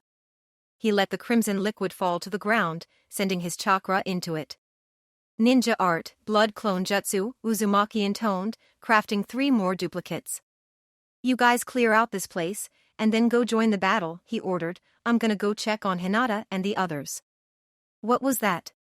Kahaku's voice floated around the empty field from no particular source. What have you done? Even if my Suijin Byakugan can't pierce your Jinjutsu, Hinata's tones similarly emerged from all around. I can still reflect it back on you. But since your cloak is constantly renewing your Jinjutsu, it seems like it is still affecting both of us. So now what? The Jinchuriki sounded exasperated. Do we stumble around blindly until we bump into each other? If I were someone like Orochimaru, the pale beauty murmured, I could abuse my summoning jutsu. I could summon a large number of ninja squirrels, and use them as cannon fodder to find your position. But you would not do that, Kahaku agreed, before pondering. I could try to leave, but I can't predict what would happen with my Jinjutsu if I moved too far from you while you are reflecting it. It might stop connecting to you while still influencing me. Or I could drop the illusionary part of my power, the elder Kunoichi added, confirming the teen's deductions, but the physical camouflage from my cloak probably isn't enough to hide me from you. Hinata waited while trying to think of some other way to find Naruto's aunt. Then she heard a sigh. Not a masked, all-around sigh, but a clear sound from 30 feet away in her right front quadrant. A heartbeat later, she saw Kahaku's 3 tails unwrap from around the Jinchuriki, leaving her fully visible. Then the former grass Jonin signed quickly and stated firmly, "Illusion Sever Jutsu." The leaf Tokubetsu Jonin felt her appropriated Jinjutsu shatter, and from Kahaku's reaction, knew that she too was again visible. She also noted that though her opponent was no longer hiding, the 3 projections of the tailed beast's energy still extended behind her. "No sense wasting my chakra," the Shizuka's general told her opponent. Hinata nodded, and Kahaku drew her paired blades again. Then Namikaze darted forward, and the Hyuga Scion was surprised by her speed. She caught the first 3 sets of attacks with Jinmaki, but one of the Jinchuriki's 4th pair of slashes skipped off her bracer and sliced narrowly into her left bicep. Rotation, Hinata knocked her foe away, but even though she was struck by the heavenly spin, Kahaku landed lightly on her feet, appearing unharmed. Her Jinchuriki powers might be more stealth than combat, Hinata decided, but drawing on her demon's chakra does increase her strength and speed, if not as much as Naruto's link with the 9 tails did. It still gives her an edge. The younger woman considered bring back Jinmaki's lightning blades, which she had dismissed when borrowing Kahaku's Jinjutsu. But as the grass rogue raced back into range, she decided on a different course. She turned her palms down, so her opponent could not see the chakra swirling in her palms. Rasengan, she called out as the katana and wakizashi angled towards her neck and stomach, respectively. She flipped her hands over, jabbing one of completed spheres into each of the incoming swords. The turbulent orbs met the blades with a deep, keening whine, but counter to the younger Kunoichi's hopes neither part of the daisho broke, or was even scarred by the spheres. Kahaku pushed Hinata down to one knee, smiling politely. "Cookie made these blades for me," she explained, "after my old katana failed. He thought it was inevitable one of us would fight Kakashi or Jiraiya one day, and that whoever it was would try to use Minato's jutsu on us. Too bad he did not think to protect my swords against lightning chakra. But I guess I shouldn't be greedy." Hinata grimaced as she was bent further back, forced to keep Sen chakra to the Rasengans, or risk losing her hands. With the expected captain and 2 lieutenants down, Sakura started sniping blue Shizukas while looking for any additional high-ranking renegades that might have been there in defiance of the standard Shizoku Legion complement. She put down 2 sergeants and injured one of the lower-ranked privates, and began to notice that the discipline of the reinforcements was falling apart. Though a few of the blue, and even green, Shizukas tried to take charge, they invariably received an arrow through the head, neck, or heart from their trouble. And so, the rest were considering carefully before they stepped up and made themselves a target. In addition, without steady directions or a plan, many of the former bandits were fleeing in terror of Enko's 2 extra-large snakes. This disrupted their lines further, and bunched them up for Choji, Irika, Temari, and Matsuri to take out in small groups, instead of singles or pairs. Ino and Shikamaru remained on the defensive, as a few Shizukas decided to try suicide runs against the allies. The Nara clan heir crushed one particularly aggressive green with his shadow strangulation, and then tossed the body into the next attacker, giving Ino an opening to drill the Tan Shizoku with a handful of shuriken. Sakura reached back into her quiver and came up empty. She slung the holster and her scroll down, preparing to restock her ammunition. As she did, she saw a bright flash of green to the south, and a handful of renegades were launched into the air. She turned her attention there cautiously as she slipped her second quiver over her shoulder, but she exhaled in relief when she saw the source of the wind jutsu. "Naruto," she said thankfully, and a moment later the knucklehead broke through the enemy formation and bounded over to his friends. "What are you doing here, kid?" Enko asked swiftly, not sure if she should be hopeful or worried. "Is that the real you?" "The one and only, Enko-sensei." Naruto grinned proudly. "Thank the gods for that," Temari interjected fondly. "Leader is dead," Uzumaki continued, pointedly ignoring the Sand Jonin. "I have my clones telling the grass ninja, and I figured I should come back here and help you guys out. Oh, and I stopped and told Ayamiko on my way here." "Like we needed your help," the abrasive Jonin snorted to hide her relief. Yeah, looks like you got everything under control, he agreed. Then he frowned and demanded anxiously, but where's Hinata? She went to investigate something. Iruka's tone mirrored Naruto's as he remembered the Hyuga heiress was gone. I would have thought she would be back by now. Where? Naruto barked. That way, Anko pointed, then ordered, Sakura, show him, go with him. What about you guys? The pink-haired Jonin asked, torn between her friend and the needs of the group as a whole. You already took out all the leaders, Anko groused. How much more glory do you need? The younger woman nodded her understanding. She took off in the direction Hinata had disappeared, and Naruto followed close behind her. What was Hinata checking on? Naruto asked. She didn't say. Sakura sounded uncertain, just something strange. For almost a minute they hurried in silence. Then Sakura's genjutsu heightened eyes picked up something. It was on the edge of her increased visual range, and she squinted to clarify the image.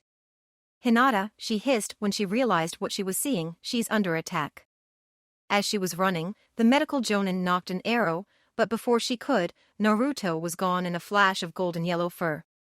Kahaku suddenly found herself on her ass, which had the fortunate side effect of preventing Sakura from firing on her. Unfortunately, the cause was a very angry ascendant fox, who was now pointing a raisin blade-enhanced kitsune at her throat. Get away from my girlfriend, Six Tails, he growled. Kahaku knocked the blade aside with her resilient katana, and rolled back to her feet, putting some distance between herself and the leaf warriors. She continued to keep one of her weapons pointed at each of the lovers. You must still have a bit of the Kyuubi in you, the Jinchuriki chuckled, if you are addressing me like that. Despite her mirth, the tails behind her curled up tightly, reflecting both her hidden fear and the rage and fear of the bijou within her as well. Are you okay, Hinata? Naruto asked kindly, but never took his eyes off Goki's wife and third in command. The pale beauty nodded and slid back to her feet. Yes, thank you, Naruto. Kahaku started to open her mouth when an arrow emerged from the grasses. The Jinchuriki barely cut it out of the air with her wakizashi. She frowned and hopped back another step, sheathing her katana but keeping the short blade ready. I was willing to spend a little time fighting the two of you, she noted sadly, if only to get a better look at him. But with a third, presumably your other teammate. That's too much. I'll see you again later, nephew. She smiled affectionately at the young couple, even as her tails wrapped around her again, and she vanished from sight. Reflection. Hinata shouted, taking a half-step forward. But it was already too late, the Jinchuriki was already outside her range. Nephew? Uzumaki looked at his lover nervously, even as Sakura emerged to join them. Hinata, she called me nephew. They know, Naruto, Hinata told him, matching his tone. They don't seem to have proof, but Kahaku and Goki know that you are Minato's son. And I'm not sure that really matters anymore, Tsunade shrugged, after Hinata finished explaining that Goki believed he had deduced Naruto's parentage. The battles for the grass and waterfall villages were over. The two shinobi outposts were now back in the hands of their surviving shinobi. Overall, the grass village had lost just over half of its fighting force between the Civil War and the Shizoku conversions. But the waterfall village was in even worse, being reduced to barely 20% of its previous strength, and many of those were the young genin that had been evacuated by the leaf ninjas during the initial conquest of the watery city. With the waterfall daimyo's grudging blessing, both the mist and leaf were maintaining small garrisons in the devastated town, at least until the end of the war. The leaf and sand were each also keeping a token force in the grass village, but the grass daimyo and the new leader of the grass ninjas were only too happy to accept the continued support. The 8 leaf ninja who had assisted in freeing the grass had all been recalled, replaced by a slightly larger, yet arguably less powerful contingent. And the members of Team Kakashi were taking their turn to be debriefed by the Hokage. What? Uzumaki stammered, you spent all those years keeping my dad's secret, mostly because of my uncle, and now he knows and you say it doesn't matter? We were concerned Goki would come back, make trouble, try to take you and raise you, Tsunade explained, and no one who knew you were Minato's son wanted to risk that, especially since you used to have the Kyuubi. But it's too late for all of that now. You're grown up, more or less. The fox is gone. And we're already at war with Goki. If anything, this might be to our advantage, the last Sannin mused. It seems like Guki and his wife are less inclined to hurt you and Hinata now. And this might prove to be a distraction for him. Either way, Tsunade returned from her reverie. Good job, you three. You're dismissed for now. And I'm sure I'll see you at the funeral. Well? Yasuo Mizuno prompted his daughter anxiously. He'd unfurled her scroll and removed Suhi, placing it on the Mizuki's desk. Then she put on a heavy steel gauntlet and extracted the hilt and the 5 largest pieces of Samahata. The demon shark blade, broken, he whispered in astonishment. Then in a normal tone he queried, and the wielders? Both dead, she answered. I confirmed the identities of both bodies and cremated them personally. And the other swords? He asked grimly. I looked, but despite the rumors, I found no trace of Kiba or Kubakurabocho. She shook her head. Either Kisame did not acquire them, or he had them hidden somewhere else. With Samahata destroyed, it becomes less important. He waved it off vaguely. Oh, we will keep looking, so we can have the 6 swordsmen of the mist, but the circle will never again be complete, and the vault can never be opened. And maybe that is for the best, he added thoughtfully. He studied the remains of the sharkskin sword, missing her look of confusion. What of the 7 tails? He asked suddenly. When Kisame was killed, what happened to the demon? We arrived only seconds after Might Guy finished Kisame, she explained, and I saw no indication of the bijou. If Guy's final words are to be trusted, he killed Kisame while the traitor was in his 6 tails form. Combined with the length of time the shark was trapped in Kisame, I believed at the time that the bijou died alongside its Jinchuriki. That makes sense, he agreed, but we will still keep watch for the 7-finned shark or the new-tailed beast that will take its place. She nodded, and he frowned at her curiously. Might Guy really beat Kisame with the 6 tails cloak? From what I could see, it looks that way, she confirmed, but he had to open the gate of death to do it. What now, father? He'd asked, willing to acknowledge their relationship when there were no other shinobi present. I meet with the other Kages in 3 days, the leader of the Mist Village answered. My guess, no, my proposal will be that everyone will join the offensive against the Rain Village. Once we free the rain, Guki will only control the Cloud and Mines villages.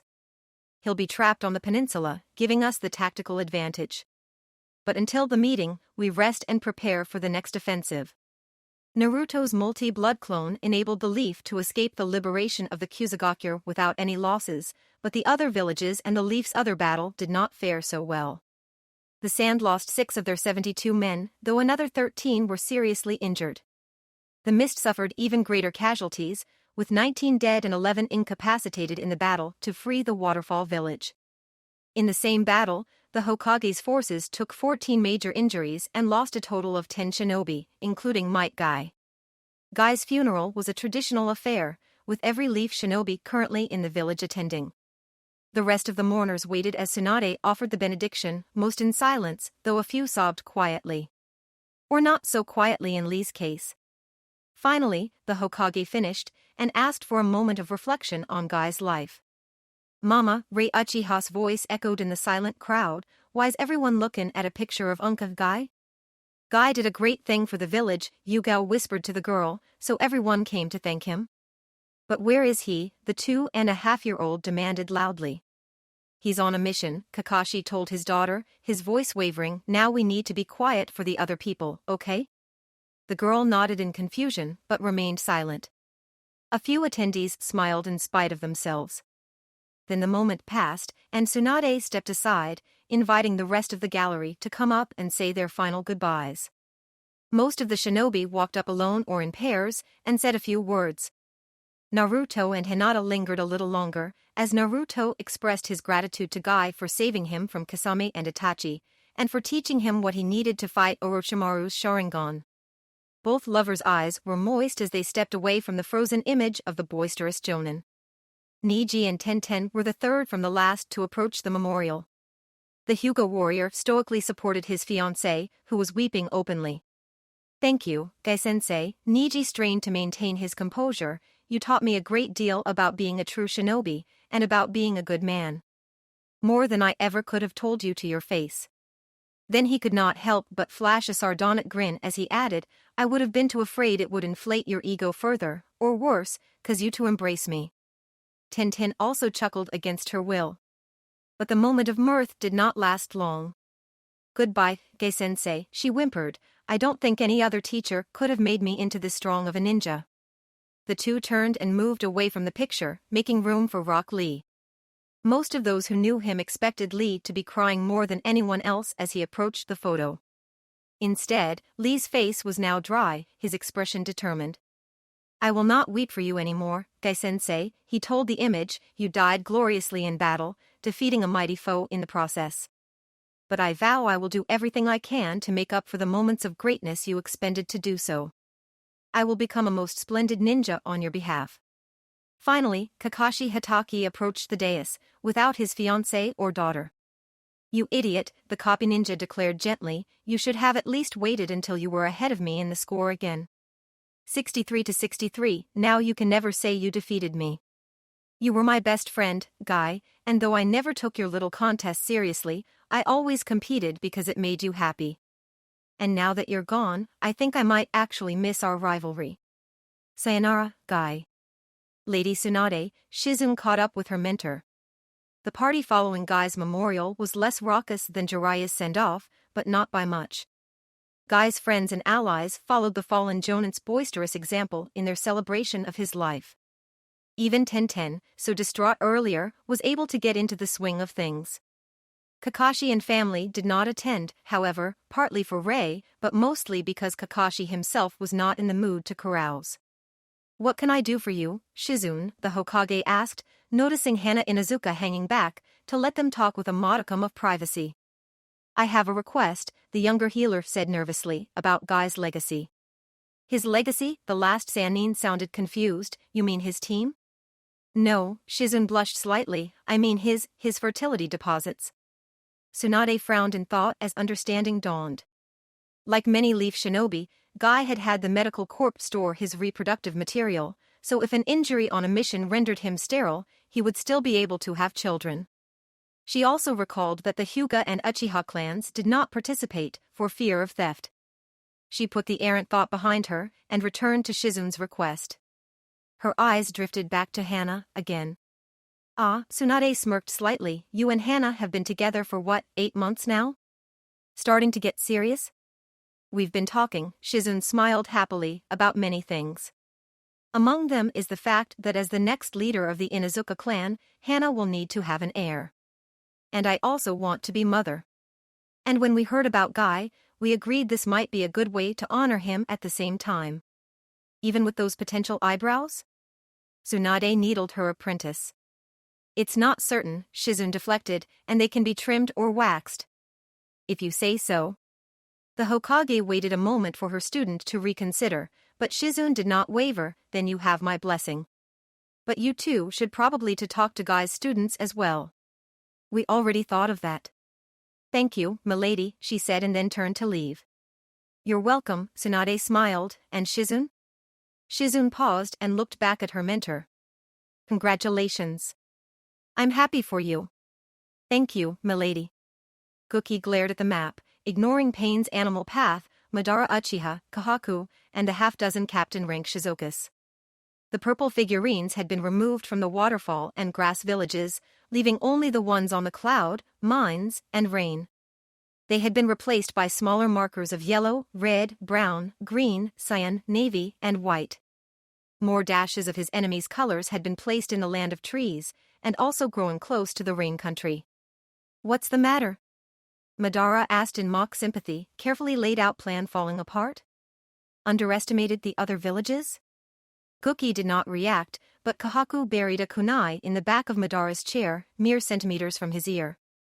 "You should know enough to be quiet in the presence of your betters," the renegade Jinchuriki said sweetly. "Do you think to count yourself among my superiors now, demon bitch?"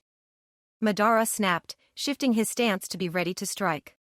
"Your powers won't work on what you can't see," Guki's wife answered, unconcerned, "and I have just proven that my powers work on against the Suijin Byakugan, the one thing you fear most."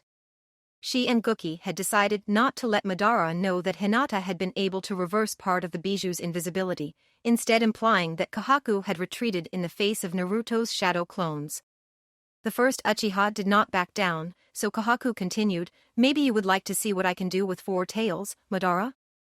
But rather than retreat, the Sharingan master leaned forward with a smug expression. Enough. Cookie slammed his fists onto the map, scattering the placeholders. Enough, the Raikage said more gently, settling back into his chair, glaring at his wife and the Shizuka's trainer. We have enough to worry about without being at each other's throats, he told them, and Kohaku calmed. Madara maintained his aggressive posture for a moment longer, before relaxing as well. And it is not as if we are beaten, Cookie said more confidently, we still hold the 3 most secure fortresses on the continent. And while our allies arguably have the edge in numbers for the moment, that will be changing. Pain, step up the conversions of the rain, mines, and cloud ninjas, Namikaze instructed sharply, have all the captains in the rain and mines assist you, and half of the captains here.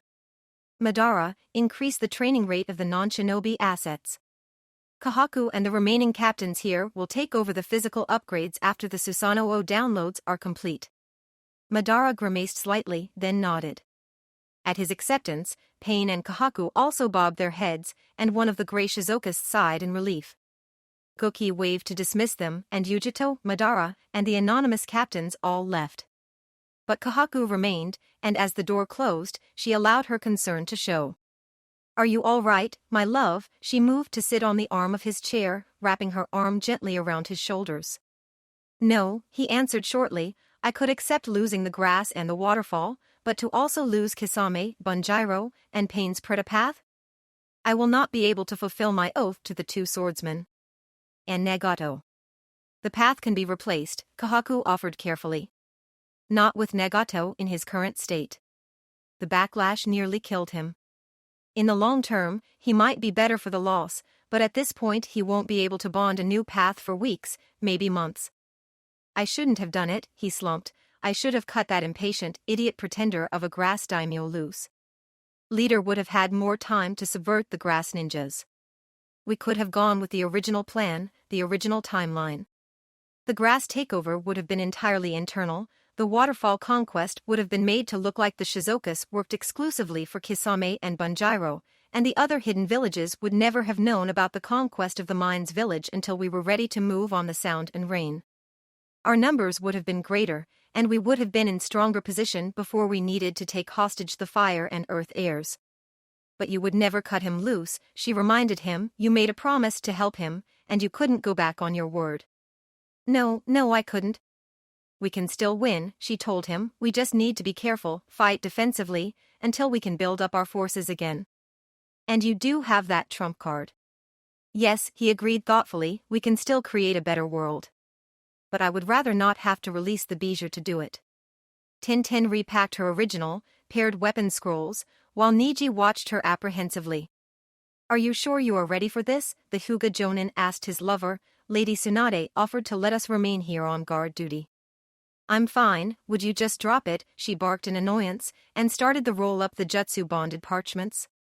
She set them on the shelf, and drew out a new scroll, and began loading it with the implements she had inherited from their fallen teacher.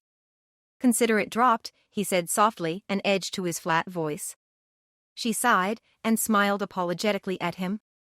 I'm sorry, I shouldn't have snapped, she admitted, but I really am fine.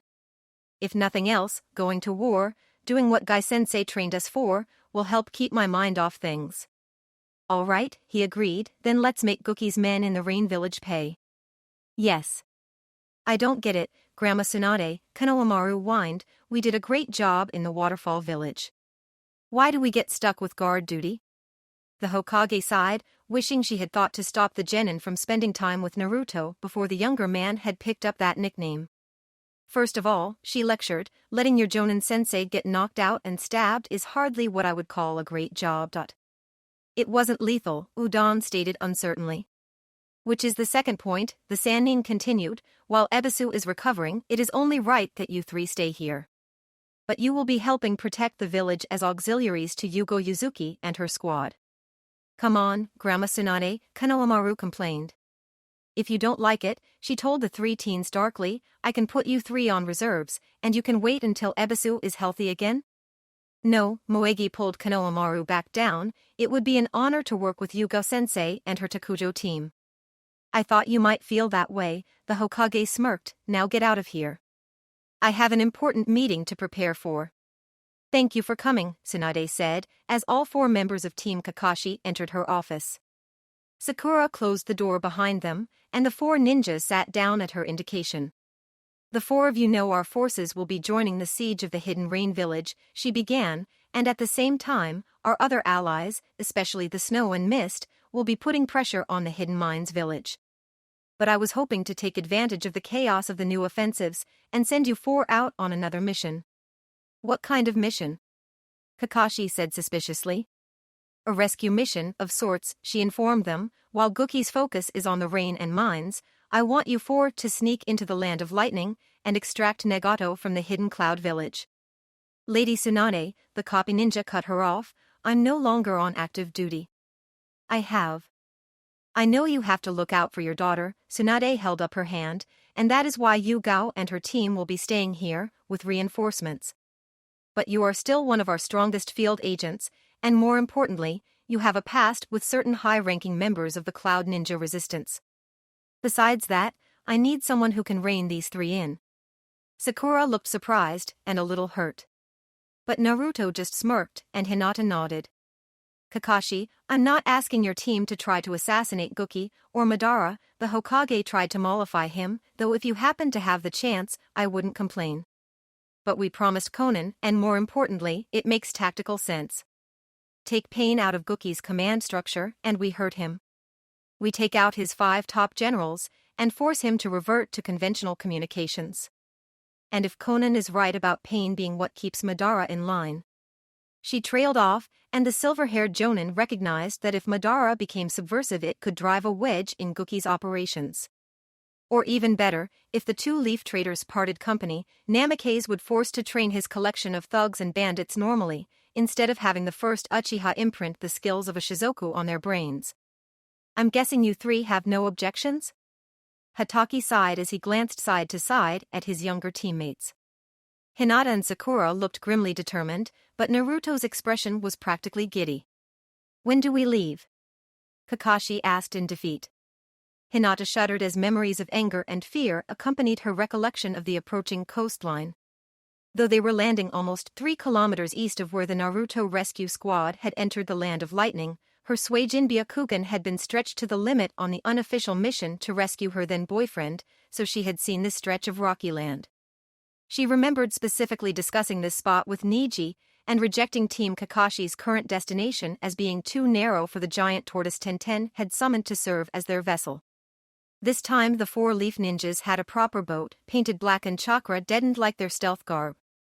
Hinata and Sakura were taking turns controlling the subtle sway-tun technique that propelled them across the bay between the Land of Lightning and the Land of Forests. And in turn, the 2 men guided the boat.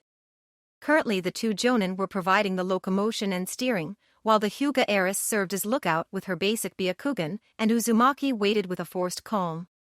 Naruto sensed his lover's dark mood, and shifted position carefully to take her hand. What's wrong, Hinata? He asked. Nothing, she shook her head, just unpleasant memories. The last time I came to the Land of Lightning was less than ideal. Then she realized what she was saying, and added, I'm sorry, Naruto. I suppose it was much worse for you. Not really, he shrugged, squeezing her palm. I was drugged unconscious at the time, so it's not like I remember most of it. Shoo, Kakashi advised, we're getting close to shore. The darkened coast drew steadily closer, and Sakura ended her jutsu, letting momentum and the waves carry them into the cove. Naruto and Hinata hopped out lightly once they passed the outcropping, landing silently on the water and stopping the boat before it could scrape on the rock and rough sand. Kakashi and Sakura joined them, and the elder Jonin extracted the scroll which would house their transport. After he finished storing the boat, he walked to the shore, taking a position in the middle of the 3 teens, Sakura in front of him, Naruto on his right, and Hinata on his left. Now what? Naruto whispered excitedly, do we head for the Hidden Cloud Village? That might be a little premature, the copy ninja noted without concealing his voice, watching as Hinata tensed. He turned his attention to the pale beauty and prompted, we're surrounded, aren't we? Yes, she confirmed, 25 people, all in stealth gear. They must have been waiting for us, but I couldn't see them because they didn't move until you were already on shore, Kakashi-sensei. As she spoke, the ambushers moved closer, giving the Leaf Shinobi all a chance to see their attackers in the dim moonlight. The trap consisted of 15 Lieutenant and 10 Captain Shizukas, spread out in a partial circle around Team Kakashi. "They're all reds and grays," Sakura hissed nervously. "No big deal," Naruto shrugged, but he didn't sound totally convinced. "I wouldn't be so sure." Kakashi's uncovered eye narrowed as he considered the attackers' stances and weapons. "These aren't Madara's reprogrammed bandits. Unless I miss my guess, these are all former Cloud and Waterfall ninjas, and they were also all probably Takujo or higher rank. Should we try to get back on the water?" Sakura asked. "Probably not," the elder Jonin barely had time to answer. "Attack," the gray Shizuku in the center growled. 9 of them raised crossbows, 12 palmed handfuls wave-patterned shurikens, and the last 4 started signing. But even as the first throwing star flew, Naruto and Hinata were already moving. "Double vision," they proclaimed in unison, protection of the 8 trigrams, 192 palms. Their hands spun outwards, cutting bolts and blades out of the air, some almost before they were launched. Sakura looked back and forth at her friends, feeling the chakra pass between them even though they were not in physical contact. Her mouth dropped open as she contemplated the improved technique. "Stay focused, Sakura," Kakashi chided her, as their comrades cut the second shuriken barrage out of the air. "But they aren't even touching," the medic gawked, and Hinata didn't activate the Kurinmi Jutsu first. "It has been over a year since they first exhibited the technique. It's not surprising they have refined it further," his deliberately, overly bland tone told the healer he was almost as impressed as she was. As if to prove Kakashi's deduction of their origin, the crossbow users reloaded and fired with a speed and accuracy common in the land of lightning shinobi and rarely seen elsewhere. But their lightning chakra-enhanced bolts were still caught with unconscious ease by the defensive jutsu. Then the 4 Shizukas not involved in the barrage finished crafting their ninjutsu. "Suetun," they intoned in unison, "Sea Lion Jutsu." 2 giant felines formed out of the surf and lunged for the leaf ninjas. Naruto's right arm and Hinata's left extended out towards the ocean. In concert, each traced a complementary spiral with their respective chakra threads. The interwoven whirlpools broke apart the watery constructs and the energy maintaining them, and instead of fangs and claws, only a gentle spray hit the invaders. "Break," the lead Shizuku captain ordered, "Raitun and Katan Jutsus." Those were his last words. Despite her apparent distraction, Sakura had moved her bow into position and knocked a single arrow. Without looking directly at gray-clad renegade, she fired, and her missile shot through his chest. She silently cursed herself for missing his heart, but she still shattered one of his ribs, both front and back, and put a hole through his lung. The rogue collapsed, but his subordinates had already begun to rain fire and lightning down on the team. "Water style, tidal wall jutsu," Kakashi exclaimed, as the young lovers ended their technique and hopped back to be covered by the liquid barrier. "Hinata, give me a hand," the copy ninja exhaled sharply. "Naruto, get a distraction ready. Sakura, on my signal, clear us a path up the middle." Water style, tidal wall jutsu, Hinata took over half of the wall. The electrical and fiery chakra splash against the liquid. Though the attacks were stopped, the walls shrank and were pressed back. And Hinata and Kakashi both grimaced from the strain. Naruto began sign intensely and precisely, and his beloved took a step back with a groan of effort. "Now," their teacher shouted as all but 5 of the Shizukas paused to craft new attacks. Hatake and Hyuga both released their techniques, and all 4 leaf ninjas jumped in the direction he had indicated. "Futun, Cyclone Spikes Barrage." Naruto incanted, shooting over 100 of the tiny tornadoes at the renegade's line. He was less concerned with precise aim than with adequately covering the space so that the converted shinobi could not easily dodge. At the same time, Sakura unfurled her weapon scroll with the same hand holding her bow, and reached into it with her firing hand. She drew out her oversized axe and threw it horizontally at the rogues in their way. Many of the Shizukas abandoned their half-formed attacks to raise defenses against Naruto's wind chakra salvo, but despite their quick reactions, 7 of them were struck by the darts, but none lethally. And the ones in Sakura path had no choice but to scatter to avoid her massive blade. The four-leaf ninjas darted through the opening, but their ambushers quickly turned to follow. Sakura caught her axe's hilt as they passed the weapon, and stored it as they made their escape. "Now what, sensei?" Naruto demanded after a few minutes of running away from the shore towards the rising rocks. "Are we gonna try to outrun them?" They had not moved in a straight line. Kakashi had twice turned them towards seemingly defensible positions only to abandon the less than ideal rock formations and continue running.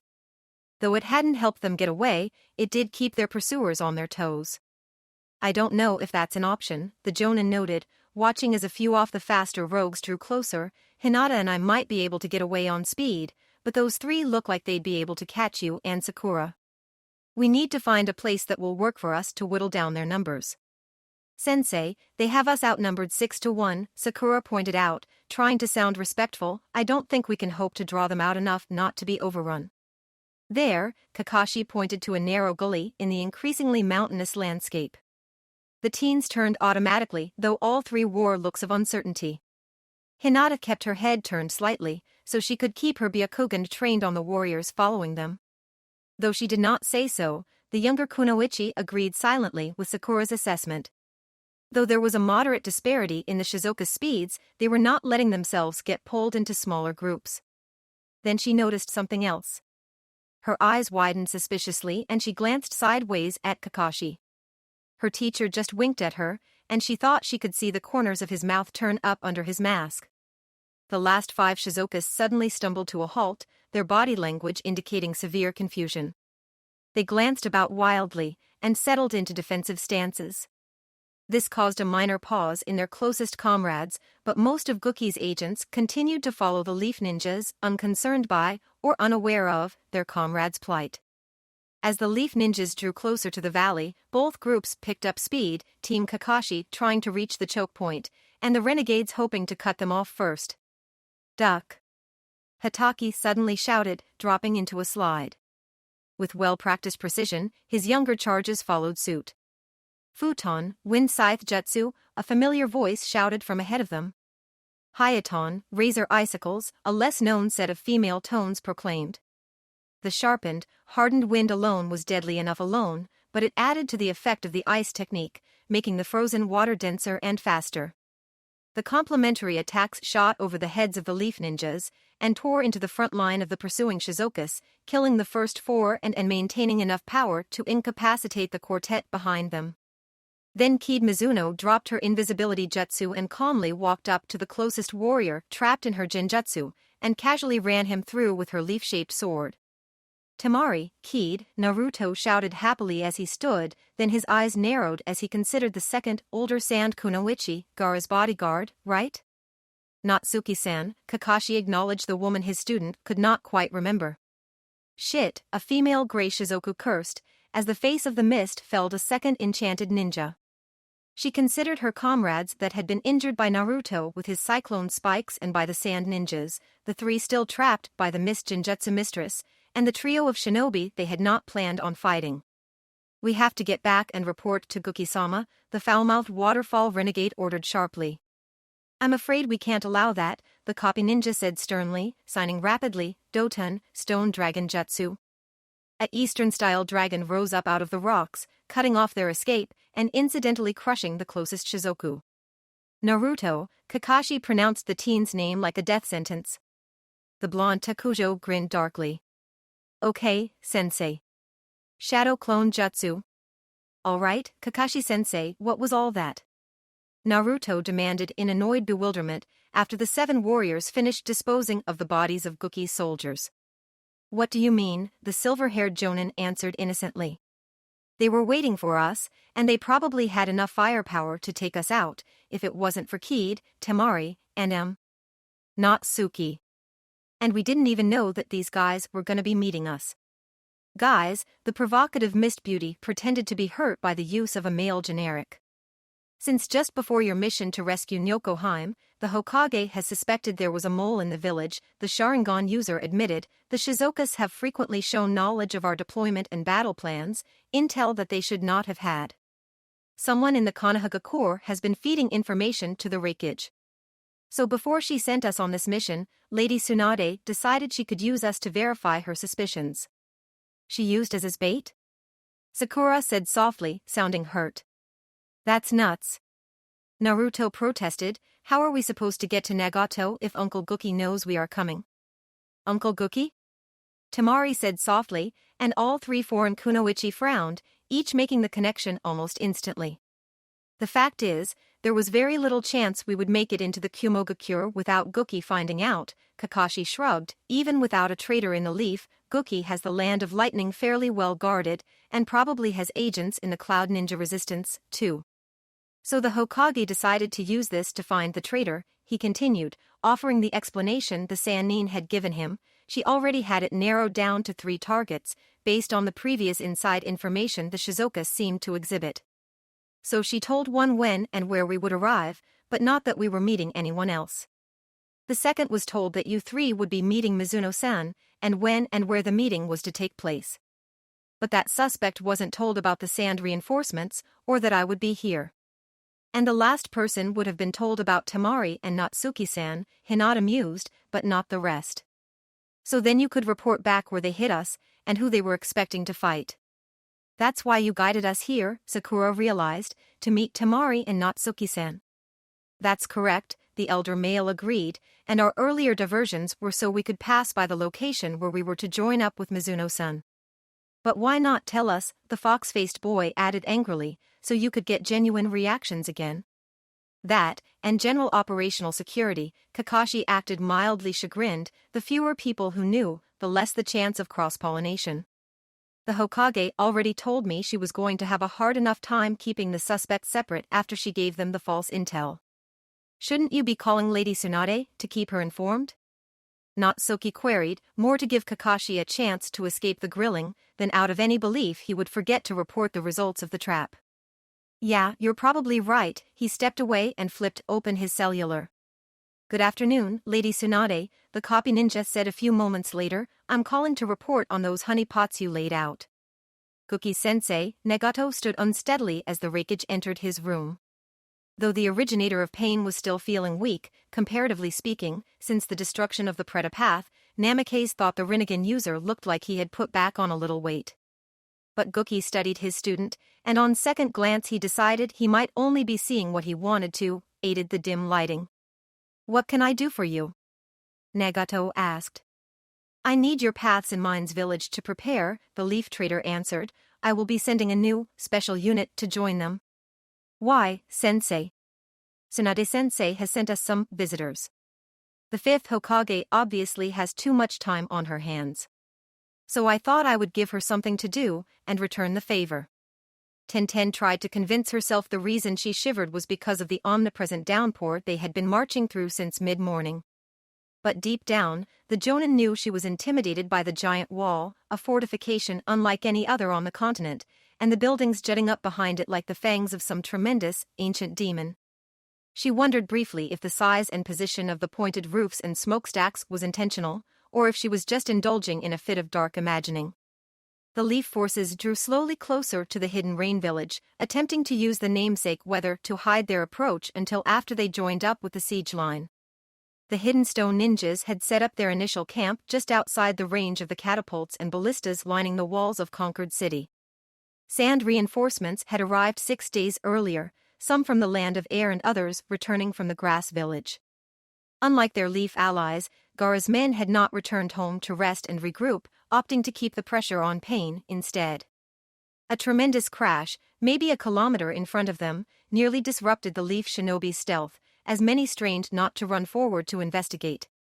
Just a warning shot, Niji Hyuga whispered to those around him, his Byakugan seeing what the drizzle and distance hid from the others, to prevent the stone ninjas from moving their lines closer. Or it's a trap, Enko hissed dubiously, pretend to fire warning shots under the guise of keeping the stone honest, while they try to improve the range of their catapults, so they can suddenly hit the stone ninjas while they think they're safe. Silence fell back over the leaf warriors, and they began the final leg of their march. As they reached the temporary city of the sand and stone, the Konoha shinobi quickly spread out, taking directions from their allies on how they should hide their numbers in the outpost of canvas and rock. And the 3 leaders of the leaf forces went directly to the command building to speak with the other leaders. The Doton Jutsu users of the Land of Earth had constructed a simple yet sturdy fortress of unadorned granite.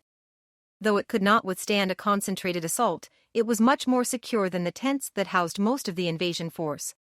It was expansive enough to contain both a large war room and the medical staff for the army.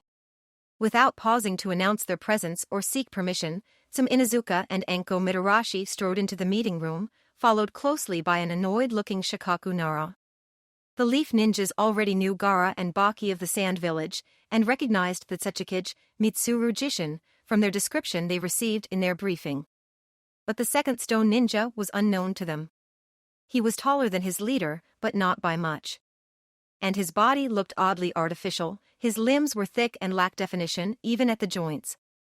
He almost gave off the impression of being a figurine made of smoothed but uncarved logs. His eyes were a dull, dark brown, almost black, and though they did not dart around as if he were nervous, they never stopped moving, slowly and constantly scanning the room. His hair was almost the same color, parted in the middle, and from there, poured down either side of his head, just past his ears. He wore a meticulously cared for white gi, with a jonin vest over the top. And his stone headband was worn like a choker, tight against his Adam's apple. Sumsen, Shikaku-sen, Enko-san, the Kazekage acknowledged them as if they had observed proper protocol, knowing neither Kunoichi was likely to care that their entrance had been rude and borderline insulting. Thank you for joining us. The sooner we can begin planning, the better. I believe you all know my second, Baki. These are our counterparts from the Awagakure, the Tsuchikage Mitsuru Jishin, and her second Junichi. I hope our combined forces will be enough to finally dislodge Pain and his men from the hidden rain, the stone shadow said, a hint of doubt in her gravelly voice. They nodded, and the Leaf leaders tried to get a better feel for the siege. I noticed they are keeping you outside the range of their catapults, Shikaku stated apathetically, glancing down at the map, but you seem to be in range of their ballista. While that may be correct, the Tsuchikage's assistant interrupted the unasked question. At this distance most of our people have time to stop or dodge a ballista bolt. And unlike the catapult stones, they have neither the lumber nor steel to waste bolts on ineffective shots. Besides, those weapons are the most dangerous when they can apply both types of attack at the same time. What about trying to sneak people in? Enko prompted. It has been tried, but they are quite vigilant, Mitsuru answered. We managed to get a few people close, Baki added, however they were unable to scale the wall before they were detected. Scale the wall? Some echoed incredulously. The wall has decades of jutsu layered into it, to repel chakra, Gaara explained. We can't run up it like we would normal stone, we must climb it like a civilian would. Also, the bonded chakra, combined with the rain, has neutralized our attempts to bring down the wall with ninjutsu. Shikaku nodded. The falling water would sap the strength of most attack techniques, allowing the jutsu in the hardened stone to weather the weakened arts. What about siege towers? He asked thoughtfully. What are we, common samurai? Enko interjected angrily. We tried that as well. The Tsuchikage sounded mildly embarrassed to admit it, but they were able to stop the towers with well-placed barrages from their weapons, or with jutsu. Did you have Dusty here try to make a ramp, or something? Enko hiked her thumb at the Kazekage. Baki's eye went wide first with shock, then with outrage, but Gaara just smirked mildly in amusement and shook his head. We tried, but it is more difficult to control sand when it is this wet, the former Jinchuriki explained, and I am not the monster I once was. Pain's men were able to knock down the structure long before I could complete it. What about a different sort of siege tower? The Nara clan leader proposed thoughtfully, glancing sideways at Mitarashi. What do you have in mind? The stone shadow asked, as both Baki and Gaara looked away from their Leaf allies regretfully. Our village was attacked by Orochimaru a few years back. Shikaku had just enough tact to not bring up the Sand Village's involvement, and he had some of his cronies summon a trio of giant snakes to knock down our walls. Enko-chan has the same summoning contract, and while I don't think those snakes could take down these walls, they might be able to serve as living siege towers. Our people protect them long enough to get us to the village, and they act as the platforms we need to get over the wall. Tenten has a summoning contact as well. Some nodded in appreciation. Some of the ninja tortoises are as big as any of the snakes or toads. Unfortunately, none of my hounds are more than about 20 feet tall at the shoulder. What about your people? The dog trainer directed her question at the two Kages. None of our village's contracted familiars are much larger than an elephant, the cycloptic San Jonan said, and the leader of the stone village slowly pivoted her head in regretful agreement. Even with just the tortoises and snakes, we can probably make it work, Shikaku decided. That plan has merit, that Sachikage agreed. Are we even sure this will work? The Inuzuka clan leader suddenly thought out loud. They might have summoning seals around the village. I know Tsunade had our people extend the range our seals cover to a greater distance after what happened during the invasion. We are able to perform summonings in this camp, Gaara answered. From what we have been able to observe, the boundary of their wards is from the base of the wall to just outside catapult range. So any enemy familiars would have to run the whole gauntlet of their siege weapons, Shikaku deduced, without impeding their own summoning jutsus. But the snakes are pretty quick, and with shinobi riding them for defense, we can probably make it. We should try to plot the weakest spots in their coverage. It's not like summoning the giants is that easy, Enko interjected. The serpent Sannin had to have a whole team summon those snakes, because of the amount of chakra required. I can manage a few snakes the size of some bigger dogs, or one giant. But 2 or 3 of them? That's beyond me. I'm not Naruto. And the same likely holds true for Tenten, Gaara recalled. Tamari told me she needed Niji's help to summon the giant turtle that carried the team that rescued Naruto. Could you two set up rituals like Orochimaru used? Junichi asked. Well, Mitarashi considered it. I can't speak for Tenten. But for me, the answer is not as simple as yes or no. I could create a snake summoning scroll that would let anyone summon a snake, but I won't. I'm not like my former teacher. The Snake Clan are my comrades, and some are even friends. I won't go trusting their lives to anyone else. However, I could set up a ritual summoning which allow a group of shinobi to help me with the process. But I would still be hesitant to put the snakes at risk, not without talking to them first. We would be right there with them, Shikaku reminded her blandly, blocking attacks for them, and in just as much danger. Unless you have a better plan? Enko grimaced and shook her head. I'll consider it, if Tenten can and will help. Even with assistance through a ritual summoning, there just aren't enough giant snakes to carry enough of us to mount a decent attack. We'll need turtles, too. Then perhaps we should speak with this Tenten. Mitsuru may have phrased it as a suggestion, but her tone and expression told the other shinobi that it was not to be taken as such. I'll grab her, Enko volunteered, happy to escape for even a moment. The clanless Jonin entered the room cautiously, wondering why she had been called on by the leaders of the 3 ninja contingents. And while she was normally comfortable around Gaara of the Sand, being in the same room with him and the avalanche of the hidden stone made it harder to think of him as her friendly acquaintance, and easier to think of him as one of the pair of Kages guiding the assault. Thank you for joining us, Tenten-san. Mitsuru's greeting was gracious enough, but her voice was all business. Of course, Madam Sachikage, the teen bowed deeply. What can I do for you? I take it Enko-san did not tell you why we asked you to join us? Baki prompted sharply. Tenten did not answer, but Mitarashi just shrugged. It's not my plan, the sarcastic Kunoichi shot back.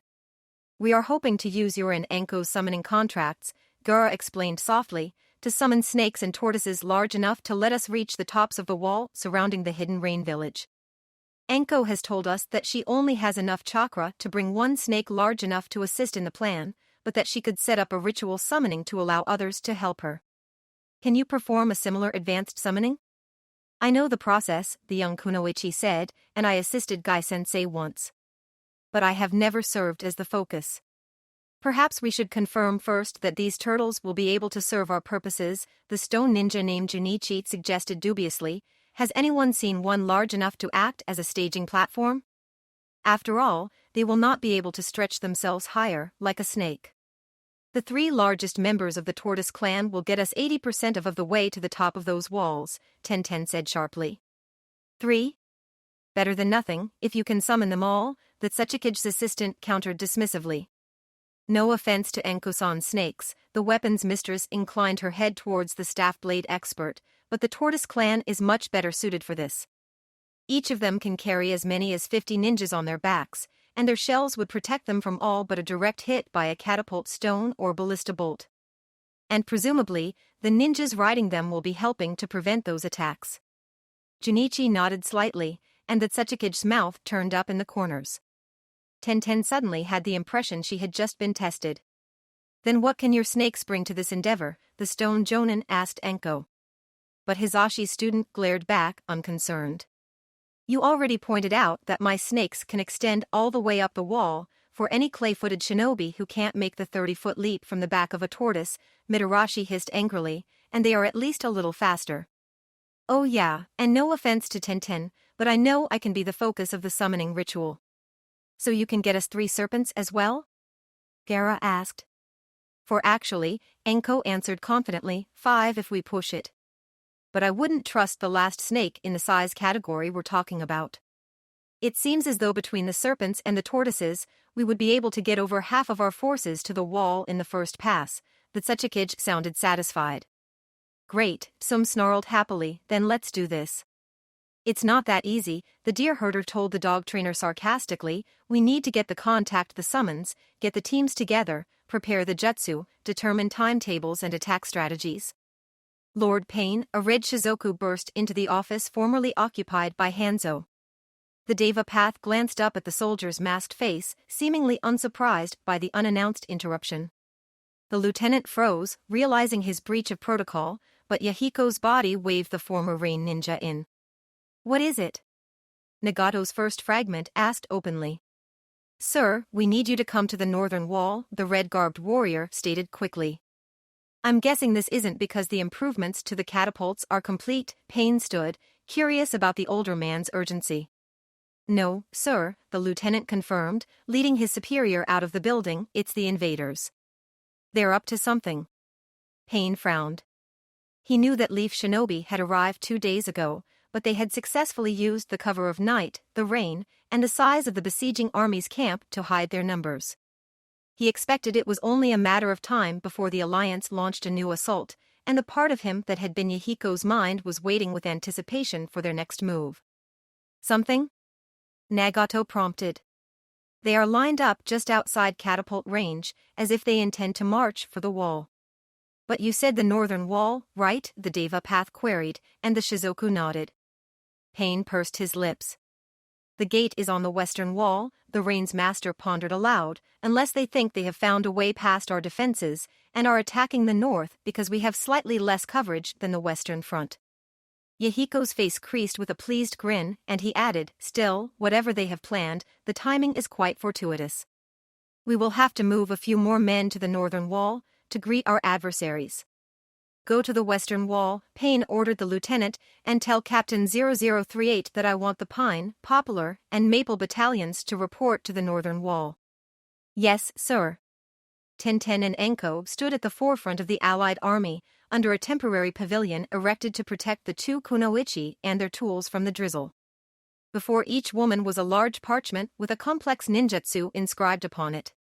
In an arc behind each kunoichi stood 7 leaf shinobi, acting as both conduits for, and shields from, the 13 shinobi, both leaf and sand, in the second rank.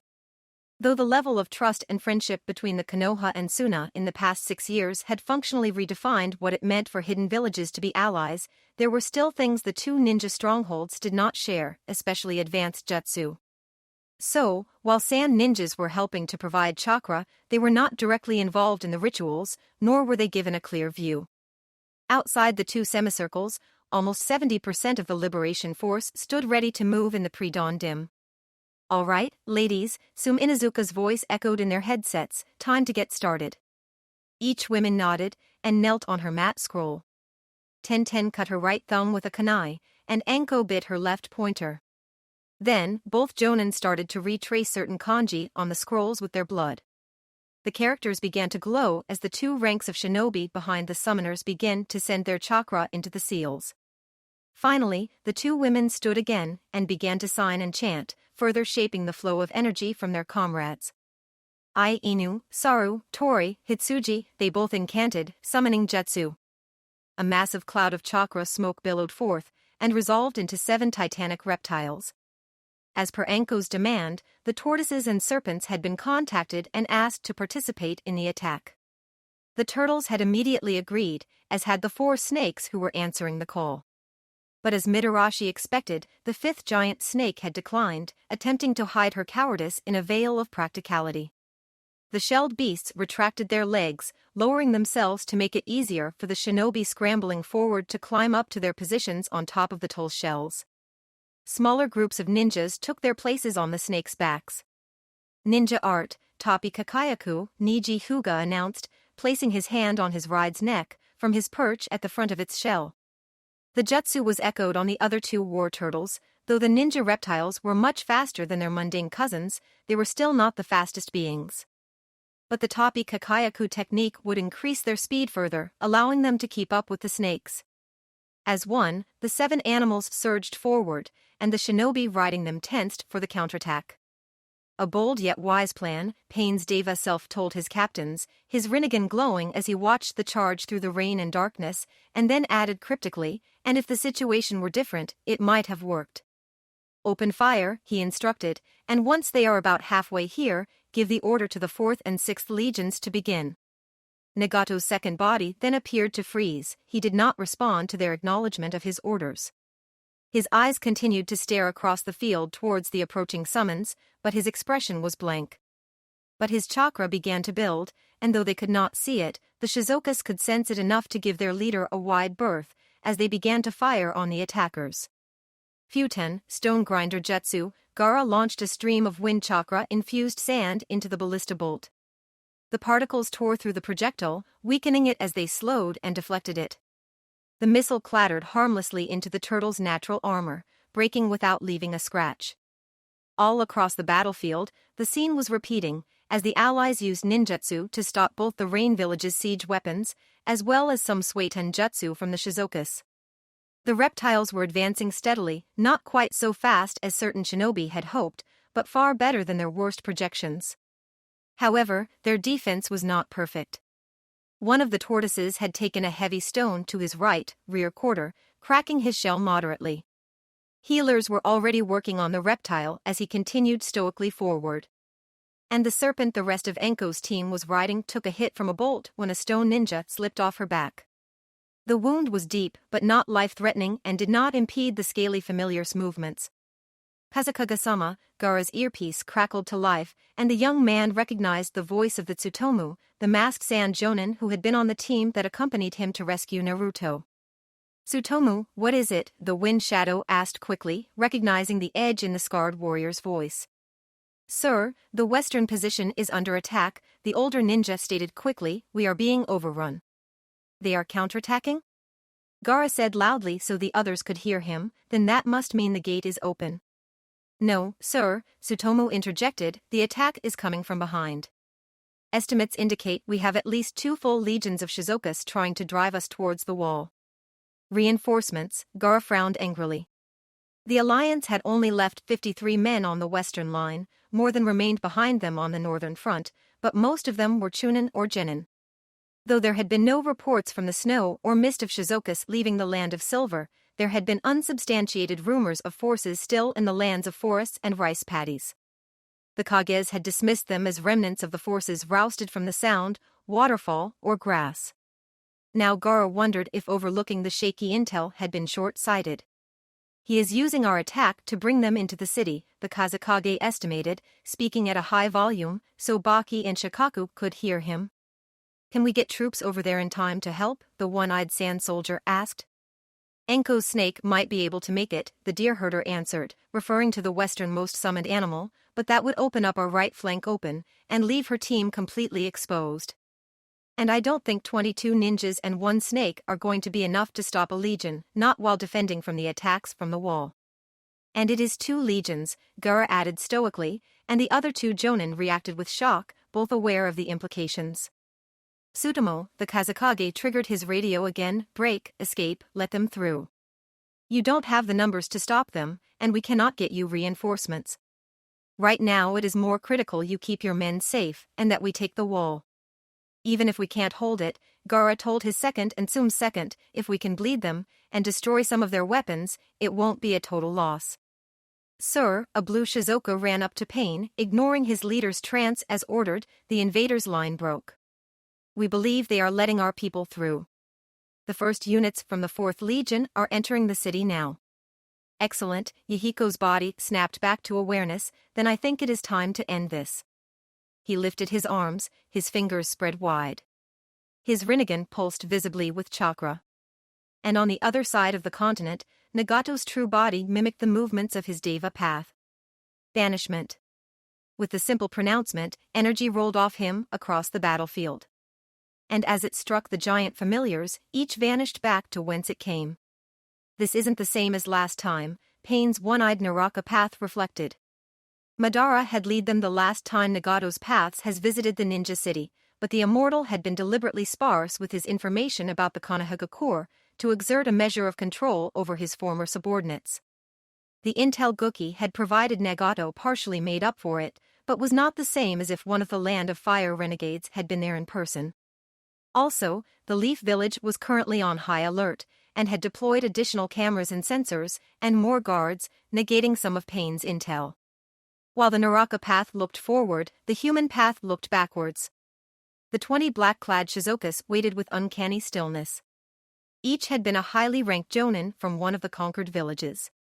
But after taking the oaths, each had been subjected to a new Susanoo training regimen, specially designed by Guki for just this sort of mission. A single leaf fluttered insistently in front the Naraka path, and he reached out and grabbed it. It vanished in a puff of chakra, and in its place he held a parchment detailing the defenses of the Leaf Village. His single Rinnegan widened. He had known that Guki's man in the leaf had to be fairly highly placed, but he expected that no more than a handful of people had access to this information. Though he hated to think it, even with the new class of Shizoku and all of the inside information, Nagato still had doubts. The Konoha was one of the great villages, and despite the massive mobilization for the war, the village would have at least 100 ninjas on hand. And that was not counting students and warriors who had officially retired but had not been decommissioned. They might not all be on the walls watching, but they were sure to be ready to respond to any incursion. While his 2 paths and 20 Shizokas could undoubtedly inflict some damage, he was not sure they could accomplish their mission, to kill or incapacitate the 5th Hokage. The 2 paths crouched down over the plans, frowning. The information was not quite as useful as he had initially thought. Knowing the positions of the electronic devices would help his troops evade them, but there was no real weak spot in the guards on the walls, with Hyugas and Inazukas positioned every 100 feet or so. And reinforcements were no more than 150 feet away from any group of sentries. And there were multiple seals along the platform, waiting to bind or destroy any intruders. The Shizokas had to not only avoid them, but also not let the Leaf Ninjas herded them into the traps. And on top of all of that, the guards would be changing in under an hour, and the parchment did not contain future rotations, though it did note that there was no changing of the guards. Instead there was a 10-minute doubling when the next shift took over. Pain identified the 2 most vulnerable spots in the village's defenses, and split his team to strike them both. His Naraka fragment took 10 of the Black Shizokas north, and the remainder of Nagato's forces headed west. Konan-san, the Hokage, greeted the younger woman with deliberate formality. The 2 women had developed an uncertain rapport. They might have been called friends if not for the mild yet pervasive suspicions that tainted their relationship. That mistrust was on full display, as the last Sannin greeted the younger woman stiffly and applied the honorific to her name. Tsunade-sama, the defector offered in kind, taking note of the phone blinking on her host's desk. What can I do for you? The leader of the Leaf Ninjas watched Konan carefully, and then queried sternly, I want to know why you didn't tell us that Pain possesses the ability to banish summoned familiars. The Origami Kunoichi's flash of genuine surprise was quickly replaced by understanding, and a struggle not to take a defensive stance. Because he doesn't have any sort of jutsu like that, Konan said quickly, then offered more thoughtfully, or at least he never told me about anything like that before I left. Do you think it's possible he developed that technique recently? Tsunade prompted more moderately. Konan relaxed and considered the question briefly. I can't rule it out, the Jiraiya student admitted. I told you Nagato and Guki are still trying to rediscover the limits of the Rinnegan. And given my choice, it is probable they would accelerate that research to have weapons I can't tell you about.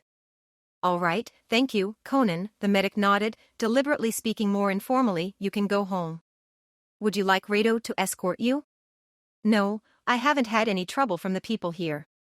Besides, I'm sure the ANBU agents you have trailing me will step in if I'm in any danger, Conan noted ironically. See you later, Tsunade.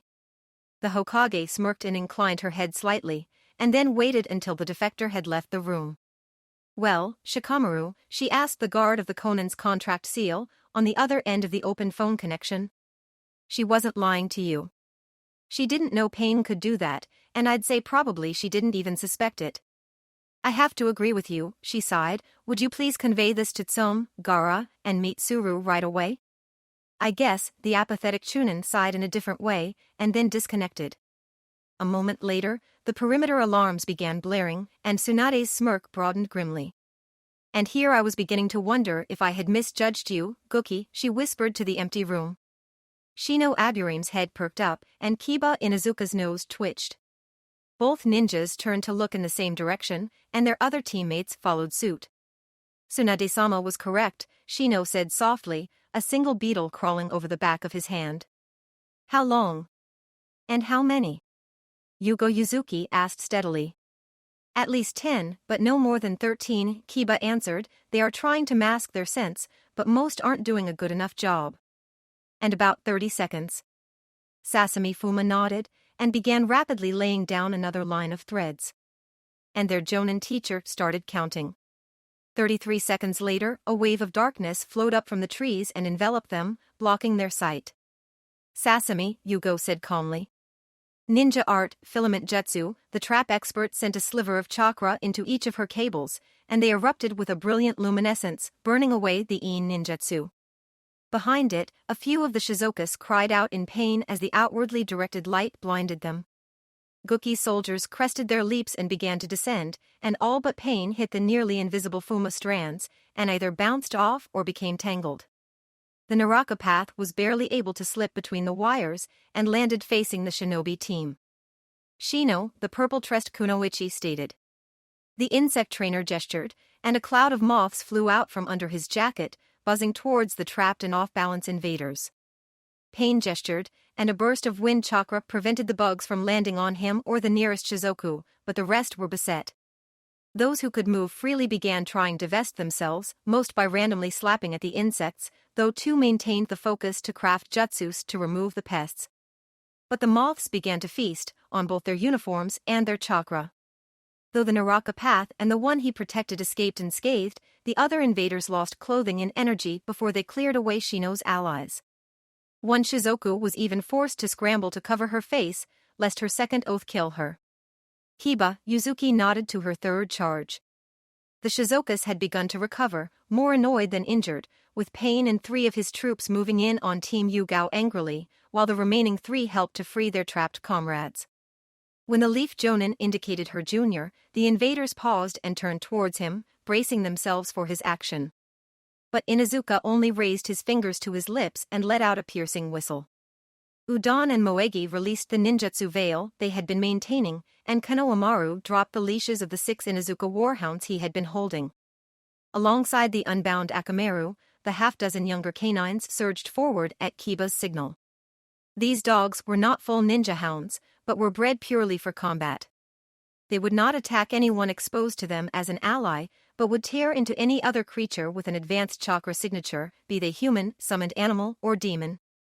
These dogs had been taught to recognize the members of Team Yugao and Team Ebisu.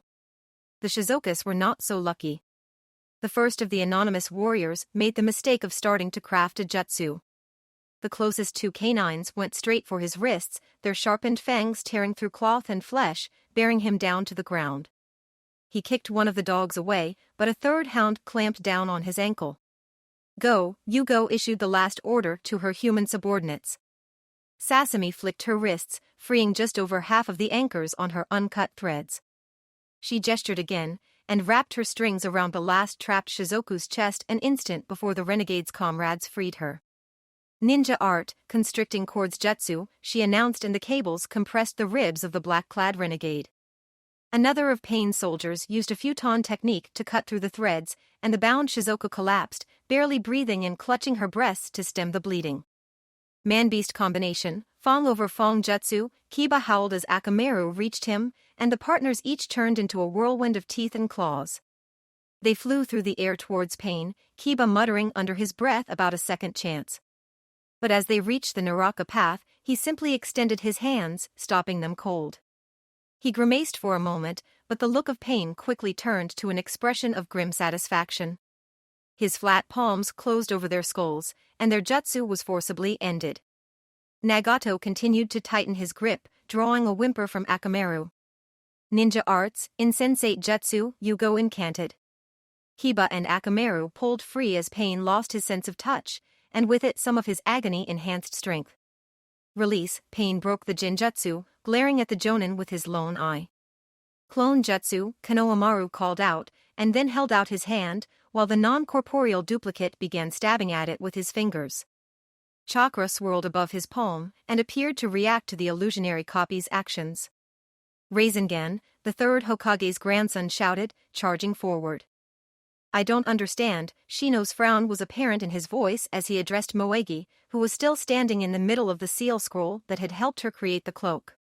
Aburame directed his insects towards two of the Shizokas while the Kunoichi began crafting a jutsu, and he continued, stating, the clone jutsu has no substance and cannot manipulate chakra.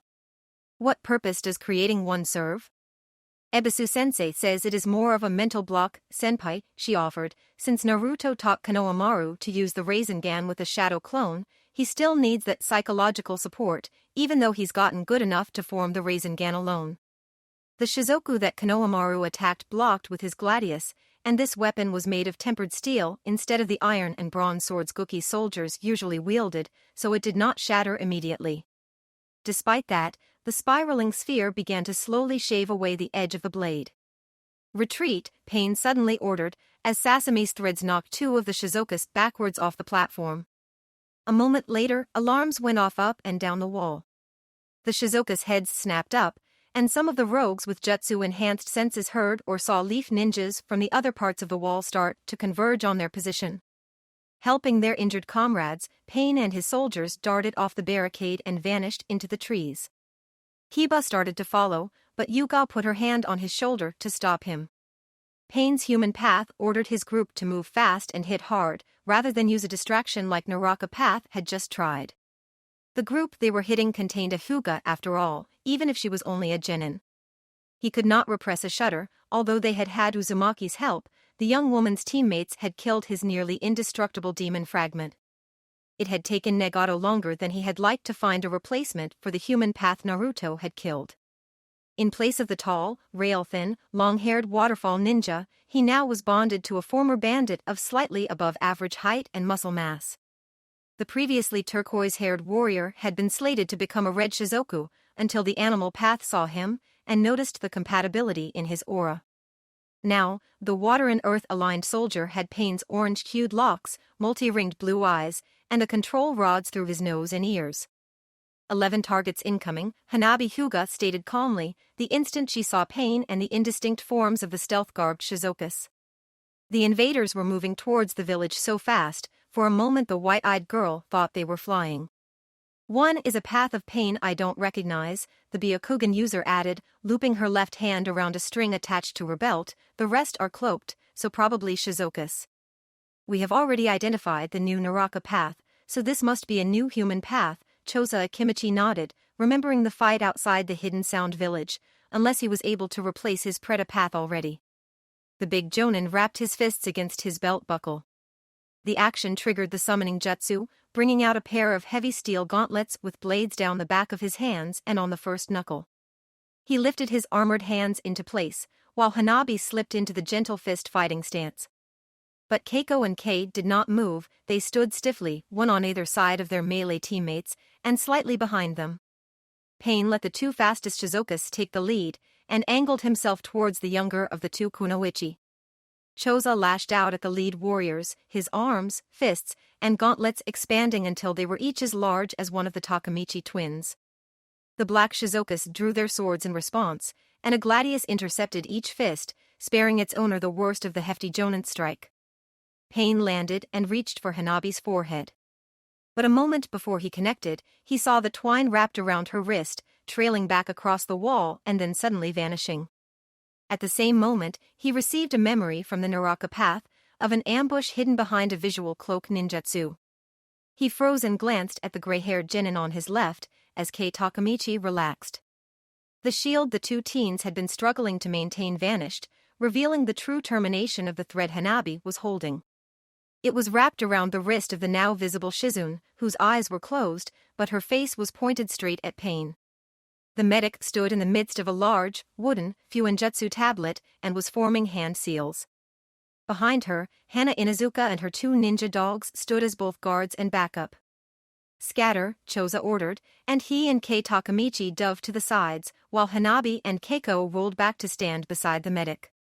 The older Genin Kunoichi smirked at Pain as she placed her hand on Shizune's shoulder. The Jonin healer finished signing and slammed two jugs together. The clay shards fell away, leaving the contents, a sickening green-purple miasma, floating in front of her. Ninja art, Shizune intoned, toxic vortex jutsu. With Hanabi's carry name jutsu guiding her, the Hokage's assistant was easily able to focus on all 11 attackers at once. And she used Keiko's water chakra to supplement her own supply. So instead of a single large cyclone of poison, 8 smaller, faster twisters curled out, 5 targeting a single invader each, and the last 3 engulfing 2 opponents apiece. The impact of the technique not only pushed them back, it forced the aerosolized toxin through the material of their uniforms, where it could be absorbed by their skin and eyes, and entered their lungs with every breath. The Shizuokas started choking within seconds, and they peeled back the bottoms of their masks as they clawed for the pockets containing their Akatsuki-designed broad-spectrum antidotes. Pain's human path recognized that this trap had been prepared for his Naraka counterpart. As he started to plan a counterattack, his other self called for a retreat as the alarms began to sound. The bells quickly circled the wall, and he noticed movement on either side of them as other leaf ninjas began to cautiously move in, not wanting to open a gap in the village's defense, in case this was a distraction. But they were also ready to assist their comrades against Guki's attackers. He also knew that the pills Zetsu had created were not perfect, and it might take to Shizuoka's minutes, or even hours, to recover from Shizune's poison. Retreat, Nagato's fragment growled angrily, and turned to leave, the other 2 portions of his mind not entirely concerned if his men could or did follow. Once the fight ended, the combat hypnosis Madara had instilled in the Black Shizuokas faded, and the remains of their original personalities resurfaced. A former grass jonin with extensive medical training started working on his new comrades who had injured by Yugao's team and those more thoroughly poisoned by Shizune's attack. "I cannot believe we were so easily repelled," one of the 3 female Shizuokas noted sourly. Another nodded in agreement. "It was a trap," Pain's human path snarled. "The Fuma Kunoichi's web was too complex to have been set after we started our approach," a former mines ninja acknowledged. "We still should not have lost to one woman and a handful of children and dogs," one of the Naraka Path's subordinates barked, earning himself a set of apparently dirty looks from the black-masked Kunoichi trio. "That was not all we were fighting," the demon realm fragment of Nagato stated simply. "Sir," the tallest anonymous warrior prompted uncertainly, still bleary from the toxin. "Didn't you notice it as we passed the boundary of the wall?" the human path answered disdainfully, a sudden feeling of weakness and sluggishness. "There were ANBU agents hidden at the base of the wall," Naraka Pain continued with less annoyance, maintaining a jutsu. "A gravity art, unless I misread it. They were planning on my Deva path being here. But even without the need to counter my main body Shinra Tensei, that seal slowed us, giving them another advantage." "But how did they know to plan that?" another of the converted women pondered. "Could the map from Guki-sama's agent have been faked?" "No," Naraka Pain shook his head, as did the human path. "The seal was real, and there is no way they could have known the time and location to deliver it to. Unless whoever it is betrayed us," the sexist Shizuoku grunted. "Or was discovered and given false information," Nagato's stolen bodies noted in unison. "Well done, Shizune," Tsunade told her apprentice, "and when you see Hanabi and Keiko, tell them they did a good job, too." "Thank you, milady," the younger medic bowed. "I will convey your praise to them when we rejoin Team Choza."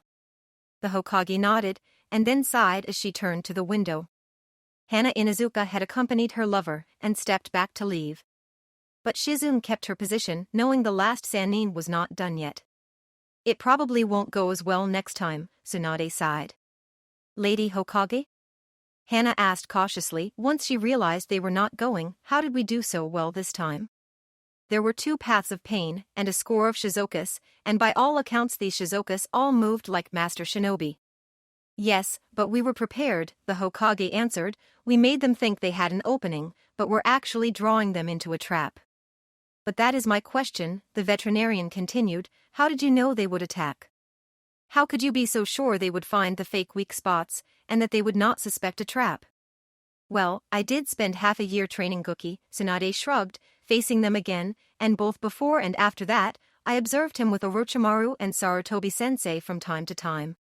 Gookie has a certain fondness for turning his opponent's plans back on them, with his own improvements. Like revenge? Shizune asked, or mockery? There's no anger or malice, the lead healer shook her head, though there is some ego involved.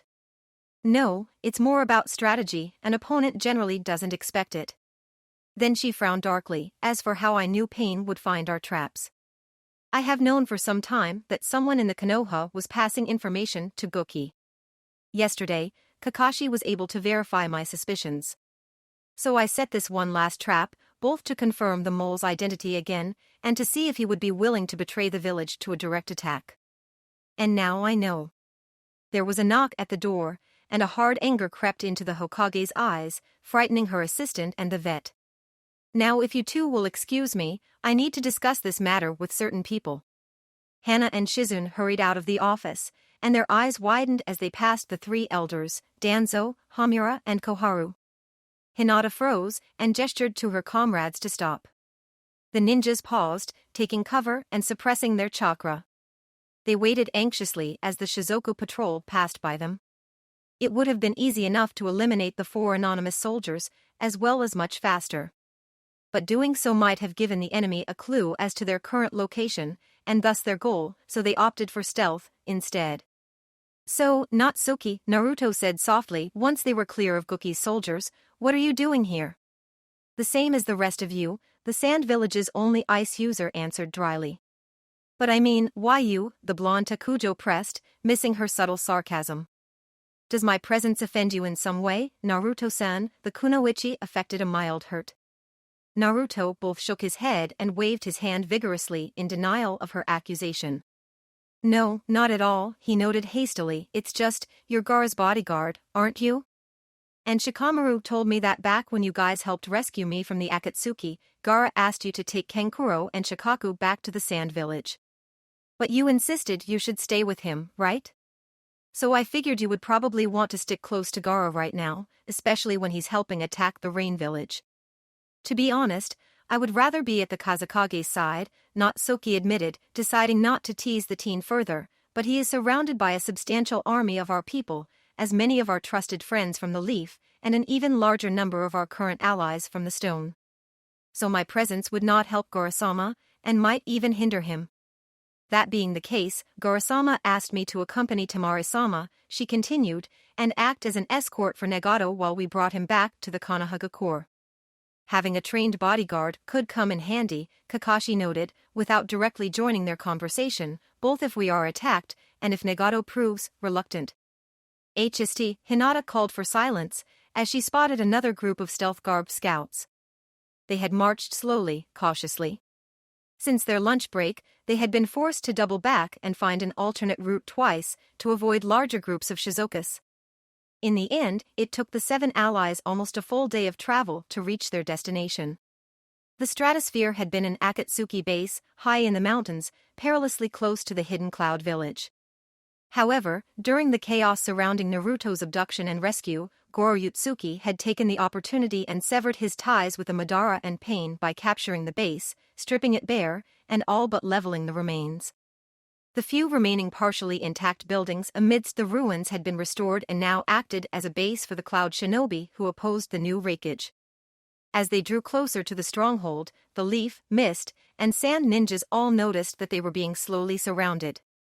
But acting on Kakashi's lead and Hinata's confirmation, they took no aggressive actions. Once they reached the edge of the plateau, and could all now see the outlines of the buildings, they were finally met openly. Who dares to approach the domain of the angry storm clouds? A voice called out to them grandiosely. Kakashi sighed, and then turned towards the source of the query. 6 weary travelers, the copy ninja answered, and one full of boundless energy. We seek refuge before plunging into the fields of betrayal. Then enter and be welcomed, the Cloud Jonin stated, stepping forward. Was all that really necessary, Washichi? Kakashi demanded. Of course, Kakashi, the porcupine summoner extended his right hand, and the Sharingan user responded in kind. Each grasped the other's wrist and gave it a firm shake to check for weapons.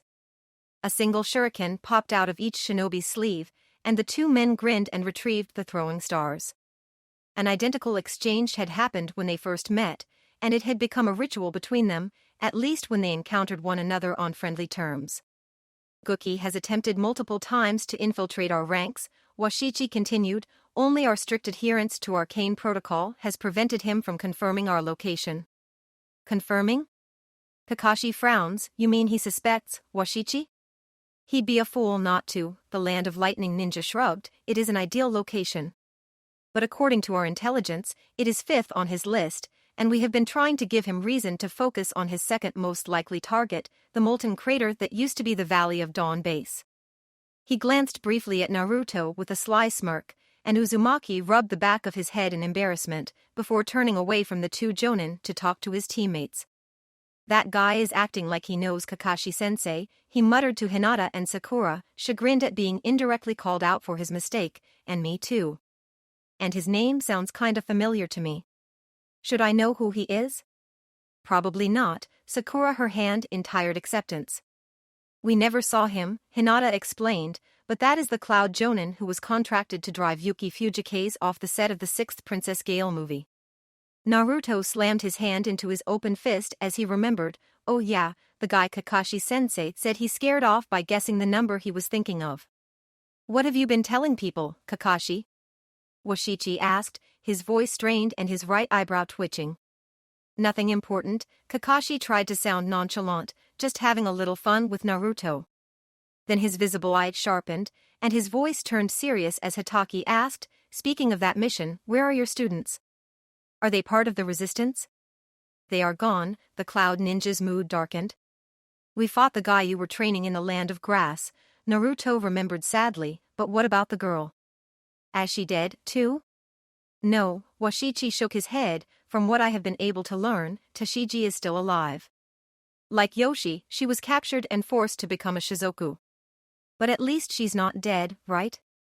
Naruto offered in confusion. She might as well be, Washichi shook his head, she is Guki's slave now. And if anyone who knew her from before ever sees her, or even hears her voice, and acknowledges her, she will be killed by her own chakra. Shizokus must remain anonymous, Kakashi recalled Konan's explanation. Exactly. She may be alive, but she is still gone from my life, their host said sadly.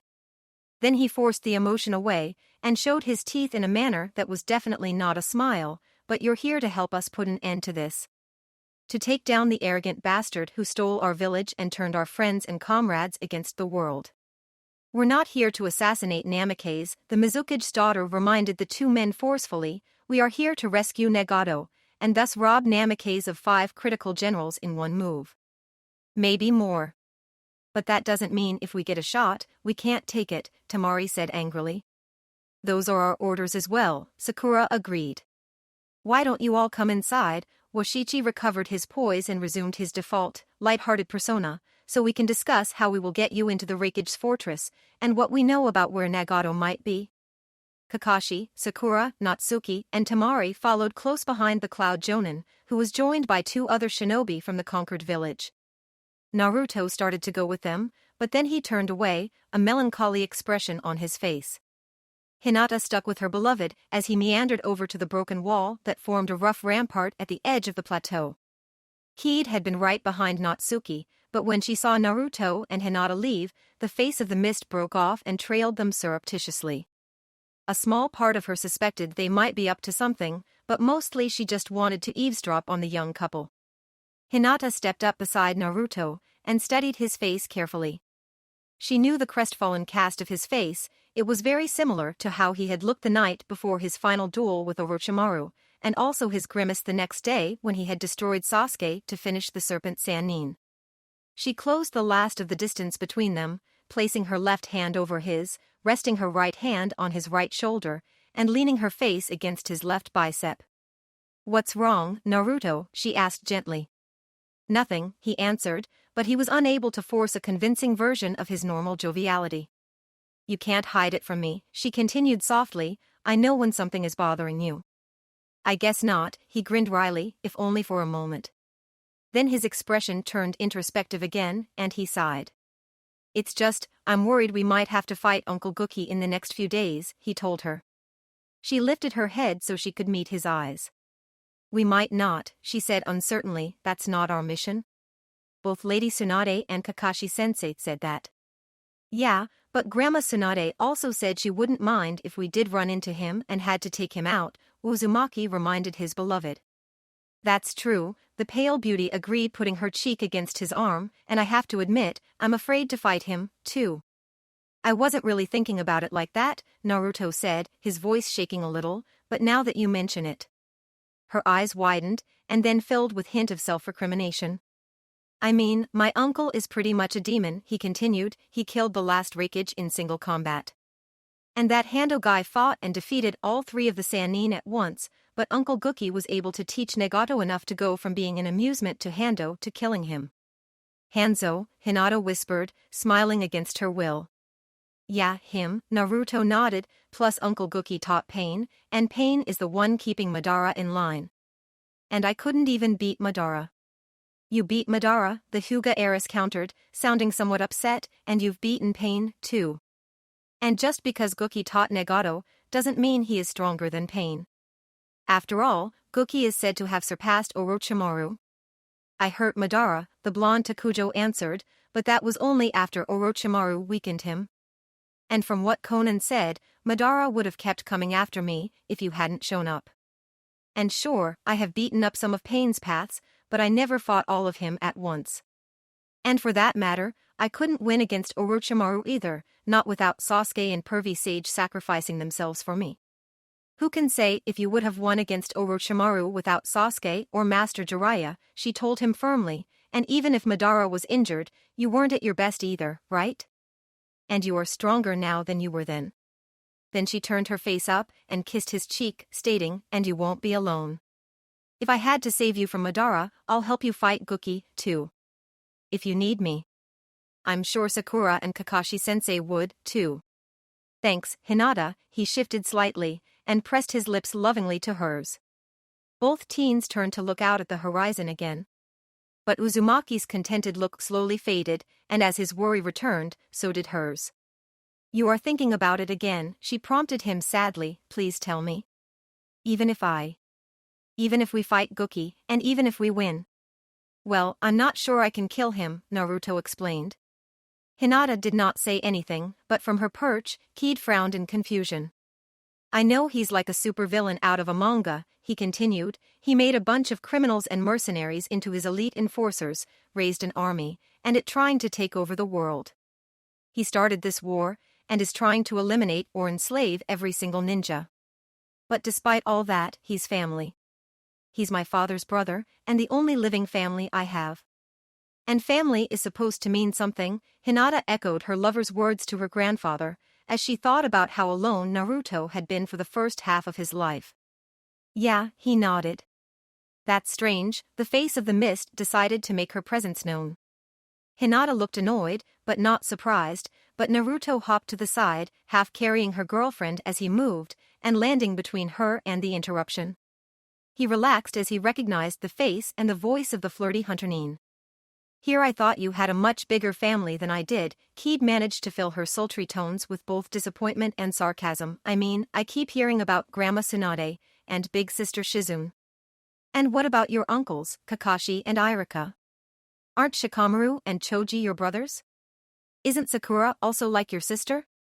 And that's not even considering your cute little bride-to-be there, and father, sister, and all the rest of her family that you'll get saddled with." Naruto's frowned at her initial statement, but as she elaborated, he began to nod and grin. "You're right," he told the platinum-haired woman, "I've been thinking too much about blood, and not enough about who's actually been there for me. Thanks, Keed. Then he appeared to realize something and shouted, "Oh crap, the mission. I better get in there so I can hear the plan." He darted away, and both women smiled fondly. "Thank you, Keed-san," Hinata added her gratitude. "I didn't do it for him," the Miss Jonan fibbed, shrugging dismissively. "Your boy is the best combat asset we have, and something tells me we're going to need him at his best if we want to pull this off." Of course, the Byakugan user nodded, agreeing with Mizuno's statement and allowing her temporary comrade and not quite friend to save face. "Are you ready?" Kakashi asked the radio in his hand. "Yes," Washichi's voice emerged from the machine. "Today, we make Guki regret underestimating the pride of the Cloud Ninjas." Kakashi rolled his eyes and addressed him. "Team, we move on the first explosion." Pain's Deva Path dropped to one knee, panting. Two captains immediately closed in on him, shielding him from the other Shizukas and standing ready to assist the general if he requested anything. "Are you all right, sir?" the former Cloud Jonin asked quietly, as one of the giant crossbows thrummed next to them. "I will be fine," Nagato's fragment answered. "It was just exhausting, forcing those familiars to return home. It may take me a few hours to recover." Yahiko's subverted form rose gracefully back to his feet and surveyed the battlefield. Leaf, sand, and stone ninjas flowed rapidly back towards their camp, while trying to avoid the bolts and stones joining the rain in pelting them. "Continue firing," Pain ordered. "Most of them will probably escape, but eliminate as many as you can. I will be in my room if you need anything." Nagato's sigh of release reflected his Deva paths, as half a continent away, Yahiko's body slumped into a chair. Guki looked at his student curiously and Kahaku looked worried. The Reikage and his wife were meeting with the real Rinnegan bearer in person so that the animal path did not need to divert from her task of watching and assisting Madara Uchiha. The Namikazes had been receiving updates on the rain and mines villages, as well as the attempt to infiltrate the Leaf. "My apologies," Nagato offered. "What is it?" Kahaku asked gently. Unlike her husband, it had been some time since she had seen Pain's originator, and she was disturbed by how frail and tired he looked. Her sympathy for Conan increased slightly. "Nothing important," he shook his head stoically. But she narrowed her eyes, staring at him aggressively, and he relented. "My Deva path just disrupted an attack on the rain village by banishing 7 giant familiars," he explained, shifting ahead to the last report, "and it was very draining to both of us. He just sat down in his room, and I could not help but share in his relief." The Six-Tails Jinchuriki nodded her understanding. And Guki frowned in thought. "Nagato, I want you to have your Deva path summon your Azura path to the rain village," the Leaf Trader instructed, "and then you can bring Yahiko back here and put him into stasis." The Rinnegan user considered that carefully. Guki knew as well as he did that only his main body and Deva path could summon the other paths. If Yahiko's body left the rain village, he would have to return there on foot. "Are you sure?" the ring-eyed man asked his teacher. "I know that we lose the ability to rapidly move your paths between the rain and cloud, at least temporarily," Namikaze confirmed, "but by your report, your Azura path is no longer needed in the Land of Silver, and giving your Deva path time to rest and recover will serve us better in the long run. And my reasons are not entirely altruistic," he continued with a sigh of his own. "Team Kakashi is coming, and based upon what you just told me about the ambushes prepared for you at the Konohagakure, Tsunade-sensei is very close to discovering who my man in the leaf is, if she doesn't already know for sure. Which means she wanted me to know Naruto and his friends are coming, which in turn means she is probably plotting something else. And either way, 4 of the Leaf's best fighters are on their way. So I want your strongest path here to help deal with whatever the Hokage thinks she is going to do." Nagato nodded, but added, "It will take my Deva path a short time to recover enough to perform the summoning." "That's fine," Guki said, "we will take our leave, so you may rest as well." Total casualties were 7 from the leaf, 7 from the stone, and 5 from the sand, Gaara's medical leader told the Kazekage, Tsuchikage, and Tsum Inuzuka, handing each of them a page with a list of respective names. An additional 36 are alive but disabled across the entire Allied force. "I also can provide everyone with the names of the injured, if you wish." Gaara dismissed the Takujo with a grateful wave, and the 3 leaders faced one another. We were lucky we didn't lose more people. The Leafs field commander did not sound as if she felt fortunate.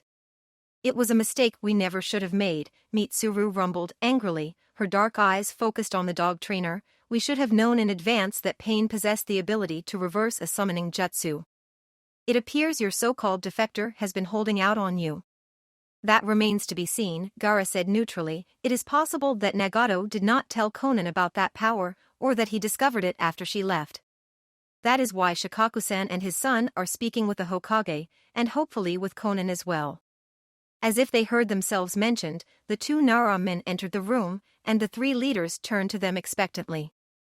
Konan didn't know anything about it. Shikamaru started without waiting. She told the Hokage that she had never heard of Pain having that kind of power, and the witnessed contract seal I had forced on me didn't even flutter.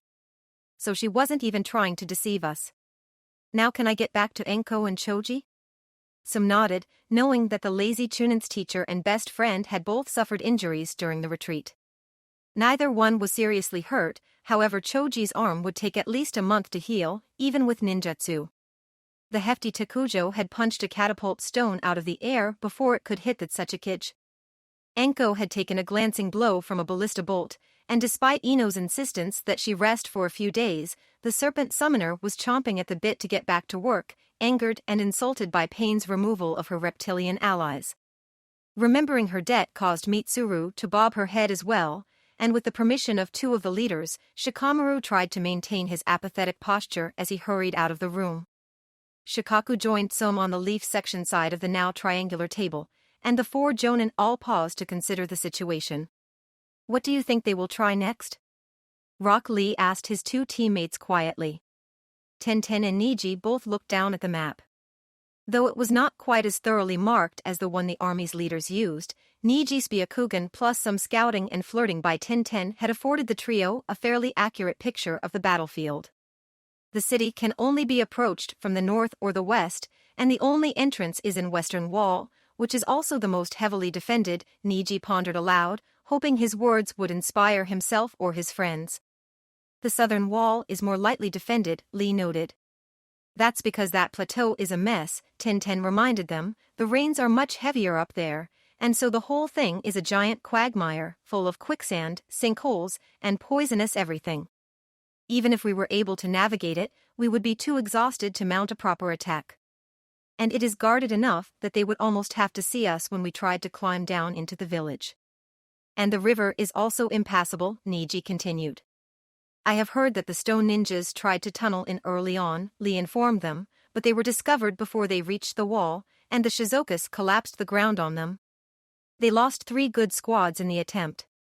The main issue is the wall. The Hyuga Jonin ran his finger over the mark on the map. It acts as both a defensive position and a weapons platform. And between its strength and the weather, our jutsu so far have been ineffective. It is merely stone, the chakra-inert Takujo insisted. If I could get close to it, I could make us our own gate. He punched his right hand into his left hand, striking first with extended knuckles before closing into a fist. Niji recognized the technique he was pantomiming and nodded. Yeah, Tenten's eyes lit up and she looked down at the map again. That could work. She jumped up and stepped towards the door to the tent, stating, "Come on, you guys. We have to go talk to Tsum-san and the others." What are you thinking? Niji asked his fiancée with a slight grin, caught up in her exuberance. I'll fill you in on the way, she answered with a confident smile. Tenten struggled to control her shivering as she stepped into the river, the water frigid even though it was technically summer. Still on shore, Niji and Shikamaru each had one hand on her shoulder and another on her waist, both to steady the kunoichi and to feed her chakra. Still, her body quaked despite her best efforts, and not just from the cold. She had been excited and self-satisfied as she had presented her strategy to the Kazekage, Tsuchikage, and the Nara and Inazuka clan leaders. After a short discussion and a few suggestions and adaptations from the 4 leaders, they had ratified her plan. But now that the time had come to execute it, she could not help but be nervous. If even one of the worst-case scenarios came to pass, 40 of the strongest ninjas in the invading force would be dead, all because of her bright idea. An explosion on the far side of the rain village lit up the night for a moment, signaling the start of the attack on the main gate.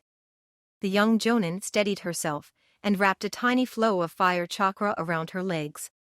"I, Inu, Saru, Tori, Hitsuji," she intoned for the second time in 4 days, drawing extra energy from her allies, summoning jutsu. There was a brief splash as multiple tons of ninja tortoise displaced the water. Fortunately, the guards were distracted by the clamor on the opposite side of the village and did not notice. Kamiko arrived fully submerged in the deep waterway, but she had been briefed in advance by her human ally. The giant terrapin had been more than happy to assist in her friend's plan, to have a chance to avenge the humiliation her clan had been handed by Pain. The humans jumped quickly onto the turtle's barely covered shell, using their chakra to cling to the reptile as the river made a strong bid to wash them away. As soon as everyone was aboard, Gaara and 2 stone ninjas began signing, while Shikamaru and a quartet of sand and leaf ninjas began to ready 2 complementary techniques. "Doton, granite tent," the Kazekage and his allies said in unison, struggling to pull up rock and mud from the riverbed, forming a second dome over the top of Kamiko's shell. The barrier protected the ninjas from the water, and the tortoise began to march carefully forward, dropping slowly out of sight in the yawning abyss of the river, aided by the dark, perpetually cloudy night. All 3 human kept up the flow of earth chakra, both to keep the tent from being eroded or dislodged by the water, and to lift it so that Kamiko did not have to bear the full weight of the stone. Ninja art, obscuring Sand's jutsu, Shikamaru and the 2 sand ninjas working with him intoned. Though none of them could see it, the outside of the dome and of Kamiko began to bear a low-level visual contact jinjutsu that would hide them should any of the guards happen to look down. "Futon, Spelunker's friend jutsu," exclaimed the last 2 members of what Lee had termed the submarine crew. The wind chakra art renewed the air continuously, as the tortoise plodded stealthily along the bottom of the river, drawing slowly closer to the wall around the hidden rain village. "Close up the right flank," Baki instructed in a voice not his own, as one of the sand ninja teams drifted out of position, creating an opening for the Shizokas to fire on the warriors who were preparing a massive lightning jutsu to try to destroy Hidden Rain's gate.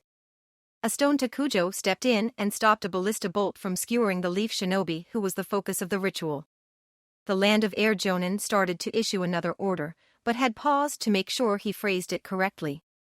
Baki had assumed the form of the Kazekage, so that Gaara's presence would not be missed by Pain. This also forced him to try to speak in his leader's careful, deliberate manner. Only the commanders of the diversionary attack were privy to the deception, and he was not about to let the rank-and-file warriors catch on to the disguise. "Tsutomu, your new target is the southernmost platform," the Kazekage ordered, and the other Sanjonin leaped into action. After almost 40 minutes, the ninjas felt the tortoise start to incline upwards as she reached the opposite shore. The familiar stopped, and a low tone echoed through her shell, quietly forming into the words, "We're there." Gaara twisted his hand, and a hole opened in the dome. Then he pushed his palm out, and the stone moved out in a platform towards the wall. A stone kunoichi took out her phone and relayed their readiness to the Tsechikage. "It's your turn, Lee," the Kazekage announced softly. "All right," the boisterous youth nodded and ran forward onto the bridge, his mouth opening wide.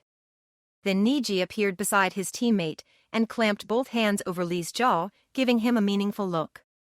The Takujo nodded and carefully closed his mouth. He took a cleansing breath, and clenched his fists to help him focus his power. "Grand key art, opening, healing, and life," he proclaimed in a subdued whisper. His skin turned deep red, and energy began to swirl around him.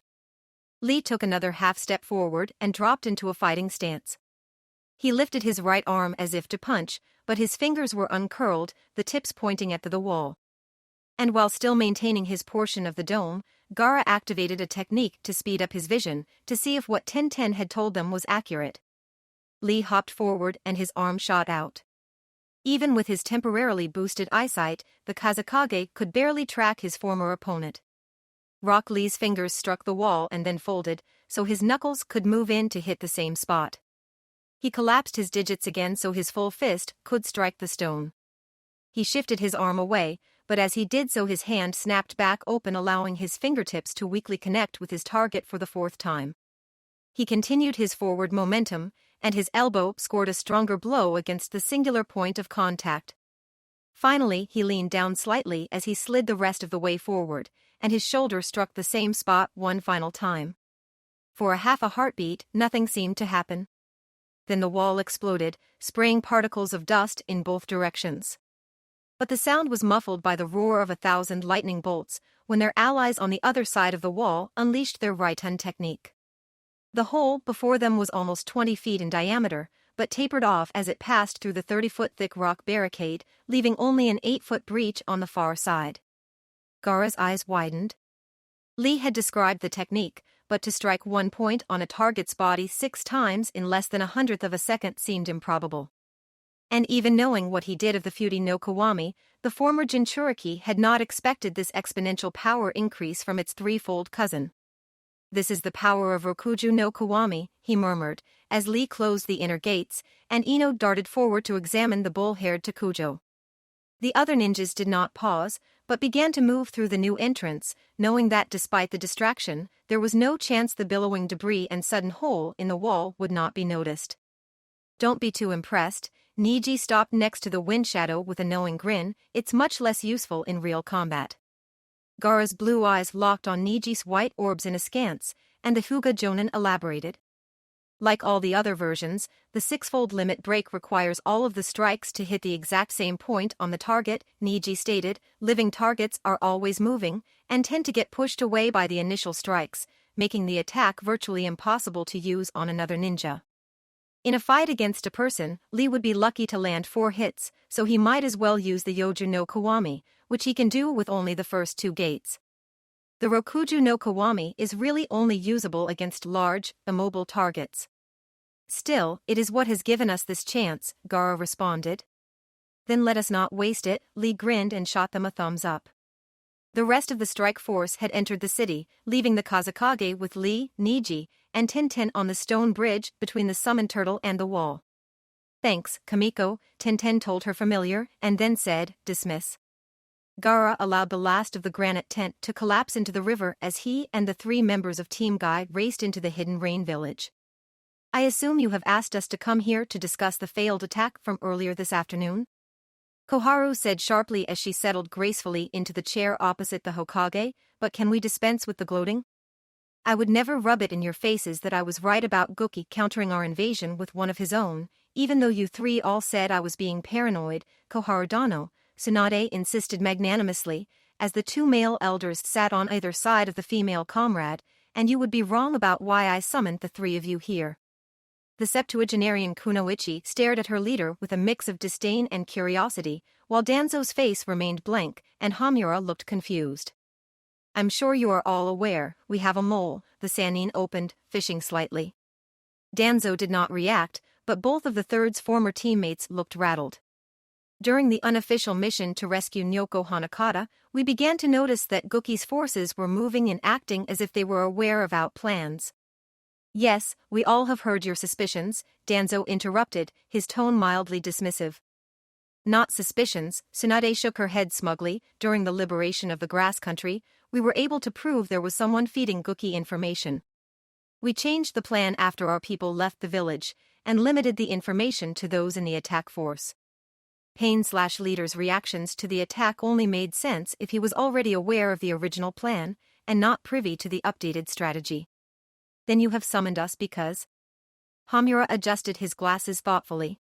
"Because only a handful of people had the full original battle plan," Tsunade stated, "a few of the highest-ranked members of the Jonin Council, the various clan leaders, the 3 Leaf Elders. You." Koharu spun to her right to glare at Danzo, assuming a defensive posture while staying seated. "You betrayed the Leaf Village?" "That is quite a logical leap," the leader of the ANBU and Root said impassively. "Not really," the other male elder considered it. "You have been trying to undermine and replace Tsunade almost since she installed as Hokage," Koharu insisted. "The same could be said of both of you," Tsunade remarked with bland amusement. "We may have attempted to guide you somewhat forcefully," the female elder admitted defensively, "but we never sought to embarrass or remove you. Danzo always was, shall we say, enamored with Guki." Hamura changed the subject. "You were quite vocal in favoring Guki as Sarutobi's first choice for the 4th Hokage," Koharu remembered, "and when the elder Namikaze turned down the position, you tried to talk him into reconsidering. How many times did you ask Guki to join the ANBU?" At least 10, that I observed, Hamura continued as soon as his teammate paused for breath. Danzo's perpetual scowl deepened at the damning question, and he took a breath to answer. Speaking of the ANBU, Koharu suddenly jumped in before the cycloptic elder could argue. I always found it suspicious that Nyokoheim's 4 ANBU guards were disabled without even one of them having an inkling that they were under attack. But if Guki knew who they were, and how they were deployed, it becomes much more plausible. And that's assuming they were not ordered to collude with Guki, Hamura nodded. As their tirade of accusations faded, Danzo rose slowly from his chair. 20 of the invaders crouched just outside the visual range of the main gate. The first of 2 who had been left behind was the Kunoichi who had been trapped by Sasami Fuma. The former mine's Takujo had lacerations across her torso that were beyond their field medic's ability to repair. The other injured Shizoku was a male-adapted jonin who had proven to be allergic to one of the substances in Shizun's concoction. Pain's remaining forces waited patiently, yet cautiously. The traitor had sent them another missive, promising to open the way for them within the hour. Nagato was not entirely sure he trusted the communication, but could not pass up the opportunity that it was genuine. It seems you have found a way to eliminate me, Tsunade Heim, Danzo stated, his flat voice both mildly bemused and slightly offended. Please sit down, Danzo-san, the last Sannin said apologetically. His eye widened in surprise, and he complied. As much as I hate to say this, Danzo isn't the traitor, she told the other elders firmly. He's a manipulative bastard and a warhawk, but he's also totally loyal to the Konohagakure and the Land of Fire. When Guki refused to return and was declared a missing nin, Danzo was most vocal about hunting him down at any cost. That could have been a smokescreen, Koharu interrupted, or he could have changed his mind after the deaths of the 4th or the 3rd. It's not impossible, Tsunade conceded, but I also can't see Danzo placing himself as Guki's subordinate, or destroying the way of the shinobi. Danzo inclined his head slightly, an expression foreign to Tsunade in his lone eye, respect. Besides that, I have proof of who the traitor is, the medic continued, and it isn't Danzo. Oh? Koharu bit, sliding an inch forward in her chair. You see, after I had narrowed the list down, and began feeding them, Tsunade continued, giving various individuals specific pieces of intel, to see which Guki reacted to. And I had them monitored, both to keep track of any potential mixing of data, and to see who made phone calls, sent letters, or used long-range communications techniques.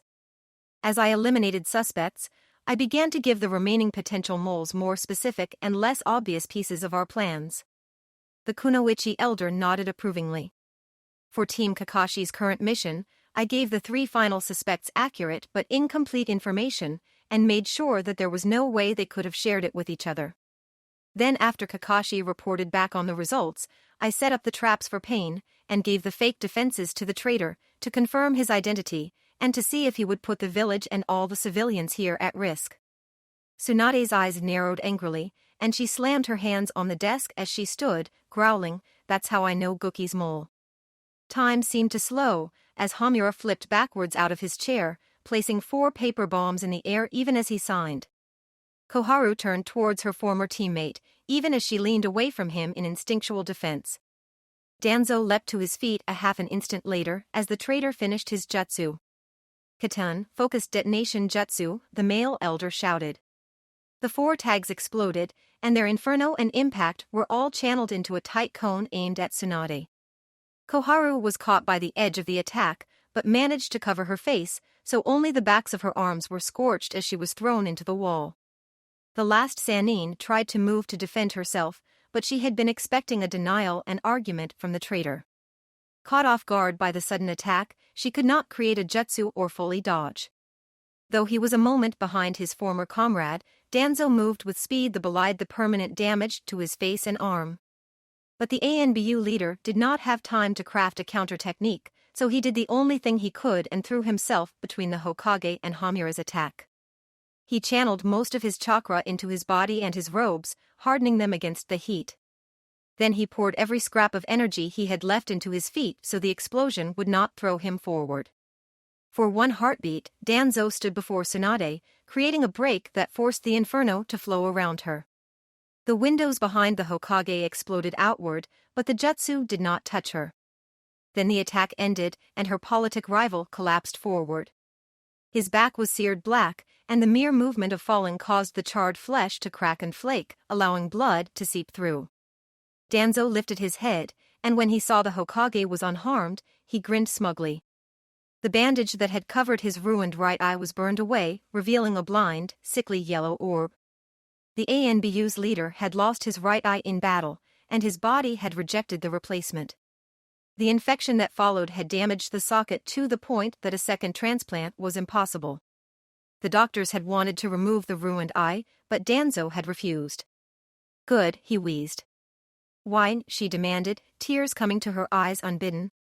"I am a patriot," he confirmed. "I could not let a traitor kill our rightful Hokage, especially not in a time of war." He slumped down on her desk, his chest no longer moving. She moved to check on him when she heard a cough and saw Koharu try to rise. Realizing there was nothing she could do for Danzo, Tsunade rushed over to the female elder and began to check her injuries. "How did you come to suspect Homura?" "It could not have just been the information Guki had," Koharu wheezed as the medical sannin worked on the blood loss from her shattered shoulder. Tsunade recognized the question as Koharu's way to both keep herself awake and focus on something other than the pain. "Do you remember Homura's last team?" the Hokage engaged her patient's mind. "Hizashi Hyuga, Ichibe Sarutobi, and Sakura Futabi, was it not?" Koharu struggled to remember events almost 2 decades prior. "Yes," Tsunade agreed simply, "it was just after Hizashi and Sakura made Jonin, and Ichibe made Takujo. The fourth sent them on one final mission together. It was supposed to be a simple B-rank job, taking out some bandits. But something else happened. The concussed woman dredged up the memories. It was Guki, wasn't it?" "Yes. That was right after Minato was forced to declare his brother a missing nin, and Homura and his team were the first ones to encounter him. Guki knocked out Hizashi in less than a minute. Then he broke Homura's left arm and disabled him with the Ranchincho.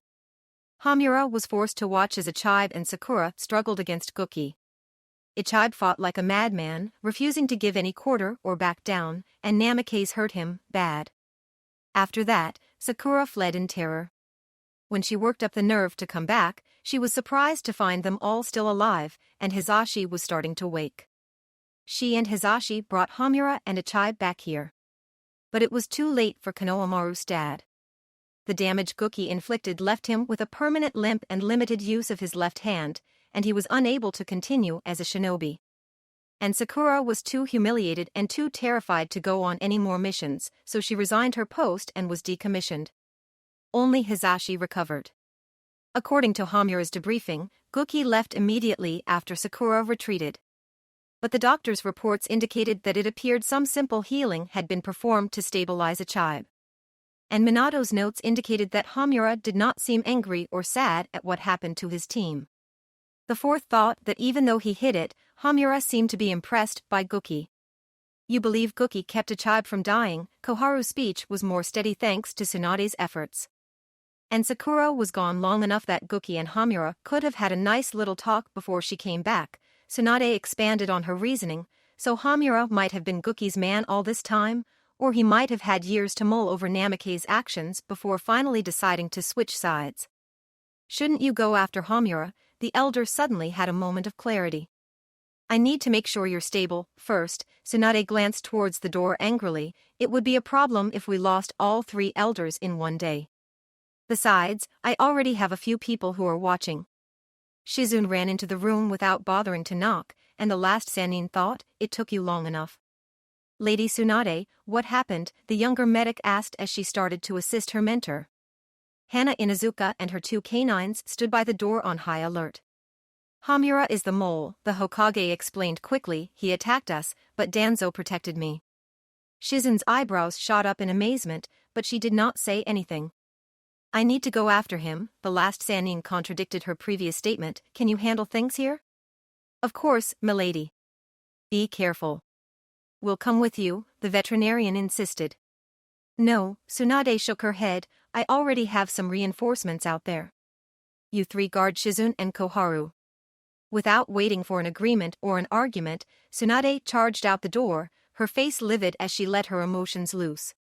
She yanked out her phone and nearly broke the buttons as she jammed in the number.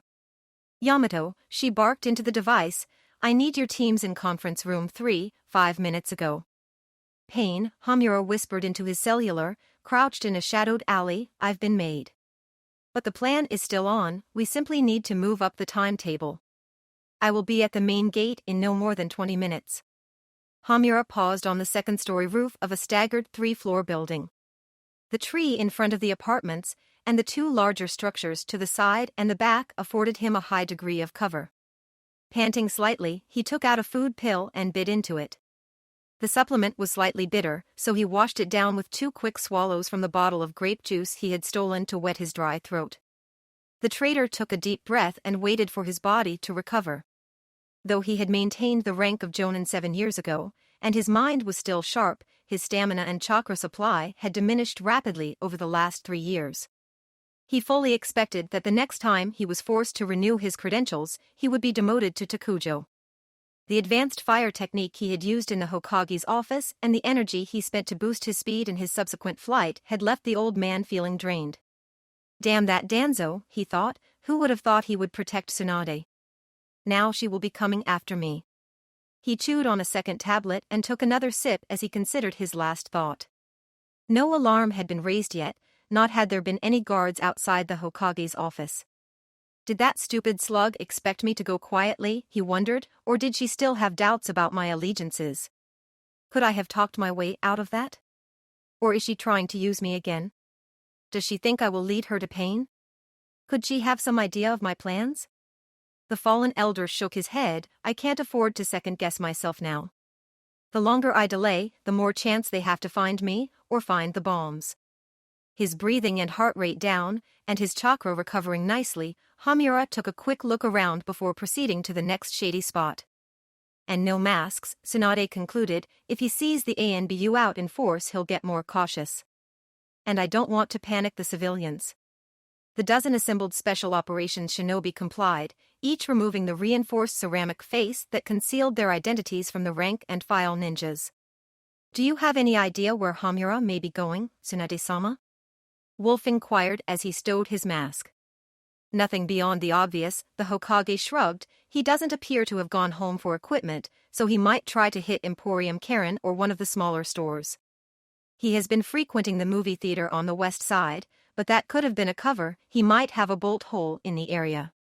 Otherwise, he'll probably try to reach the wall so he can escape and link up with Pain. The ANBU agents all nodded in agreement. Don't underestimate him, the Sannin added pointedly, glaring at the youngest ninja present. Hamura was a teammate of the third Hokage. He's highly skilled, clever, and has probably forgotten more secrets about this village than any 2 of you know.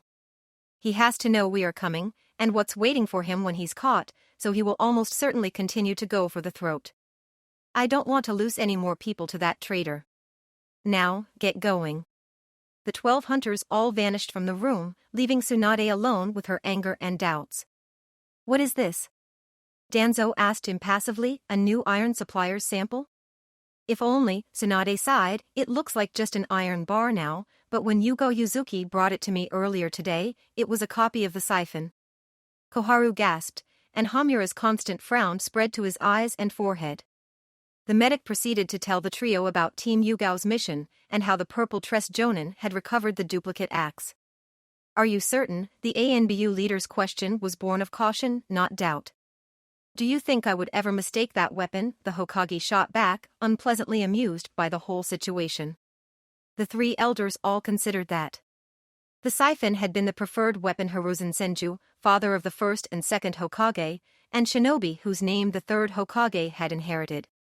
Hiruzen had passed the weapon on to his grandson, Tsunade's father, but the younger Senju had never mastered the axe as his grandsire had.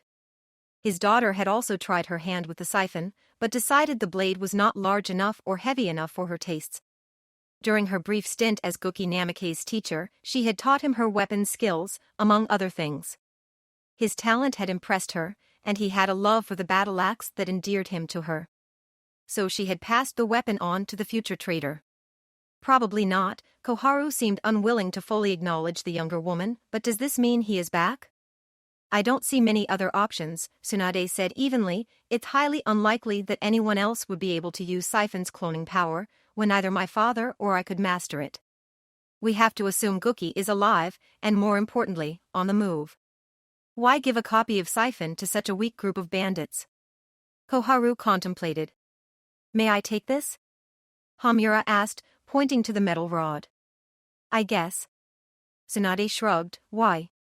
If I break it down, the trace elements might let me track the region of origin, the third's teammate explained, which could help us find Gookie. Go ahead, the Hokage nodded, her voice carrying a hint of hope. Hello, Gookie Namikaze-san, Hamura's voice carried through the abandoned building. The subtle scratches in the metal had directed him to a specific address in the capital of the land of tea. Hamura Mito Kadodano, the dark blonde jonin, emerged from the shadows. You are not the one I expected to meet. The bandits you entrusted the message to made the mistake of trying to shake down a team of leaf ninjas, the elder explained. The jonin leader recognized Siphon and brought it back. And you decoded the message. Sarutobi and I designed that code, for when Koharu was being particularly prudish, Hamura smirked. What I cannot decide is if I am surprised Sarutobi taught it to you. Gookie chuckled, but quickly sobered. Well, this is a pleasant enough conversation, Hamuradano, the missing nin said pleasantly, but what are you doing here? And why did you come alone? Are you looking for revenge for what I did to your team? No. I have had years to think about what you did and what you said to me after. Our world's about to break. I watched the Nine Tails attack and the chaos following your brother's death. Orochimaru betrayed the village and tried to destroy it. Surrounded by deceit and death, with no care for the innocents we kill or corrupt. I understand your words now, and I cannot help but agree. I have come to join you. Hamura recovered from his reverie and resumed his escape. He found the streets nearest to the wall were all but empty. Though the general air in the village was more amused than frightened after earlier aborted attack, the civilians were keeping closer to the center of the town, just to be safe. Hamura thought he had a clear shot at the southwestern wall, but held his position out of long-honed caution. The guards on the walls were still looking outwards, but he suspected that might be a trick. Finally, his pressing need for haste overcame his worries, and he darted towards the wall. But before he was halfway to the barricade he heard and saw the subtle flashes of two shinobi, and he dropped into a defensive stance even as they landed, one before him and one behind him. Tenzo-san, the elder pretended to relax, and then glanced back and acknowledged the younger ninja, Saikuen. Hamura returned to a normal posture, while subtly shifting his robes to give himself freer access to his equipment, and then asked conversationally, I was on my way to inspect the site where Yugo Yuzuki's team was attacked. Is there something I can do for you? Sorry to interrupt you, Hamuradano, the former substitute leader of Team Kakashi seemed mildly apologetic and equally nonchalant, but the Hokage needs to have a word with you right away. Of course, the elderly shinobi bowed slightly, and swept his arm to the side to indicate that Yamato should lead the way. But as he did, he drew a tag out of his voluminous sleeves and as he completed the gesture released the paper bomb. The explosive shot towards Sai, but the teen was not surprised by the attack. The younger ANBU warrior fired off a single shuriken, skewering the parchment and turning it back on the traitor. Hamura flicked up his fingers and the bomb exploded, creating a cloud of fire and smoke between himself and the ink user. Stay there and watch for the invaders, Yamato ordered the ninjas on the walls, as they turned to gape at the unexpected internal battle, but report this to Ops. The middle-aged Jonin nodded, and her slightly younger Chunin teammate took out his phone and triggered the first number on his speed dial. Yamato was already signing before he finished giving the order, and intoned, Mokuton, putting down Root's jutsu. Thick branches erupted from the ground around the mole, wrapping his legs and then merging into a single tree trunk that continued to spread towards Hamura's knees. At the same time, Sai dashed off a quick sketch and an ink wolf leaped off the paper. The renegade palmed a tag in each hand, placing his left hand against the chakra-generated wood while tossing the right hand sheet at the fake Lupin. Hayaton, Winter's Bite, Hamura announced, and ice began to flow from under his left hand, first halting Yamato's jutsu and then cracking and splitting the tree. Katan, Fireball Jutsu, the former elder continued, and the tag he had thrown at Sai expanded into a sphere of brilliant white flames, consuming the wolf and forcing the artist to roll back. Hamura kicked his way free from the weakened wood, and lifted 2 more of his chakra-laced parchments. He uses a variety of ninjutsu tags, Yamato reminded Sai, to make up for his below-average chakra levels. The younger ANBU agent nodded, recalling the tactical readout on the third's teammate that Tsunade had provided them. It stated that Hamura's strategy was to prepare a large number of paper seals in advance, so he could limit his chakra usage in combat to unleashing the prepared techniques and altering them slightly. This both saved his energy and gave him a speed advantage over most ninja. Most shinobi don't have the skill and patience to create so many different types of paper bombs, Yamato thought to himself, but that also means if we can get them away from him, he will be at a disadvantage. Mokuton would clone jutsu, Orochimaru's former test subject stated, creating 2 duplicates out of the remnants of his destroyed trap. The copies ran forward, engaging the elder in melee combat while Yamato and Sai continued to hang back, both to block any attempt to escape and to utilize ninjutsu. The first clone grabbed for the traitor's left arm, trying to implement the plan to remove or restrict Hamura's jutsu tag usage. The older ninja slipped out of his path, and the facsimile rotated his body into a low kick to try to disguise his motives. The second clone angled in from the rogue's right, feinting for Hamura's head before launching a real punch at the traitor's kidney. The maneuver was supposed to put him into position to strike upwards at his target's right shoulder. But with subtlety of movement which contrasted his creaking joints, Goki's mole slid around the attacks, while also slipping himself into position behind the first clone. Your tactics are too obvious, Tenzo. Hamura continued to use the ANBU agent's real name, instead of the pseudonym Yamato had grown more comfortable using. He placed his hand firmly on the out-of-position clone's back, and when he took it back there was a paper tag affixed to the wooden warrior. Katan, Forest Fire Jutsu. Both the real and copy Yamato's eyes widened as the renegade Jonin activated the jutsu Madara Uchiha had created to fight Hashirama Senju. Flames instantly engulfed the duplicate, leaving a pile of ash in less than a second. Go, Sai said simply, having completed a much larger and more complex piece. The 2-headed dragons separated from the page and flew towards the traitor, while both remaining Yamatos hopped into place to block Hamura's avenues for escape. Katan, Ignition Jutsu, Hamura proclaimed without using a tag, and fires danced across the wyvern.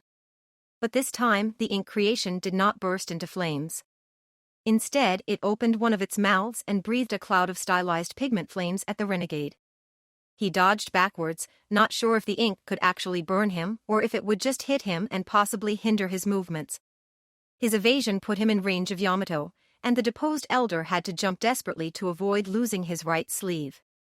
Hamura regrouped, struggling not to pant. Even this brief fight was already taking its toll on him.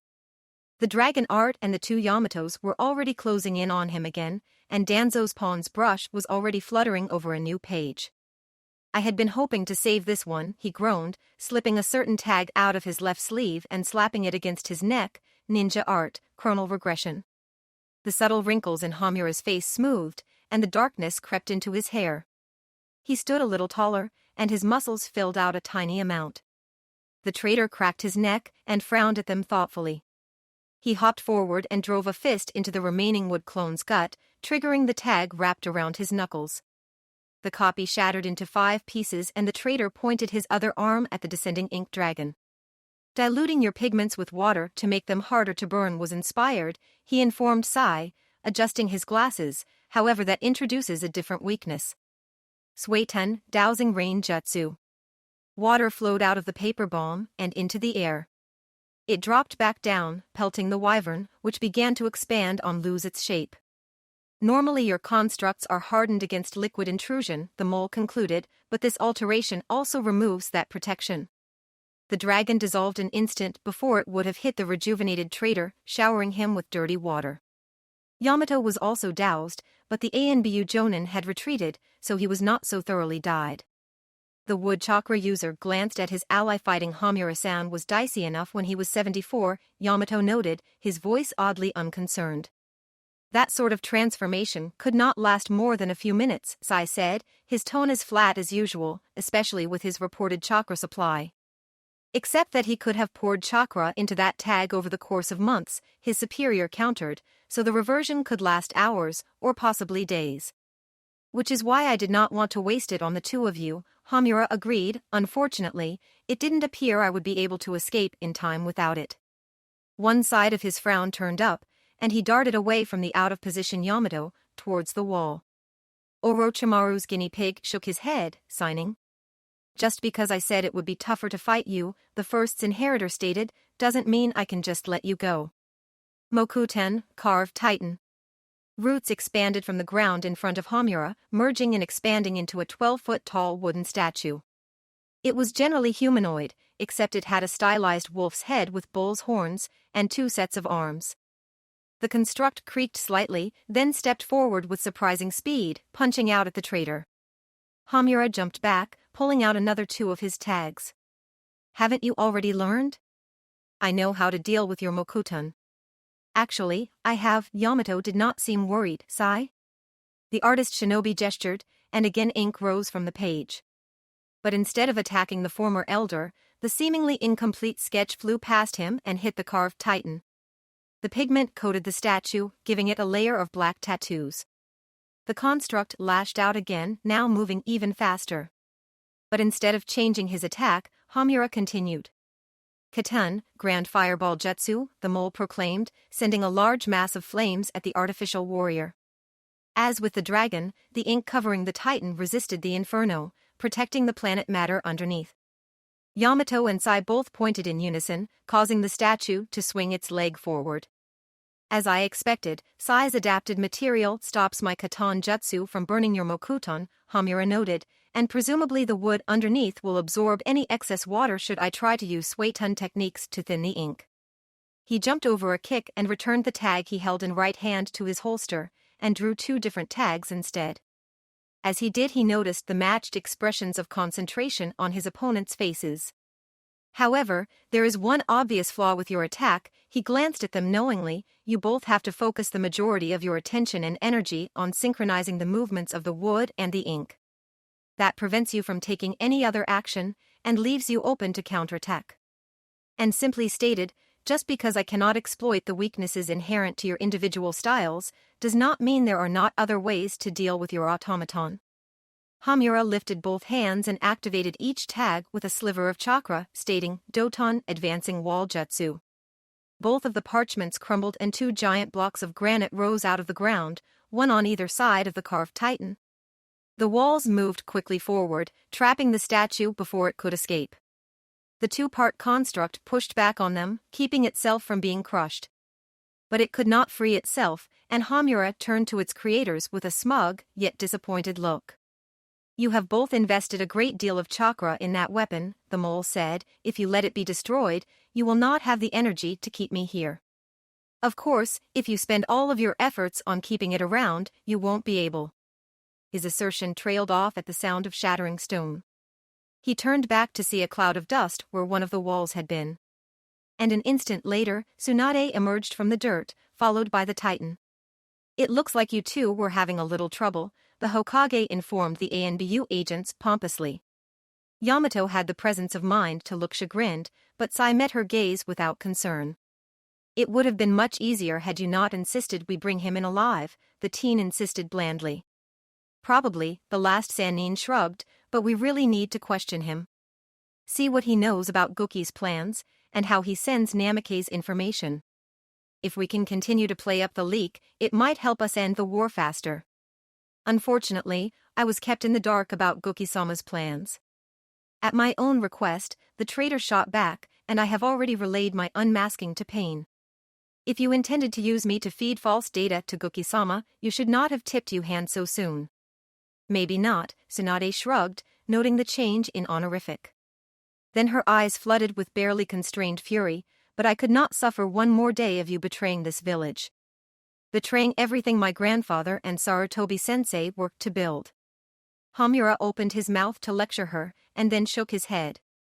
So then, now I have to get by all 3 of you to escape? He asked, seemingly unimpressed. Not quite, Tsunade grinned darkly. The other ANBU agents I dispatched to search for you? I already called to let them know where you had been found. 2 additional shinobi appeared behind Tsunade, and 3 more in positions surrounding the renegade. The carved titan took another step forward, and Hamura glanced over his shoulder at his original foes.